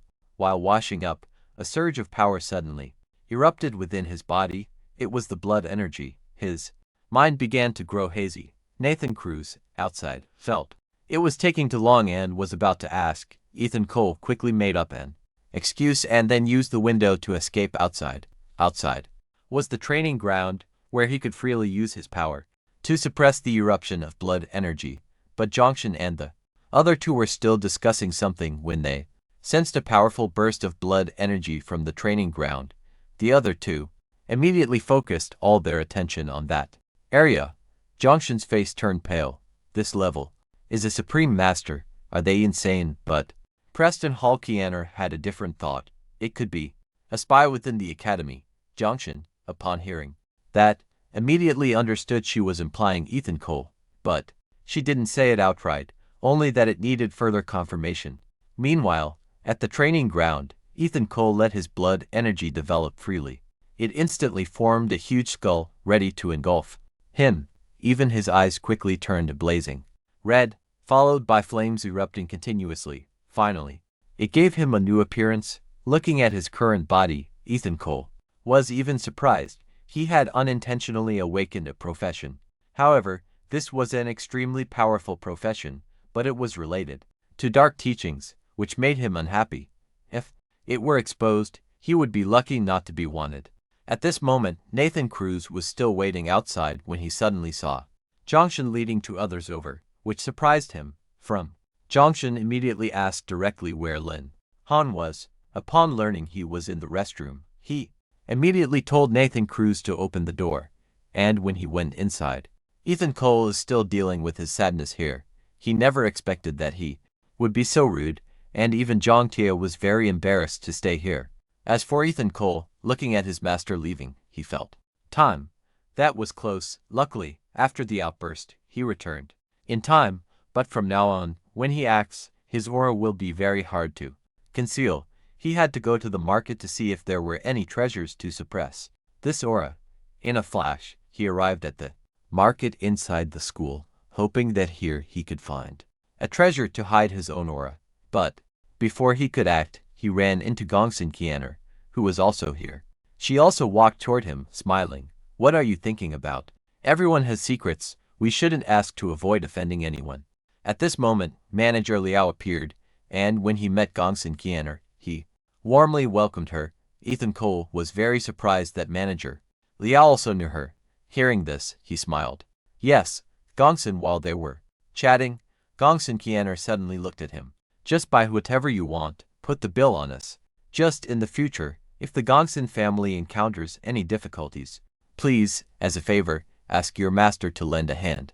Ethan Cole felt that this wasn't too unreasonable, so he immediately promised to help if he could. After saying this, she left. Ethan Cole looked at her departing figure, and in his mind, he became much more cautious. Meanwhile, on the other side, Gongsun Qianer seemed to be deep in thought. Her housekeeper quickly appeared with some information, along with curiosity about Ethan Cole's identity. Gongsun Qianer didn't answer immediately but just glanced through the documents she had just collected. Finally, she decided to tell her housekeeper, Wang, to destroy all those documents, and in her mind, she began to formulate a plan for Ethan Cole. As for Ethan Cole, he was still searching for a treasure that could suppress his magical fluctuations. Manager Liu immediately put down the tea set and quickly led the way for him, bringing him before a treasure. It was the Absolute Penetration Starstone, an epic-level item that could block most magical fluctuations. Ethan Cole didn't say much. He bought it and then upgraded it, turning it into a divine-level item. Having achieved the desired effect, he immediately left. On his way back home, he was delighted that this was his first divine-level equipment. On the side of the evil sect, they were reporting to their leader about the failure of the heart-devouring worm. After this failure, it seemed the leader had become more wary of the organization behind Lin Han, so they decided to temporarily halt their actions. Then, the leader assigned a subordinate to find the magical cave that had just appeared not long ago and bring it back to the sect. Meanwhile, back at the slums of Skyridge City, Ethan Cole was pondering. With the concealment of the divine-level equipment, no one could detect his connection to the Crimson Eclipse Order, so he felt much more relieved for the time being. But on his way back, he was blocked by some friends. Preston Hall still thought Ethan Cole was trying to hit on his sister, so he ordered the others to attack him from behind. Caught off guard, Ethan Cole was beaten so badly he didn't know what hit him. Then, out of nowhere, Ruindin appeared, mocking his current state. She even said he wasn't worthy of being the leader. Tina Marsh heard that girl talking nonsense like that and couldn't help but taunt her back. Faced with being compared to her sister, Ruindin became furious and lunged to attack. Luckily, Ethan Cole appeared in time to block this attack. Although Ruindin outwardly said she would let it go, she still uttered harsh words towards her own sister. As the group was about to enter a state of tension, someone suddenly appeared, saying a mission had arrived. It was a training mission, and it was reserved specifically for their squads. Not only that, but the teacher would also personally lead the way to reduce the danger of the mission. The scene then shifted to a fortress being attacked by monsters, but the defenders there were very resolute, raining down arrows. Their immense power quickly pierced the monsters' bodies. Not stopping there, a second volley was ready to be fired. The teacher standing beside them began to explain to Ethan Cole's group that this was the battlefield on the border. The wall was built to block the monsters' attacks, followed by the coordinated efforts of the soldiers to eliminate them. Although this time it's just a CUPB mission, I need you to form up to deal with 3 small monster packs outside the city, 2 people per group. Assemble here at 3 p.m. tomorrow. If there's any problem, contact me immediately. Is that clear? After that, the mission began, and everyone quickly dispersed into the area ahead. Tina Marsh was using her observation ability to check for monsters and inform Ethan Cole. After finding a monster, she told Ethan Cole not to act, because this time she wanted to prove her own strength. First, she used a fireball to burn the monsters, but she left her flank exposed, allowing others to attack from behind. Luckily, with her mage's versatility, she quickly deduced and used magic to attack them. After an intense battle, she finally succeeded, but unexpectedly, a sharp claw appeared from behind. At some point, she had let a monster get close to her. Luckily, Ethan Cole was still there, so he intervened in time to save her. He also didn't forget to praise Tina Marsh for her greatly improved combat skills. At this moment, the two of them saw a monster running away. Tina Marsh felt that something bad was about to happen. Ethan Cole wasn't one to overthink things. He immediately grabbed her arm and left. On the other side, there was also a mage using their lightwing magic to fight a huge monster. It quickly formed a ball of light, blinding the monster. This created an opening for her to take its head, which seemed to be a combat technique unique to her family. And so, the battle ended. It was getting cold, and the young man beside him saw his captain so brave that he immediately rushed over and hugged her. But this also caused them to slow down and get surrounded by the Devourer Worm. The young man saw this and quickly activated his deadly laser light, creating wave after wave of bombardment straight at the Devourer Worm. But they were still very powerful, charging straight toward Shane Morris. She quickly switched her to swords. The young man witnessed this and began to get distracted, leading to her being attacked by a duo. Shane Morris couldn't just stand and watch, so she appeared beside him to catch him. But that guy was really such a pervert. Even saying something like dying in the arms of his captain would make him happy. They thought they were done for. But luckily Ethan Cole arrived just in time. Hearing the commotion, Shane Morris looked over to observe. Ethan Cole's appearance also rarely came with teasing words, saying it was just a few duos, no need to cry like that. Ben Din beside her immediately reminded her many times. Ethan Cole didn't mind and quickly dealt with them one by one. Faced with his strength, those duos could only be minced meat. Shane Morris was truly astonished, never thinking that one person could handle all of them alone. Ethan Cole also didn't take this seriously and reminded everyone to return to the assembly point. But before they could take 2 steps, it seemed that Shane Morris had been seriously injured. The young man became extremely concerned and rushed over to support her. Ethan Cole stepped forward to examine her and discovered she had been poisoned. Without saying much, he used his energy to heal her, but it seemed that it was completely ineffective. Ethan Cole also realized the situation was not as simple as he had thought, so they immediately went to find the master to ask about the situation. He quickly stepped forward to check on New and came to the conclusion that there was a special energy flow moving inside her heart. If it wasn't removed, it would be life-threatening. They now only had one option, which was to go to the nearest city to seek help from the medical facility there. Not only that, but they also had to report a phenomenon. The power of the monster swarm was then. He also assigned a mission for the 2 mages to stay at the front line to assist. After assigning everything, he performed a teleportation spell to move the group away. Seeing the group go far away, the master still felt in his heart that something was not right. At this time, in a hospital near the district below, Ethan Cole immediately brought Shane Morris's body to seek help. The doctor quickly examined the condition and realized that Shane Morris's situation seemed very critical, so he prepared an emergency operating room to handle this matter. Lam Han could only stand by and pray that she would be okay. Otherwise, he would have a hard time explaining to Clara Reed the lights inside The operating room quickly turned on. After some time, Ethan Cole went inside to ask about the situation. The doctor also breathed a sigh of relief, saying the surgery was very successful. The thing that had caused Shane Morris to fall into such a state was the heart forms. They were a type of venomous creature raised by the cult. It was said they could exploit the host's power, but that also meant the person had to be under the control of the cult. Hearing this, Ethan Cole began to sense that dark aura happening.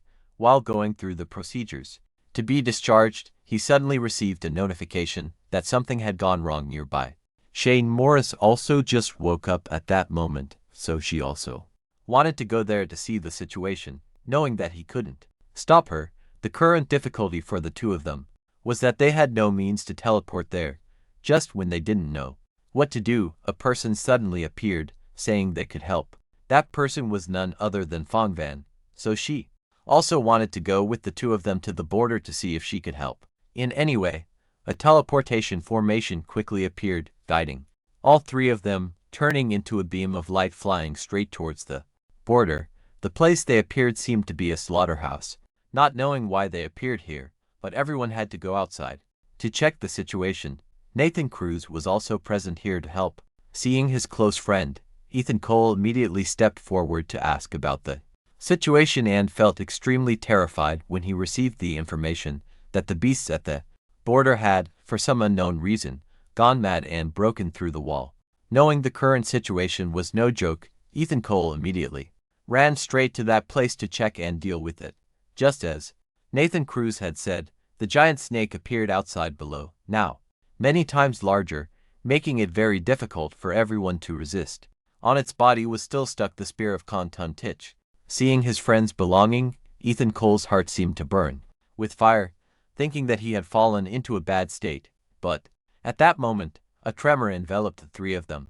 The giant snake seemed to have also detected the presence of all three, but what surprised Fong then was that the monster didn't attack them but instead turned around and fled. Then, as if going mad, the beasts attacked each other for no apparent reason. Ethan Cole easily recognized that their strength was at the king realm. Realizing that his friend Nguyen Tam seemed to want to avoid them by going around to avoid conflict.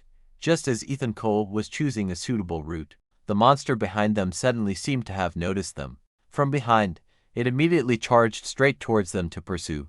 Ethan Cole found this truly absurd. Why would the group of monsters suddenly join forces to chase after them? Fong Van felt that she was gradually being cornered, making her extremely worried. In a situation like this, Ethan Cole could only come up with one solution: to use himself as bait to lead them away. Shane Morris looked at him questioningly. "You're not going to lead me on a chase, are you?" Ethan Cole didn't bother to answer, but instead used actions to prove it. The beasts were like they had gone mad. Fong Van they didn't care about, but Ethan Cole they were determined to chase after. Ethan Cole was also very puzzled by their decision, but he still had to keep speeding up to escape. Arriving at an area, he came across a mysterious cave, and an idea to hide in the cave popped into his head. With no other choice, Ethan Cole rushed inside to hide. The beasts among them, a bear noticed the massive movement in front. Not sure if it had caught a scent or not, but it pressed its face close to look inside. While the two of them didn't know what to do, suddenly a mysterious figure appeared. He used his own power to pull them into a mysterious space. After falling for a while, they hit a rock, causing Ethan Cole to feel pain. Gia Tam immediately sat up, alert, because she didn't know who had acted. It turned out that person was none other than Teacher Tuong. Knowing reinforcements had arrived, Gia Tam was very happy, shaking Ethan Cole vigorously.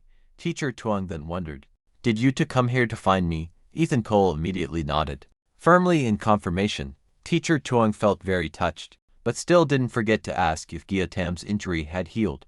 She nodded and said she was fine. As for Ethan Cole, he was more concerned about what had happened here, why the monsters were generating electricity. Teacher Tuong sighed, saying that back then, to cover their escape, he had fought alone against 3 monsters, but they became increasingly frenzied. With no other choice, he could only retreat to this cave to hide. At that time, the mind worms had surrounded the entire Backmang area, so we only had one path heading south. But while moving, I realized more and more that I was surrounded by many monsters. With no other choice, I had to fight and hide at the same time. Then I met you too. Ethan Cole then remembered Fong Van's safety and grew worried. The two had been separated for a while, and he didn't know how she was doing now. Unable to stay still any longer, he really wanted to go out to search for her. Then he tried his best to persuade the other two to stay in the cave, saying it would be very dangerous to go out together. With no other choice, the two could only trust him. The mountain area outside was still extremely dangerous due to the surrounding monsters. To quickly find Fong Van, Ethan Cole quickly activated his God's eyes. He still hadn't found her, but he found other survivors inside the station. With no other choice, he could only shout loudly to attract Fong Van's attention. As expected, she appeared. Sensing that she was safe, Ethan Cole felt more at ease. He went to check the situation. It turned out she had created a barrier, so that's why she was currently safe and sound. Ethan Cole then immediately led Fong Van back to that cave. The journey caused time to quickly pass into night. Ethan Cole now became more cautious, reminding Fong Van to beware of the monsters. After walking for a while, he sensed something was wrong and quickly stopped her. Then he activated his God's eyes to observe the situation ahead. Inside his eyes, a horde of monsters appeared. Not only that, they were currently attacking Teacher Tuong and Yen Tam. Knowing that they couldn't delay any longer, he and Fong Van unleashed all their magical power and rushed toward them. The commotion they created also attracted the attention of the monster horde, which charged at him from all directions. But of course, their current level was truly too low, so they were easily taken down by Ethan Cole one by one. Wherever his fists passed, no monster could withstand them. Fong Van observed the battle situation from the side. Now she also saw Teacher Tuong and Shane Morris inside were in a very dangerous situation. Looking at the scene, we could understand how fiercely they had been fighting. Just then, Ethan Cole brought Fong Van to appear and rescue them, but Teacher Tuong didn't want this to happen. He quickly called for the two of them to turn back and run away instead. Because the one appearing here was the Supreme One, that guy also didn't let Teacher Tuong speak much and lunged forward to destroy him first. Ethan Cole saw this and immediately lunged forward, but the distance between the two sides was truly too far. The sharp claws of the Supreme One kept draining the life force from his body. Witnessing this scene, Tam became enraged and wanted to charge forward to fight that guy. Her rage even made her unable to recognize the difference in strength between the two sides. Fortunately, Ethan Cole appeared in time to stop her reckless action. Then he was so quick that he even knocked out Fong Van. After all, this was the only way for the two of them to escape from such a situation. After letting his two senior sisters sit down in a corner to rest, he looked at the leader with eyes full of killing intent. The guy didn't understand why Ethan Cole had acted that way. He didn't hesitate to reply, "Of course, to eliminate you." This seemed like the best joke he had ever heard. From the information he provided, we could tell that he was a member of the Blood Sect. Ethan Cole looked at him and shook his head. "Even so, aren't you afraid that my master is nearby right now?" But that guy was extremely confident in his senses, believing that this place only had them. Not wanting to hurt him, he advised Lam Han to surrender obediently instead. At this point, he probed about his status within the Blood Sect. Then, he used his words to provoke the relationship between them. Ethan Cole made very sharp arguments with the intention of shaking that guy's faith, but those who followed the Blood Sect like this had already prepared their minds beforehand, so his words were truly useless against him to prevent him from stalling for time. Unable to bear his patience any longer, that guy finally introduced himself. His name was Li Dan. After saying that, with his sharp claws, he lunged forward, facing the fierce attack of Li Dan. Ethan Cole quickly leapt up to dodge the blow. Then, he kicked hard against the rock wall beside him, using it as a foothold to move away from there. His only goal was not to fight near the other two, otherwise they would get hurt, so the only option was to lure that guy to a more open place to fight. Feeling that the spot was far enough, he immediately stopped and stood facing him. Li Dan stepped closer to his body, with flames red all over his body. After leaving the range of the forest, he didn't even bother to hide, quickly wrapping his entire body in lightning. A natural source of divine lightning energy gathered toward the sky, creating thunderclaps that roared continuously. This was his forbidden technique, the 8 trigrams lightning blade. What he displayed immediately made Dana Weston doubt his true level. Having no other choice, he could only call upon the power of the demon god to use his domain. Seeing the forbidden technique of his opponent, it created a familiar feeling for Ethan Cole. But before he could remember what it was, that guy, with a powerful weapon, charged forward. The attacks from both sides clashed, causing the air to explode into clouds, not stopping there. The impact grew stronger and stronger, affecting the entire surrounding area. That guy now also recognized the power that Ethan Cole had just used as a forbidden technique, because here, it was only him and his opponent. Ethan Cole didn't bother to hide this fact and admitted it. It was precisely because of this that Dana Weston's deductions became clearer and clearer. He now knew that the demon lord was not actually killed by his disciple's hidden master, but by him. Along with that were the mysteries surrounding Ethan Cole's strength, which made him feel interested in him. This time, he was determined to take him away and return to the Shadow Cult once more, to uncover all the secrets on his body. Ethan Cole knew his opponent was in his strongest state, so he couldn't just stand still and do nothing. Having no other choice, he also used his own demon god blood technique, with blood energy constantly surging out, transforming his body into a tougher armor. This state could not be maintained for long, so he wanted to finish the fight quickly. The streams of blood energy, like arrows, continuously shot from all 4 directions, straight toward Dana Weston. The powerful aura constantly overwhelmed his body, putting him in a difficult position. But he was not one to easily accept defeat, and he fought back with the 10,000 army forbidden technique. The forces of the 2 forbidden techniques clashed, neither giving in, but because his level was far too high, the 10,000 army was able to approach Ethan Cole's body. Not stopping there, it could even pierce through his recovery layer and create a deep wound on that handsome face. Dana Weston was also very suspicious as to why Ethan Cole could learn the ultimate forbidden technique of their shadow cult, something only the sect master could learn. Ethan Cole looked at him and smiled, offering no explanation at all. This very secrecy of his made that guy mistakenly believe that he was also a member of the Crimson Eclipse Order. But how could Ethan Cole accept this false title? He immediately denied it, but that guy became more and more certain. Seeing that guy deducing more and more things, Ethan Cole, feeling scared, immediately decided to kill him. Dana Weston stepped back, seeming to want to use reason to persuade Ethan Cole to submit to their sect, because now, if his identity was exposed, no one in the Order of Valor would accept him. The only path he could take now was the Shadow Cult, but Ethan Cole did not accept that, because doing so would surely implicate his entire family. Dana Weston then revealed a portion of the Crimson Eclipse Order's power. Rely, the assassin. Not only that, the number of their experts was extremely large, and they feared no empire, and to force Ethan Cole to join the demon sect, he even threatened to reveal his true identity to the outside world. This truly enraged Ethan Cole. With no other choice, he only had one path left, to kill him. Using the last bit of his transformation time, he charged forward. The terrifying speed he brought made even Dana Weston unable to defend.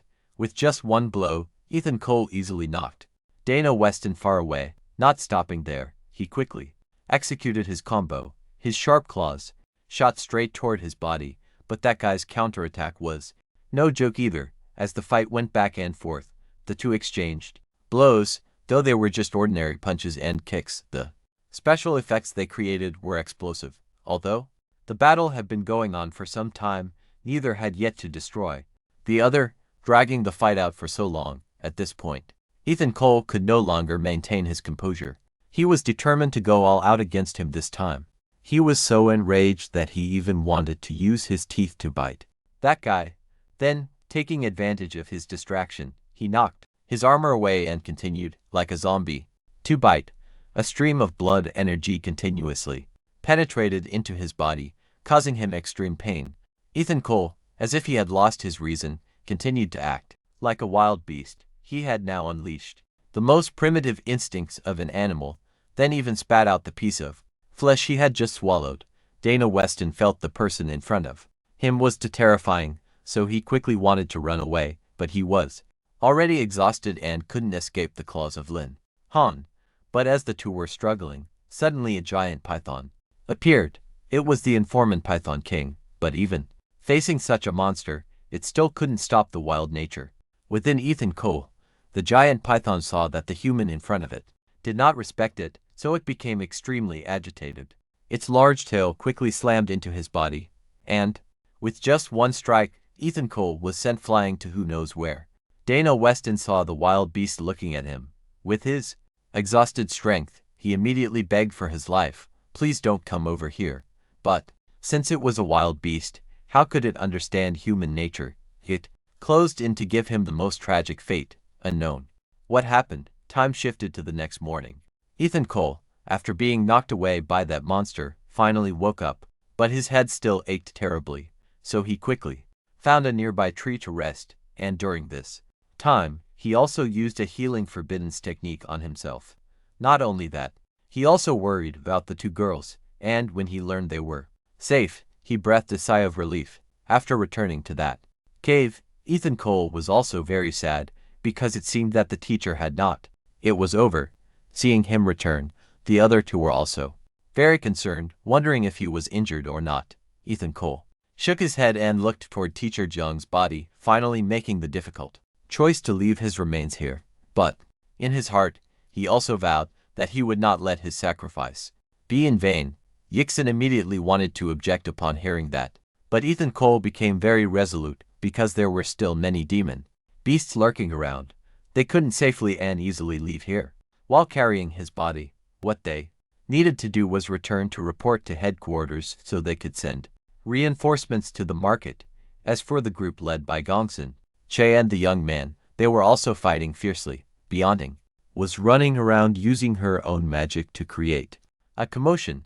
Knowing that this would attract other monsters, they wanted to quickly leave this place, but the golden python suddenly appeared, catching them all off guard. In Gongsun Ki's eyes, he noticed that the monster seemed to be chasing someone. Unable to stop here, he decided to venture deeper into the area to search for Teacher Z. Dana Weston was still fleeing from the python after a long, cold night. At this moment, his teammate also appeared to help, but he didn't forget to bring along some sarcasm. Dana Weston, you brought the golden python here on your own, which could very well ruin the sect leader's plans. You're truly foolish. But that guy immediately bowed his head. Master, this intelligence mission will definitely not disappoint. The sect leader, hearing this, the other man said nothing more, and continued dealing with the python. Dana Weston, after surviving this ordeal, sighed and planned to rest, but then wondered how he ended up running into Gongsun Ki's group. He stepped forward to introduce himself as a member of the Ironvale Academy. Hearing this, Dana Weston's anger flared up. Another person from Ironvale Academy. Fine, this time I'll send you all to meet the Yellow Springs. As he spoke, his entire body erupted with dense flames of aura. Gongsun Che realized that the man before him had done something bad to Teacher Z, so he charged forward in anger. Dana Weston was still fighting, but he didn't know that his presence had been seen through by someone using their divine power to witness everything that happened. But to avoid being hindered, he told the two girls to return and report first, while he would go to Gongsun's group to assist them.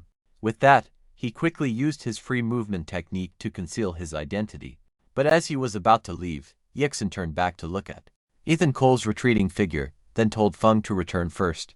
After that, she took out her phone and made a secret call. If I still hold any place in your heart. At this moment, Gongsun Che seemed to be at a disadvantage, and even the young man couldn't do anything to the opponent before them. After completely overwhelming them, Dana Weston chose Beyonding as his first target. Having made his choice, he raised his spear high and hurled it straight toward her. Beyonding had no strength left to resist and could only sit still and take the hit. But luckily, an arm appeared just in time. It was a man in a strange cloak with a muffled voice. I didn't expect to run into such a scumbag as soon as I stepped out. With that, the man quickly used his healing powers to restore the young man and Gongsuncha. The tide of battle had now completely turned. Gongsuncha wanted to help the mysterious man fight Dana Weston, but he shook his head and told everyone to leave first, saying he would handle things here. But how could Dana Weston let his prey escape so easily? He immediately grabbed his weapon and charged straight at the mysterious man. However, despite the fierce appearance, his attack was easily blocked by the man using his own magic. The others knew that this level of combat was beyond their ability to intervene, so they could only turn and flee. And rightly so, because before they had gone far, the two had created a massive explosion. Dana Weston then looked at the mysterious man, certain he was a support type to be able to generate such healing energy. Fine, even a support class like you dares to attack me, then let's see how you defend this time. With that, his trident spear clashed against the mysterious man's sword, the two weapons colliding with a continuous echo in the air. Dana Weston was surprised. How do you have my? The other man naturally didn't answer and kept attacking like a storm. The more he fought, the more Ethan Cole realized that the man's defense was no joke. If this continued, his transformation time would surely run out. And indeed, when the time was up, the sword quickly shattered and vanished into nothing. Now he still hadn't found a suitable ability to fight Dana Weston. As for Dana Weston, when he saw the sword disappear like that, he knew Ethan Cole was weakening, so he attacked even more fiercely. In this situation, another person suddenly appeared to suppress Dana Weston. Dana Weston, repeatedly thwarted, was filled with rage. The other man didn't stop and continued attacking even more violently. His sword strikes were like a net constantly enveloping Dana Weston's body. Ethan Cole, witnessing the events unfolding before him, began to grow curious about the other man's identity. Dana Weston also at this point, we learned that this was the soldier Yixin had called for, the girl Faihua, also known as Zhao Yian. Since this was her younger sister's request, she looked at Ethan Cole, wanting him to yield the opponent to her. Hearing this, Ethan Cole found a solution. The two of them would join forces, knowing that fighting two masters would put him at a disadvantage. Dana Weston said that he would pay a higher price to keep his life, but because it was her younger sister's request, she didn't care about the price and joined forces with Ethan Cole. The two coordinated with each other and easily subdued Dana Weston in the middle. The center was blocked. Han's body kept disintegrating. Ethan Cole looked at Han, who was so pitiful, then shook his head and said, "Goodbye." However, before he could deliver the finishing blow, a burst of fire flared up, catching his attention. Without thinking much, Ethan Cole used the Eye of God to observe the situation over there. Turned out that Dana Weston's comrades seemed to be gaining the upper hand against the giant python, but the battle between the two sides had caused that python to secrete a toxin that corroded people.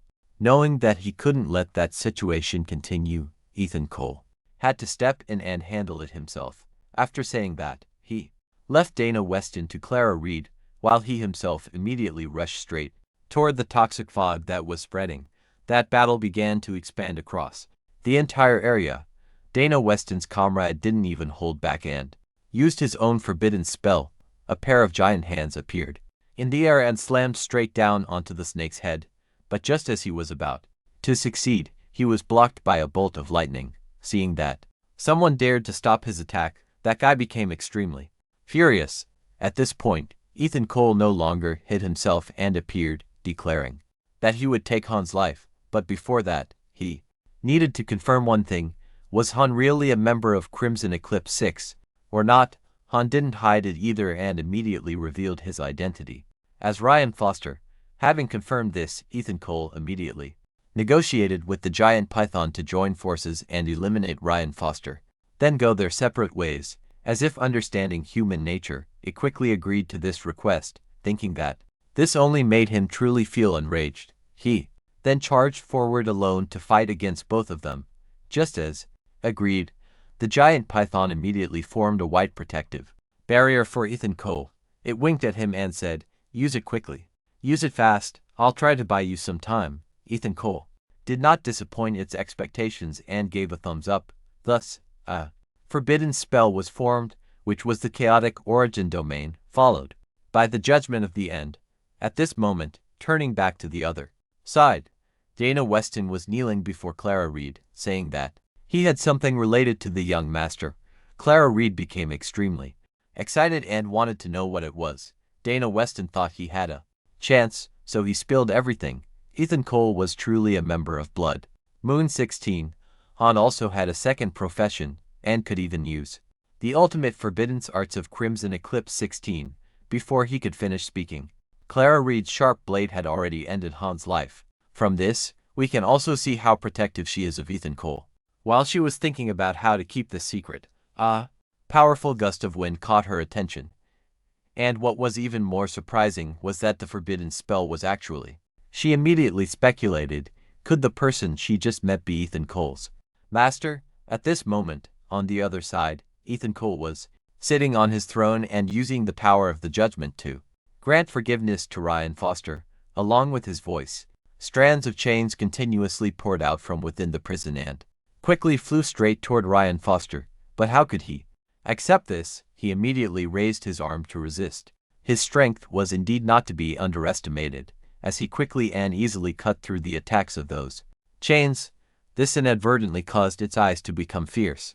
Taking advantage of the moment he wasn't paying attention, it swung its tail and struck straight at the position where Ryan Foster was standing. Although it had been hit before, its excellent defensive ability left him completely unscathed. But don't forget that Ethan Cole was also on the sidelines, ready to fight. Arrows like a storm of rain pierced straight into his body, accompanied by earth-shattering explosions. Layers of smoke and dust immediately filled the entire screen. After everything cleared, Ethan Cole was stunned, because Ryan Foster was still wearing that smug smile of his. Han didn't even have a single scratch, let alone being injured. After letting the two of them attack to their heart's content, Han now wanted to counterattack fiercely. Sensing that Han's aura had not diminished at all, Ethan Cole knew that Han was the strongest opponent he had ever encountered. While he was still thinking of a way to respond, that guy had already made the first move to gain the advantage. His two iron palms appeared in the sky and shot straight toward him. The attack speed was so fast that Ethan Cole's reaction could never keep up. In this critical moment, Clara Reed appeared just in time, using her chaotic flower dance to save him. But no matter how strong she was, the difference in level was still there. Ryan Foster easily broke through her defenses, causing her to fail, unable to just sit still. Fortunately, his reaction speed wasn't too bad, and he managed to stabilize himself in time. But this inadvertently revealed Ethan Cole's true strength to her. Ryan Foster didn't let them have a moment of peace. Han stepped forward with an arrogant stride and said, "Next, state your names." Before answering Han, she didn't forget to tease Ethan Cole a little. Then, she looked extremely gracefully at Ryan Foster and declared that she would destroy him. But Ethan Cole knew she was just putting up a brave front, so he used his arm to stop her and said, "Don't act so tough there. Clearly you're weak but still putting on airs." Hearing that, she leaned in close and smiled. "Could it be that you like me?" But this top-tier flirting scene between the two sisters made Ryan Foster so angry he was about to explode. He immediately activated his own power, creating a Buddha palm that struck straight toward the two of them. The terrifying law of the annihilation Tathagata created a fierce windstorm, pushing both of them backward. She knew this was not the time for jokes, so she became more serious. Ethan Cole naturally understood this logic as well, so he summoned arrows made of his own lightning and launched them. Both streams of their power attacked Ryan Foster's body from two sides. Thanks to the combined force of their bond, they finally managed to create a crack in his white barrier. And the consequence was, of course, its destruction. Clara Reed's falling flower petals continuously corroded Ryan Foster's body, causing him to writhe in helpless pain. Finally, they were able to make that guy face a bitter end. She thought the time had come and was about to rush forward to finish him off. But with his vigilance, Ethan Cole sensed something was wrong, so he stepped in to stop it. But your warning came too late. Andy's Han bloodline had already gathered enough energy to continue the transfer. He had even prepared so thoroughly that the seal Gia An sensed it, which led to her distraction, allowing Li Feng's leader to succeed. Once again, a massive explosion relentlessly ravaged the area. Ethan Cole then appeared behind Gia Ann, quickly supporting her. Only, "Are you okay?" Gia Ann looked at him and shook her head. "I'm fine, as long as you're okay." Ethan Cole immediately used his healing power to treat Gia Ann's wounds. Li Fang looked at the two of them being so affectionate and sneered. "Don't worry, today." Seeing Gia Ann's new body had triggered the demonic nature within Ethan Cole's heart, causing him to transform into his demon form. Seeing this, Ma Huang quickly fled. As for Li Fang, after sensing the aura emanating from him, he was shocked because Ethan Cole was the demon child the demon sect was searching for. Hearing the words demon sect over and over again caused Ethan Cole's murderous intent to erupt to the extreme. Now he only wanted to destroy the Peak Chi-Tun before him. Li Fang immediately defended, but, however, the more he resisted, the angrier Ethan Cole became. His current power erupted, even forcing Li Fang to dodge. He was surprised, never expecting that just after transforming, Ethan Cole's strength would be 2 to 3 times greater than usual. Ethan Cole felt as if he was enveloped by a huge source of power, so he continued to use his own Ma Then Duluk. Trong, the great forbidden spell of the demon sect, appeared before his eyes, shattering Li Fang's mentality. Ethan Cole, of course, didn't care. Now he only wanted to devour him. Cornered with no other choice, Li Fang also used his own Jian Ma Then Duluk Trong to counter. His entire body turned into a stream of red blood energy. Then, he unleashed his Jian Ma attack straight at Ethan Cole, but this seemed to have no effect on him. Instead, it made him enjoy devouring it endlessly. Seeing this state of Ethan Cole, Li Fang was thinking of a way to escape when, out of nowhere, Ethan Cole appeared before him. Each of his fists quickly pierced through Li Fang's blood energy, dealing true damage to him. Not stopping there, after gaining the upper hand, he continued to land blows as if it were a feast. Li Fang couldn't believe this, thinking it was just a coincidence. He continued to use blood energy to envelop himself, but before the transformation could even take place, the blood energy was instantly dispersed. This caused him extreme panic, not knowing where his blood energy had gone. Looking closely, it turned out Ethan Cole had used a secret technique. Seeing this, Li Fang immediately shouted, "Stop, this is all the blood energy I've gathered until now. I can't stand this shameless thief." He lunged forward, intending to attack. This seemed to be exactly what Ethan Cole wanted. He easily used his claws to pierce through the chest of him. It seemed that until the very end, Li Fang would never understand why his defense was so easily broken. He could only take that question with him to the underworld. Although Ethan Cole had defeated his opponent, he still couldn't. So he continued to look at the dying Li Fang, opening his huge mouth wide to satisfy his own craving. Clara Reed, after fainting for a while, heard a strange noise, opened her eyes, and saw a sight she would never forget. Now she was truly terrified because she never thought Ethan Cole would turn into such a form. She immediately wanted to step forward to stop him. Hearing her call, Ethan Cole seemed to regain his consciousness. Then he stood up, spat out the things in his mouth onto the ground, and turned to look at Clara Reed, because in his eyes, she had become a very appetizing meal, irresistible. Unable to resist that deliciousness, he stepped forward and hugged her tightly. Fi Ho, still too weak, could only use her voice to wake him up. The pain continuously spread through her body, causing her to make very muffled sounds. Her face was gasping for breath as if she had just done something. Hearing her voice, Ethan Cole seemed to begin to stop his crazy actions. Clara Reed's hand immediately reached up to his cheek, accompanied by her sweet voice. "This certainly isn't what you wanted, is it? The Ethan Cole I know is a very kind person who values justice. How could someone like that harm their friends? Ethan Cole, don't forget, you are the only priest who created a miracle for yourself, so please, wake up." The kiss she gave seemed to activate the humanity within him. Now the distance between them was very close, making anyone feel shy. After Ethan Cole came back to his senses, Clara Reed was beside him, quickly supporting him and showing her concern. Ethan Cole immediately pushed her away. "Gia Ann, run. I can barely control myself anymore. You staying here will only distract me more. Let me fight it on my own." Gia Ann saw his state, reluctant to leave, but in the end, she could only walk away. Then, a spell quickly appeared in his hand, With no other choice, Ethan Cole could only confront the murderous intent within his body. He immediately closed his eyes tightly. After making contact with him, his eyes opened. Inside this dark space, a voice appeared. Aren't you very happy? Why didn't you just eat her? If you did, the two of you could become one. Why resist?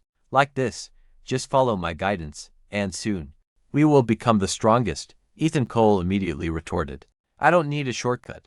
This stubborn remark angered his murderous intent. Truly a stubborn fool. You are nothing but a weakling to me. On what basis do you want me to listen to you? The strong eat the weak. You should be the one listening to me. Ethan Cole knew that he wouldn't easily obey, so you gathered lightning into your own palm, but as if thinking of something fierce. Your temper flared up. Did you want to? Ethan Cole didn't bother to argue with him anymore and played his final move. If he wanted to take over this body, then you would destroy it, leaving neither side alive. That guy tried to stop you. You're crazy. Doing this will leave us with no life left. Ethan Cole was naturally afraid of this too, but compared to losing his sanity, he was quite satisfied. After stating his own intention, Ethan Cole was resolute. This time, if he didn't live, then that guy had to die. Sensing death gradually closing in on him, the fierce one reached out to stop it, but it was already too late. Golden lightning from the sky quickly fell, striking straight at Ethan Cole's body. Ngfen, standing to the side, saw this and rushed forward to stop it. Inside the mental world, facing the power of the forbidden spell, Ethan Cole was currently extremely weak, but he used this to force the fierce one to obey him. Cornered, the fierce one didn't know what to do anymore. Since Ethan Cole was being stubborn, he decided to be stubborn to the end. Submit or die. As he spoke, he continued to activate another forbidden spell to pressure him. With no other choice, the fierce one had to accept submission to him. Ethan Cole took this opportunity too. Although he won this time, the fierce one would definitely not let it go. He would wait for a chance to return, but that was a matter for the future. For now, Ethan Cole was very satisfied that he could suppress him. Outside, Ngfen still looked very worried about Ethan Cole. He woke up and was happy that he had succeeded, but those were just words before he passed out.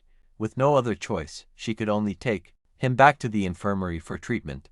Not only did Ngfen appear, but his younger sister was also there, very worried about Ethan Cole. Even though she hated her sister, she finally opened her mouth to thank her. So the two sisters clashed fiercely, neither willing to give in to the other. It seemed that back then, when Ngfen fell from her family, there must have been a hidden story, but she never told her younger sister because the time wasn't right, being kept in the dark time. After time by her sister, this had caused her pent-up anger to explode. Are you still trying to deceive me, you traitor? Ngfen sighed.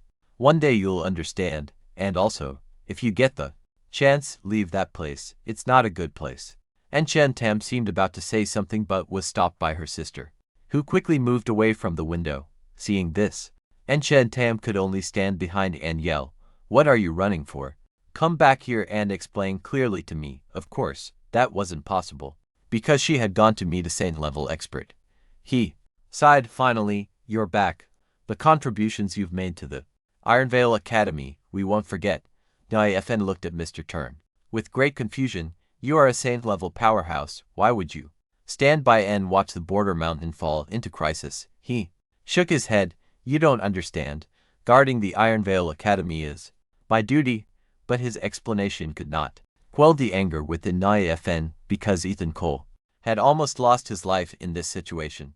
She didn't bother talking to him anymore and immediately turned around, then left, leaving him with a moment of thought. Young people nowadays, really. Before he could finish his lament, another person came to disturb him. The principal looked at him with a smile. Back already? Since when did the director have a habit of eavesdropping? Victor Kane immediately announced an important piece of information. He suspected there was a spy within the Empire, which was why the principal had been relocated just when the academy was attacked. The principal knew this in his heart, but without evidence. Victor Kane suddenly sensed a natural disaster brewing, and the principal naturally felt it too. He looked at the mist with a deep gaze. It seems the border is about to become chaotic. back at the infirmary of Ethan Cole, he finally woke up, which made his friends very happy, and he was even more shocked to learn that he had been unconscious for a whole month.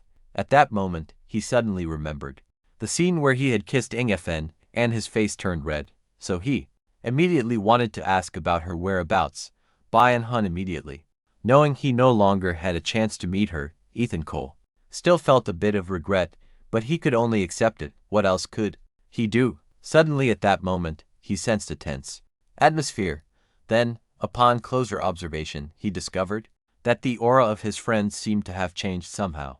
Of course it had, because after a month's time, and having fought in a fierce battle before, all of them had reached the gold level, except for Hungbin, who was at the diamond level. Learning that the overall strength of his friends had increased made Ethan Cole very Kangtone Tich then looked at him and reminded, "Captain, it's great that you woke up just in time. Our squad is now complete and can participate in the 5 Academy tournament." That was a competition organized by the Southfield Academy. If they won the championship, they would receive a huge amount of resources. Hearing they would get 20% of the total resources of the Southfield Academy combined, this ignited Ethan Cole's fighting spirit. Byun Hun had also completed the registration procedures, showing how much she was looking forward to this. The joy didn't stop there. Others also showed up to visit. Ethan Cole looked at them and came up with an idea to invite Thean Ni and Thean Ni to join his team. This unexpected invitation caught the two of them off guard. Seeing their reaction, Ethan Cole continued his recruitment efforts. "If we achieve a high ranking in this competition, we'll get a huge amount of resources. You too. Do you want to join our team?" Upon hearing this, Thean Ni immediately thought about the amount of resources she would receive. Thean Ni seized the opportunity to walk over to Ethan Cole's side to invite him for a stroll. If she this time seemed very determined to get first place, so she didn't mind suffering. A little outside the hospital, the nursing staff stood aside to see Ethan Cole off as he left the hospital and not to return. Ethan Cole also politely waved goodbye to them. Finally being able to leave the hospital made him very happy. But just as he stepped out, Kong Tun Thean Ni was already standing there waiting since afternoon. Seeing her so eager, he didn't hold back his words and gave her the highest praise. Hearing his compliments, she was also delighted. Afterwards, the two of them strolled together in the hospital courtyard, drawing everyone's gaze.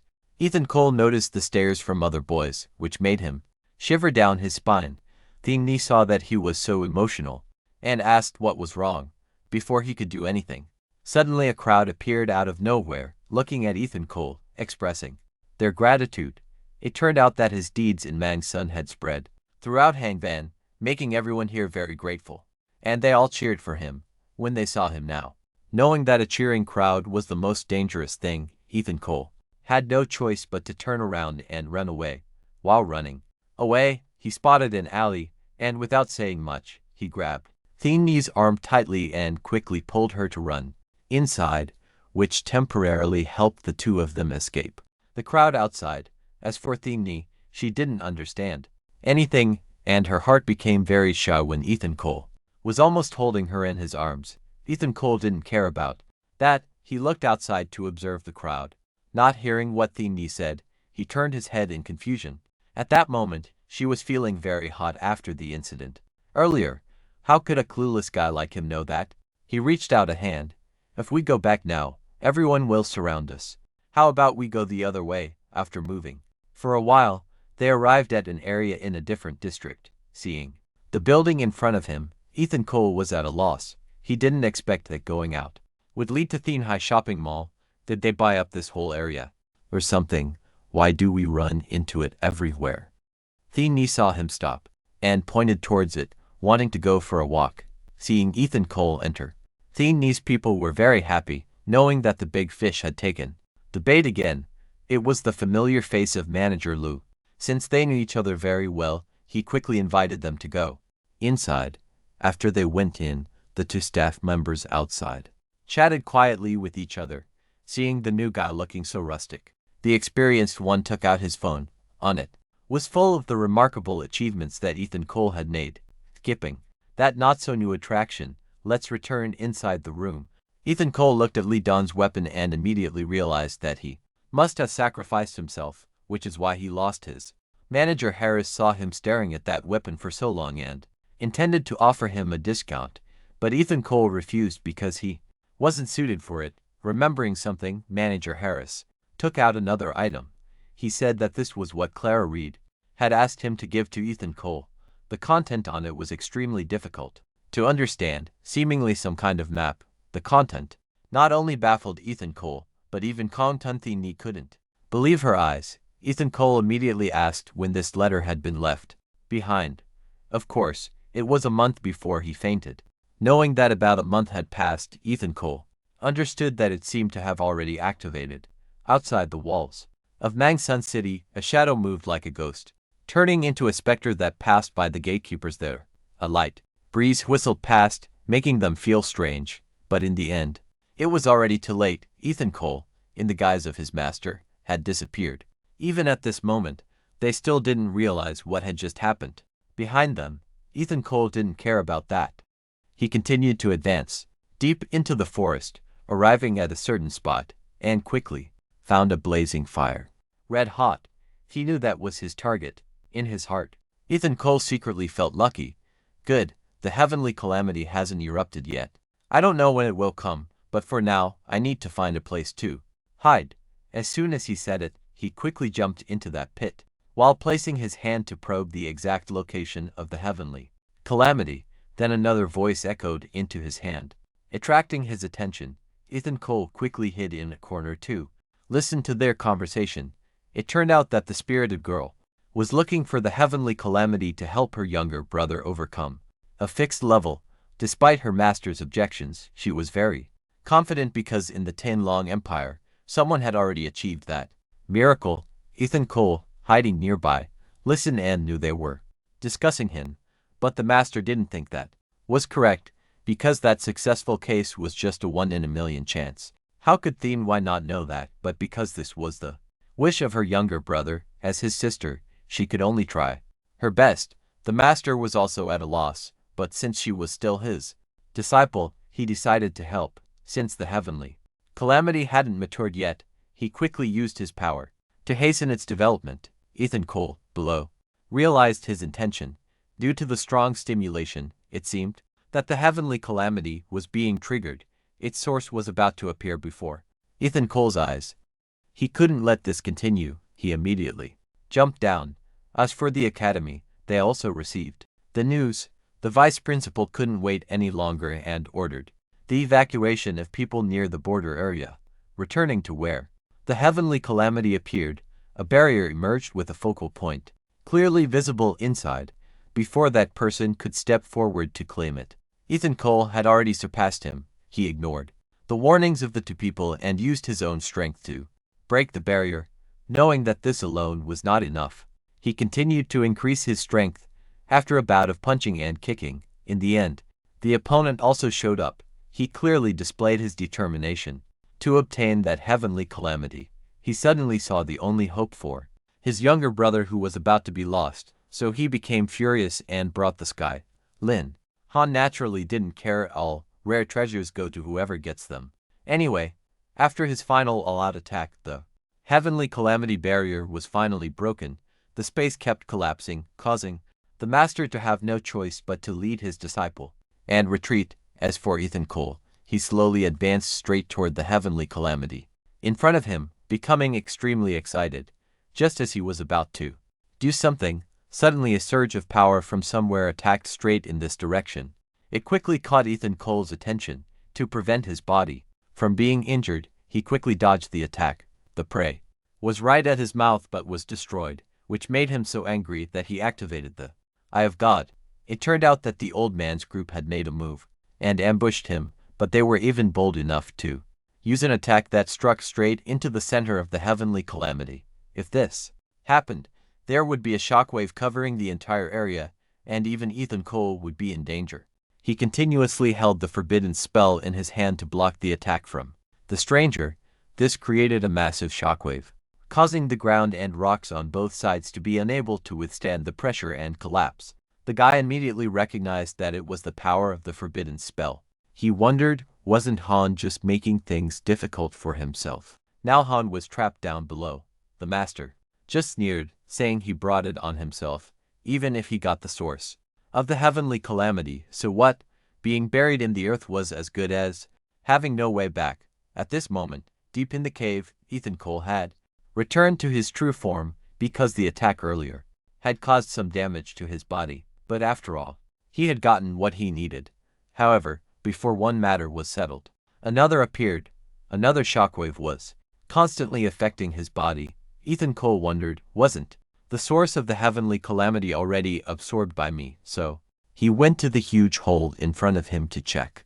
Still with the Eye of God activated, but that source of energy was now also affecting the two people above. The other guy immediately realized that another source of heavenly calamity was being born. At the same time, Ethan Cole also learned of this. Without any hesitation, he immediately rushed straight down to investigate. This was truly a once-in-a-thousand-years opportunity for him. The further he went forward, the more surprised he became at what appeared. It was an incredibly powerful source of energy, even stronger than the one he had just obtained. He immediately rushed forward with the intention of subduing it, his hands reaching straight ahead, piercing through the protective layer. No matter how difficult it was this time, he was determined to get it, which brought the distance between them closer and closer. Of course, the reward was destined to fall into his hands. So, Ethan Cole successfully subdued another heavenly calamity. Feeling his body constantly being destroyed, he immediately used the forbidden spell to restore his entire body. His arm was continuously healed and then destroyed in a cycle. Finally, it stabilized. Seeing the heavenly calamity seed lying in his palm, Ethan Cole let out a gentle sigh of relief. Then his arm quickly returned to normal. Looking at the seed in his hand, Ethan Cole was extremely proud. He firmly believed that he would be the first person to obtain a heavenly calamity right as it was just formed. Setting that aside, outside, the mountain also began to shift due to the formation of the heavenly calamity. That group of people still refused to leave and stood at the entrance of the cave waiting. It seemed they wanted to wait for Ethan Cole to come out. Sensing his aura getting closer and closer, the master opened his eyes. Ethan Cole appeared from inside. Seeing him walk out, he couldn't believe that he was still alive after that terrifying power. Ethan Cole naturally couldn't let that slide. The two of you down there, this is the territory of the Starfire Guild Empire. Are you not afraid of the experts from Skyridge City coming here? But that guy was still very confident because Han had obtained information that currently in this city, there was only one saint-level expert. Precisely because of that, Han wanted to fight quickly and win to reclaim the two pieces of heavenly calamity he had lost. The pressure he created immediately let Ethan Cole know that he was a saint-level expert. But luckily, he had prepared for this in advance. Without saying much, he quickly opened his domain, then his entire body merged into the air and disappeared.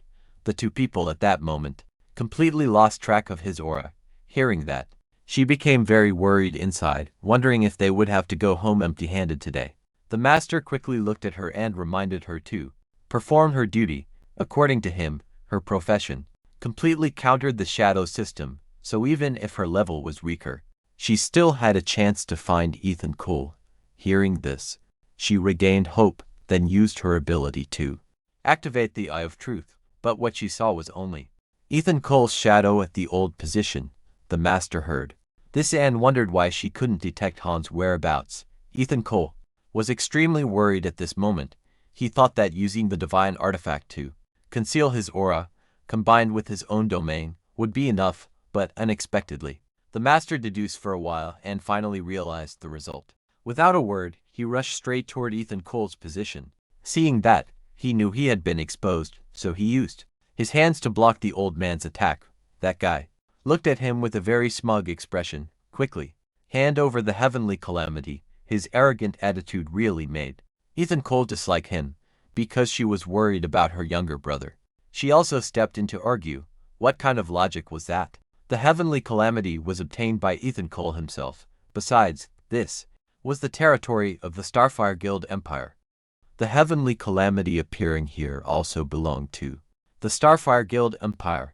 Knowing she couldn't win the argument, she had no choice but to ask her master to act. At this moment, he also didn't want to say much and rushed forward intending to attack him.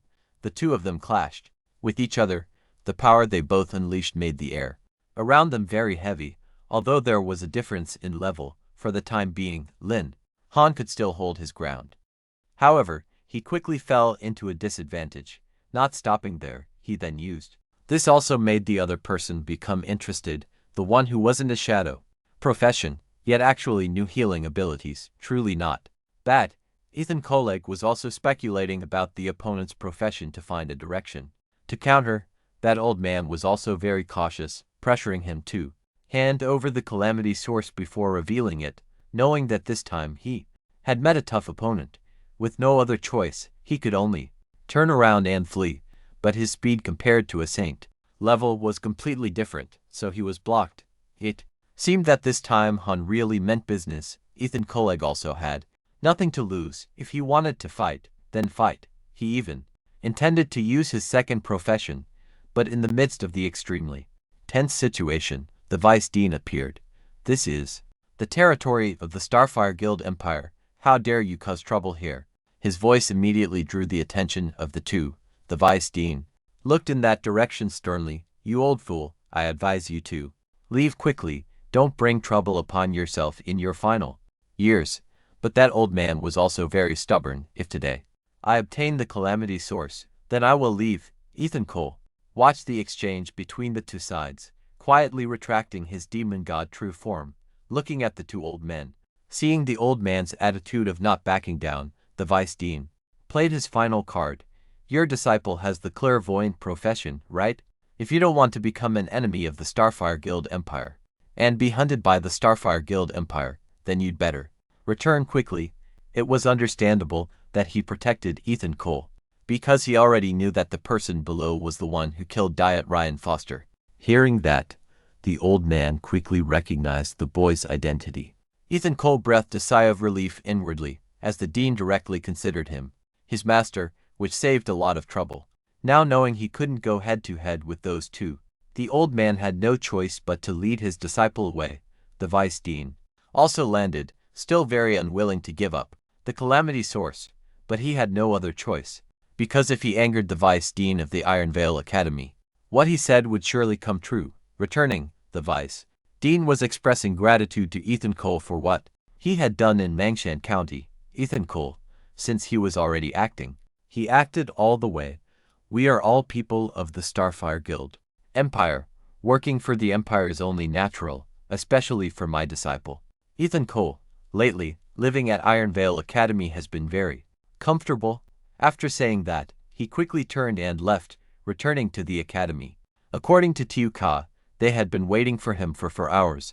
Now, Enchen Tam looked at him with affectionate eyes, saying that she had something to confess to him.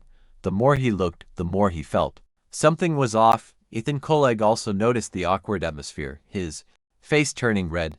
It turns out she just wanted to say, thank you for saving her in Nangshan County. Ethan Koleg immediately stepped forward, patted her shoulder, and said, we're classmates. Don't worry about it too much. At this, she continued to be shy. Also, the 5 Academy competition is coming up. I wish you get a good ranking. I will too. Unable to bear the shyness in her heart, she turned and left. Ethan Cole looked at that appearance, but with his nature, he still didn't know that he was about to charm the older sister and win over the younger one. Enchen Tam at this moment hid behind a tree, her heavy breathing echoing. In the situation earlier, she almost lost control. And from that day on, half a month passed. Iron Veil Academy seemed to be selecting members to participate in the 5 Academy competition. In this final round, it's only about winning or losing, not life or death. The winning team will represent Iron Veil Academy to participate in the final competition of the 5 academies. His opponent then stepped forward to confront his teammate, but Mayan T was no pushover, and retorted, making him bitter. This also made that guy Trong Jiang Nam unable to hold back his anger. Thus, we had a heated exchange between the two sides. The referee didn't pay much attention to them, and quickly announced the start of the match. Ethan Cole, as per usual, returned to his spot. He even started to doze off. Nathan Cruz, understood his best friend's intention and charged forward to attack, alone. He rushed straight into the enemy's heart, seemingly very confident in his combat strength. Nguyen Hun Thi stood by, supporting with the magic flames of his best friend. Not only that, it also carried the characteristic of a containment system, trapping them. Preston Hall Titch appeared on one side, with his spear, slowly advancing. It seemed that after half a month of training, he was now extremely explosive with the power he possessed. And everyone shouldn't forget Han Yungvin. He also made very noticeable progress. The lightning magic he used constantly caused trouble for the opponent. Now, the all-out battle of both sides truly began. Vian Hun had also overcome his close combat weakness, so he was very confident. The overwhelming force of Ethan Cole's team forced the opposing group to retreat. Mages fought mages, warriors fought warriors, and Han Yungvin completely dominated his opponent. The scary face he learned from Ethan Cole scared his opponent badly. Nathan Cruz became even more fierce, fighting two opponents at once. The speed he generated caused after images to constantly appear, but his opponent relied heavily on instructions. That guy had grasped Nathan Cruz's speed and slammed into his body. That guy was now very confident he could hold Nathan Cruz back, so he called for his team leader to go fight Ethan Cole, saying, "Leave this to me." That guy also knew this, so he took advantage of Ethan Cole's inattention and charged straight at him. Jiket the Infong roars, "Ethan Cole, our grudges should be settled now." But at this moment, the noise woke Ethan Cole up. His eyes were filled with killing intent. "I originally didn't intend to make a move, but you. Fine, let me show you my true power." The pressure he created continuously weighed down on Jiket the Infong's body. Then, taking advantage of the opponent's inability to move, he threw a punch straight into his face. That power carried a devastating force that surged into his body. The other members of the Skyrazor Wind Brotherhood saw their captain easily defeated, and everyone was stunned. This was the fate of those who dared to challenge Ethan Cole, and willing to suffer such a bitter end. They quickly bowed their heads and conceded defeat. Ethan Cole could only sigh at this boring battle. Preston Halkianer, sitting on the arena platform, was terrified by the scene below. After the overwhelmingly one-sided battle, the Vice Dean also called Ethan Cole over for a meeting. Looking at him, the old man smiled, revealing that the purpose of summoning Ethan Cole was to remind him, in the individual competition tomorrow, you must give it your all to obtain the reward, because it is something you desperately need. When Ethan Cole heard this, his heart pounded, as he thought it was the origin of genius. The Vice Dean winked, saying this was a rare special reward, so he must keep it secret. After that, they parted ways, and the scene of the final round of the individual competition at the Spirit Academy also began. Ethan Cole stretched his back, eagerly anticipating this battle. The referee was above, hyping up the atmosphere. Ethan Cole was still thinking about whether the Academy really intended to use the origin of genius as a reward. This was too absurd, but regardless, it would still be very valuable. So everyone rushed at each other for a chaotic brawl. A certain figure approached Ethan Cole, causing his arm to gently swing out, sending the opponent flying into the sky. In this battle, it seemed everyone was trying to stay calm and avoid him, but even though he didn't want to stand out, his actions didn't go as he wished. Yet, when he vaguely realized the reward might be something he desperately needed, his gaze turned serious, because his promotion condition was just one step away. Gia Tam, for some reason, charged forward to challenge him this time, but since she was an acquaintance, he decided to test his strength against her. His current speed and power inadvertently made Gia Tam feel breathless. Each punch he threw was extremely fierce, striking her vital points. Ethan Cole fought, while using his own knowledge to instruct her, aiming to improve her abilities. His gaze fell on her as he reminded, "Your performance today isn't bad, but unfortunately, this competition, I have to win." After saying that, he easily pushed her off the arena, eliminating her. Just after the fight, another person rushed at him from behind. For acquaintances, he was very gentle, but for strangers, found fighting them too troublesome, so he used his staff. That action of his attracted the attention of the audience. In their eyes, a fierce source of lightning gradually enveloped the entire arena, continuously eliminating the weak. On the platform, with overwhelming power, he easily defeated them. Although he didn't want to stand out like this, it was the only way he could think of at the moment. The others, who witnessed Ethan Cole's ultimate move, were all surprised. Preston Hall Kiener looked at him and said, "Come on, let your senior sister see your skills." After saying that, she used her powerful divine spear to charge straight at him.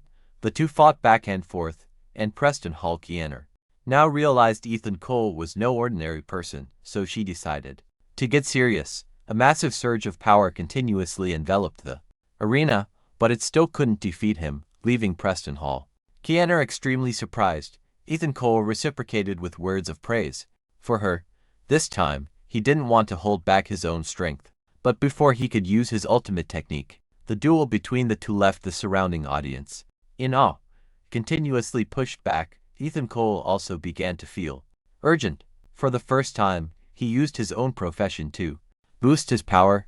All his stats increased by 50%, and his physical strength, combined with the boost, rapidly erupted with a fierce surge of energy. Preston Hall Kiener now felt the pressure and quickly withdrew her divine spear to deal with the unexpected situation.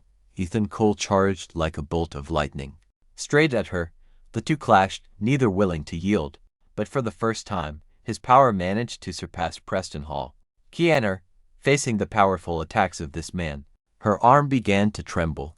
In a decisive blow, he managed to break through his senior sister's protective aura, and his arm, without stopping, shot straight toward her.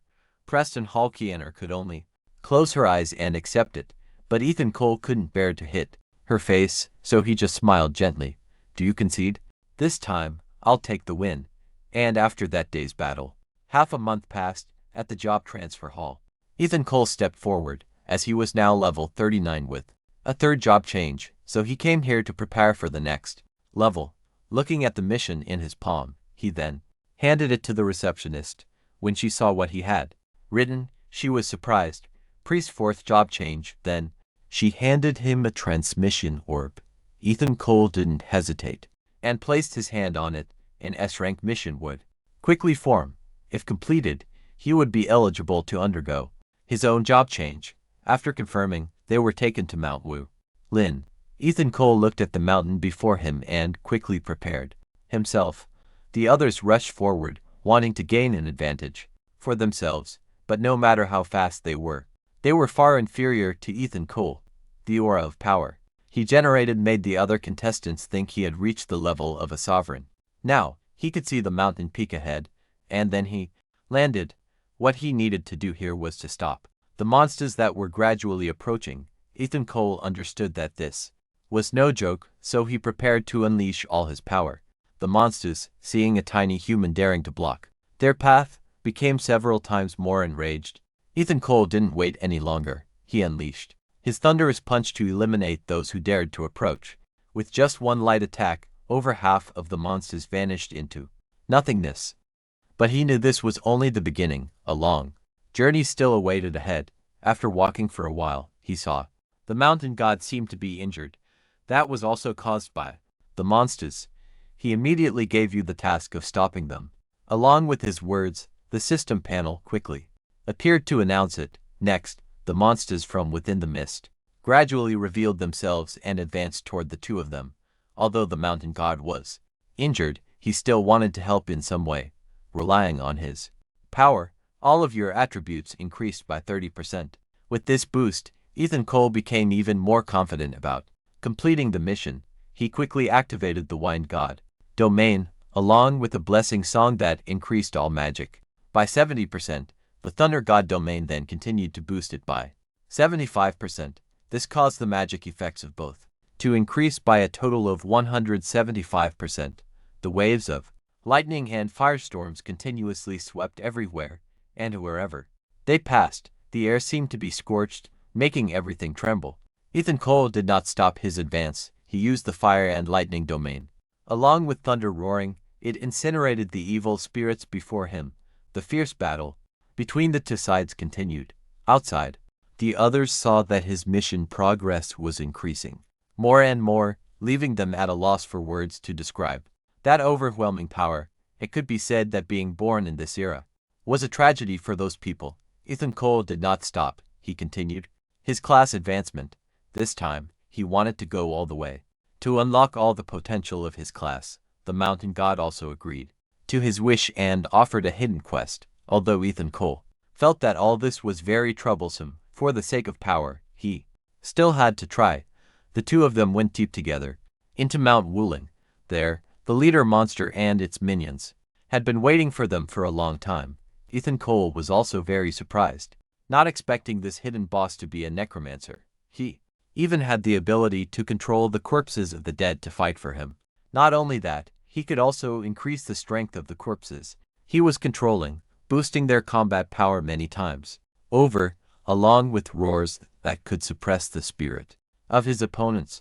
The phalanx of the dead quickly advanced in a disciplined formation. The necromancer, with his phalanx, was very confident that no one could get past this defense. The mountain god was very worried about the war souls gradually closing in. At first glance, it seemed they no longer had any fear of death. Even their leader had incredibly powerful stats, not inferior to a low-level deity. If this were Lin Han from half a year ago, he might have been afraid, but now he had transcended the peak deity level by so much that he didn't even bother with them anymore. It could be said that in his current state, he would slay gods if he met gods, slay Buddhas if he met Buddhas. His thunder prison and 10,000 lightning bolts rained down from the sky like divine punishment, continuously attacking the corpses. Now, with just a light wave of attacks, all the soldier generals of the tip were destroyed, leaving only the general himself. And in his resentment, he roared, "Great necromancer, why did you deceive me?" It seemed that the lightning prison Ethan Cole created had unintentionally broken the necromancer's control over the general. Seizing this opportunity, he stepped forward and asked, "May I ask, great general, why did the great necromancer cast a spell on you and your army?" He replied painfully, "Because he wanted to obtain an undead army, using that to harm the empire. The great necromancer's cursed power is returning. Quickly kill me." Seeing this state of him, both of them knew he was about to be controlled again. The general, with his last bit of sanity, begged them to let his soul rest in peace. That statement also triggered two choices. One was to leave this place to complete the class advancement, and the second was to transcend the general and his army to help them find peace in the afterlife. When this quest appeared, a surge of dark power continuously enveloped the body of the general and the soldiers beside him. The mountain god saw this and wanted to leave, but with his personality, how could Ethan Cole accept that? He wanted to complete the quest to the fullest, so he channeled all the boosting effects into a single spell, turning it into a great cannon that pierced through the general's body. Not only that, it also carried a soul purify effect, allowing him to be comforted. Before his death, he did not forget to thank Lin Han for liberating him and his soldiers. The mountain god was extremely amazed by his power, but then he quickly spoke up to congratulate him on passing this quest. The system also appeared to announce that he had cleared the dungeon and the teleportation process was underway. The others, having been confined and unable to freely enter or leave the border, could only stand on the city tower chatting with each other. Just when they thought the time would pass peacefully, someone suddenly pointed ahead in panic. Before their eyes were thousands upon thousands of Yuma heading their way. Sensing that the situation was not good, they quickly moved away to inform the academy and call for reinforcements to come and hold the line. Back at the academy's class advancement hall, after completing the class advancement quest, Ethan Cole's class had become a soul priest. Not only that, he also obtained the class advancement item for the class. Not stopping there, he immediately used his system to amplify the soul spirit 10,000 times, making it achieve an effect even greater than the class itself. Looking at the second item, the Wuling Mountain golden armor of the army soul, he also did not hesitate to upgrade it 10,000 times, turning it into the forbidden spell Wuling Mountain manifestation, which had the ability to summon. Knowing that he had become stronger, everyone rushed forward wanting to cling to his coattails. Of course, he couldn't let that happen. Lin Han quickly ran away to avoid the chaotic crowd. And from that day on, 3 more days passed. Ethan Cole was now standing on a tree branch, pondering his life. But one particular thing immediately caught his attention. On the way here, he hadn't seen a single person. This was truly very unusual for a hunting ground. Just as he was about to check the situation, he accidentally saw a suspicious figure. Looking closely, it turned out she was being chased by a monster. And as luck would have it, she tripped over a rock while running away. Knowing this would slow her down, she was about to turn around and fight the monster, when an arm descended from the sky, came down and struck it directly on the head. With his current strength, Ethan Cole easily made mincemeat of the monster and walked over to Tam to ask how long it had been since they last met. But just as he opened his mouth to greet her, she rushed forward and hugged him tightly. Ethan Cole was caught off guard by her sudden action and froze, not knowing what to do. After clarifying the situation, Ethan Cole also understood why this place was deserted. Everything was due to the good deeds of those Blood Origin sect members. They had triggered a monster tide. Along with that, they cut off all communication in this area, making things very difficult for those inside. Worried about the citizens in the city, Tam wanted to go with Ethan Cole to help them. The situation was truly critical. If no one came to the rescue, this place would surely be surrounded. Han, however, had a different idea. He told Tam to go seek help, while he knew that the academy urgently needed him, and Tam also understood this and nodded. After finishing the arrangements, Ethan Cole immediately sprinted back at full speed. Thanks to what Tam had told him, Ethan Cole realized that the situation was now dire. Indeed, the academy was currently in a tight spot. The principal and the teachers there were fighting against the monsters of the Blood Sect. They controlled the monsters, looking at them smugly and declaring that today would be the end of the Academy of Vital Energy. The vice principal, though struggling, always promised himself that he would fight to the death for the academy. The guardian, seeing this, sneered, "Since you are all determined to sacrifice yourselves, then let me send you off." Their attack wave surged forward, relentlessly, finally breaking through the defense of the vice principal. He gasped, unable to hold on any longer. "Students, quickly leave this place. I will try to hold them back." Kung Ton Tich could not accept that. He was determined to protect this academy, no matter what. The others seemed to agree with him, so no one was willing to leave. The Blood Sect members would not let them gather so easily. They quickly stood up to block the vice principal. Then they commanded their monsters to blast away the other students, and casualties began to occur. Even the vice principal was harassed by the two guardians, and the blood of the students kept flowing. This further strengthened the power of our sect. The leader kept collecting their blood essence, intending to boost his own power. The two guardians looked at the principal and declared that today would be the end of the Academy of Vital Energy. Their arrogant voices made him wonder if he could only resign himself to fate. Seeing this, the man became even more smug and prepared to deliver the finishing blow. Ethan Cole fortunately arrived just in time. He used his lightning power to attack them directly. The lightning bolts from his body struck those monsters, causing them to writhe in agony. Even the other members could not withstand that power. Ethan Cole immediately found a spot to land. Not stopping there, he also used his enhancement abilities to boost his own strength. The Guardian, seeing how overwhelming his power was, began to grow cautious. Ethan Cole paid him no attention. He used his healing power to treat the students, feeling their bodies gradually recover. The Guardian then recognized Ethan Cole's identity. He immediately lunged forward to attack, trying to gain the upper hand. Even though he could block Han's first attack, Han could deduce that Han's cultivation level was now at least at the peak of the Saint Realm. Faced with Han's power, the monsters had their ferocity awakened, which made their eyes grow even more bloodshot. They roared together in madness. Ethan Cole sensed the rage of those demonic beasts and grew worried for his classmates. Knowing he couldn't let him continue to run rampant like this, he used his lightning power, but this was completely useless against a peak Saint Realm like him. Feeling his entire body being suppressed, Ethan Cole felt as if he were sinking into a swamp. He didn't even have the strength to resist the relentless attacks of the monsters. With no other choice, he could only use the spirit armor mountain. With that, he was able to summon His golden warriors, a type of summoning forbidden spell appeared, which made the. But he wasn't foolish enough to reveal his trump card to others. He only controlled the battle armors to rush forward and help his comrades. The vice principal, time and again, felt the surprises from Ethan Cole's body. He now had nothing left to say. The Guardian knew he could no longer hide his true strength, so he wanted to use the forbidden spell, the blood curse of heaven, to further boost the power of the monsters. The others, witnessing the scene, were all worried for Ethan Cole, but it was already too late. Han's Demon King domain had been formed. The oppressive aura it created weighed down on the bodies of the students here, rendering them unable to move.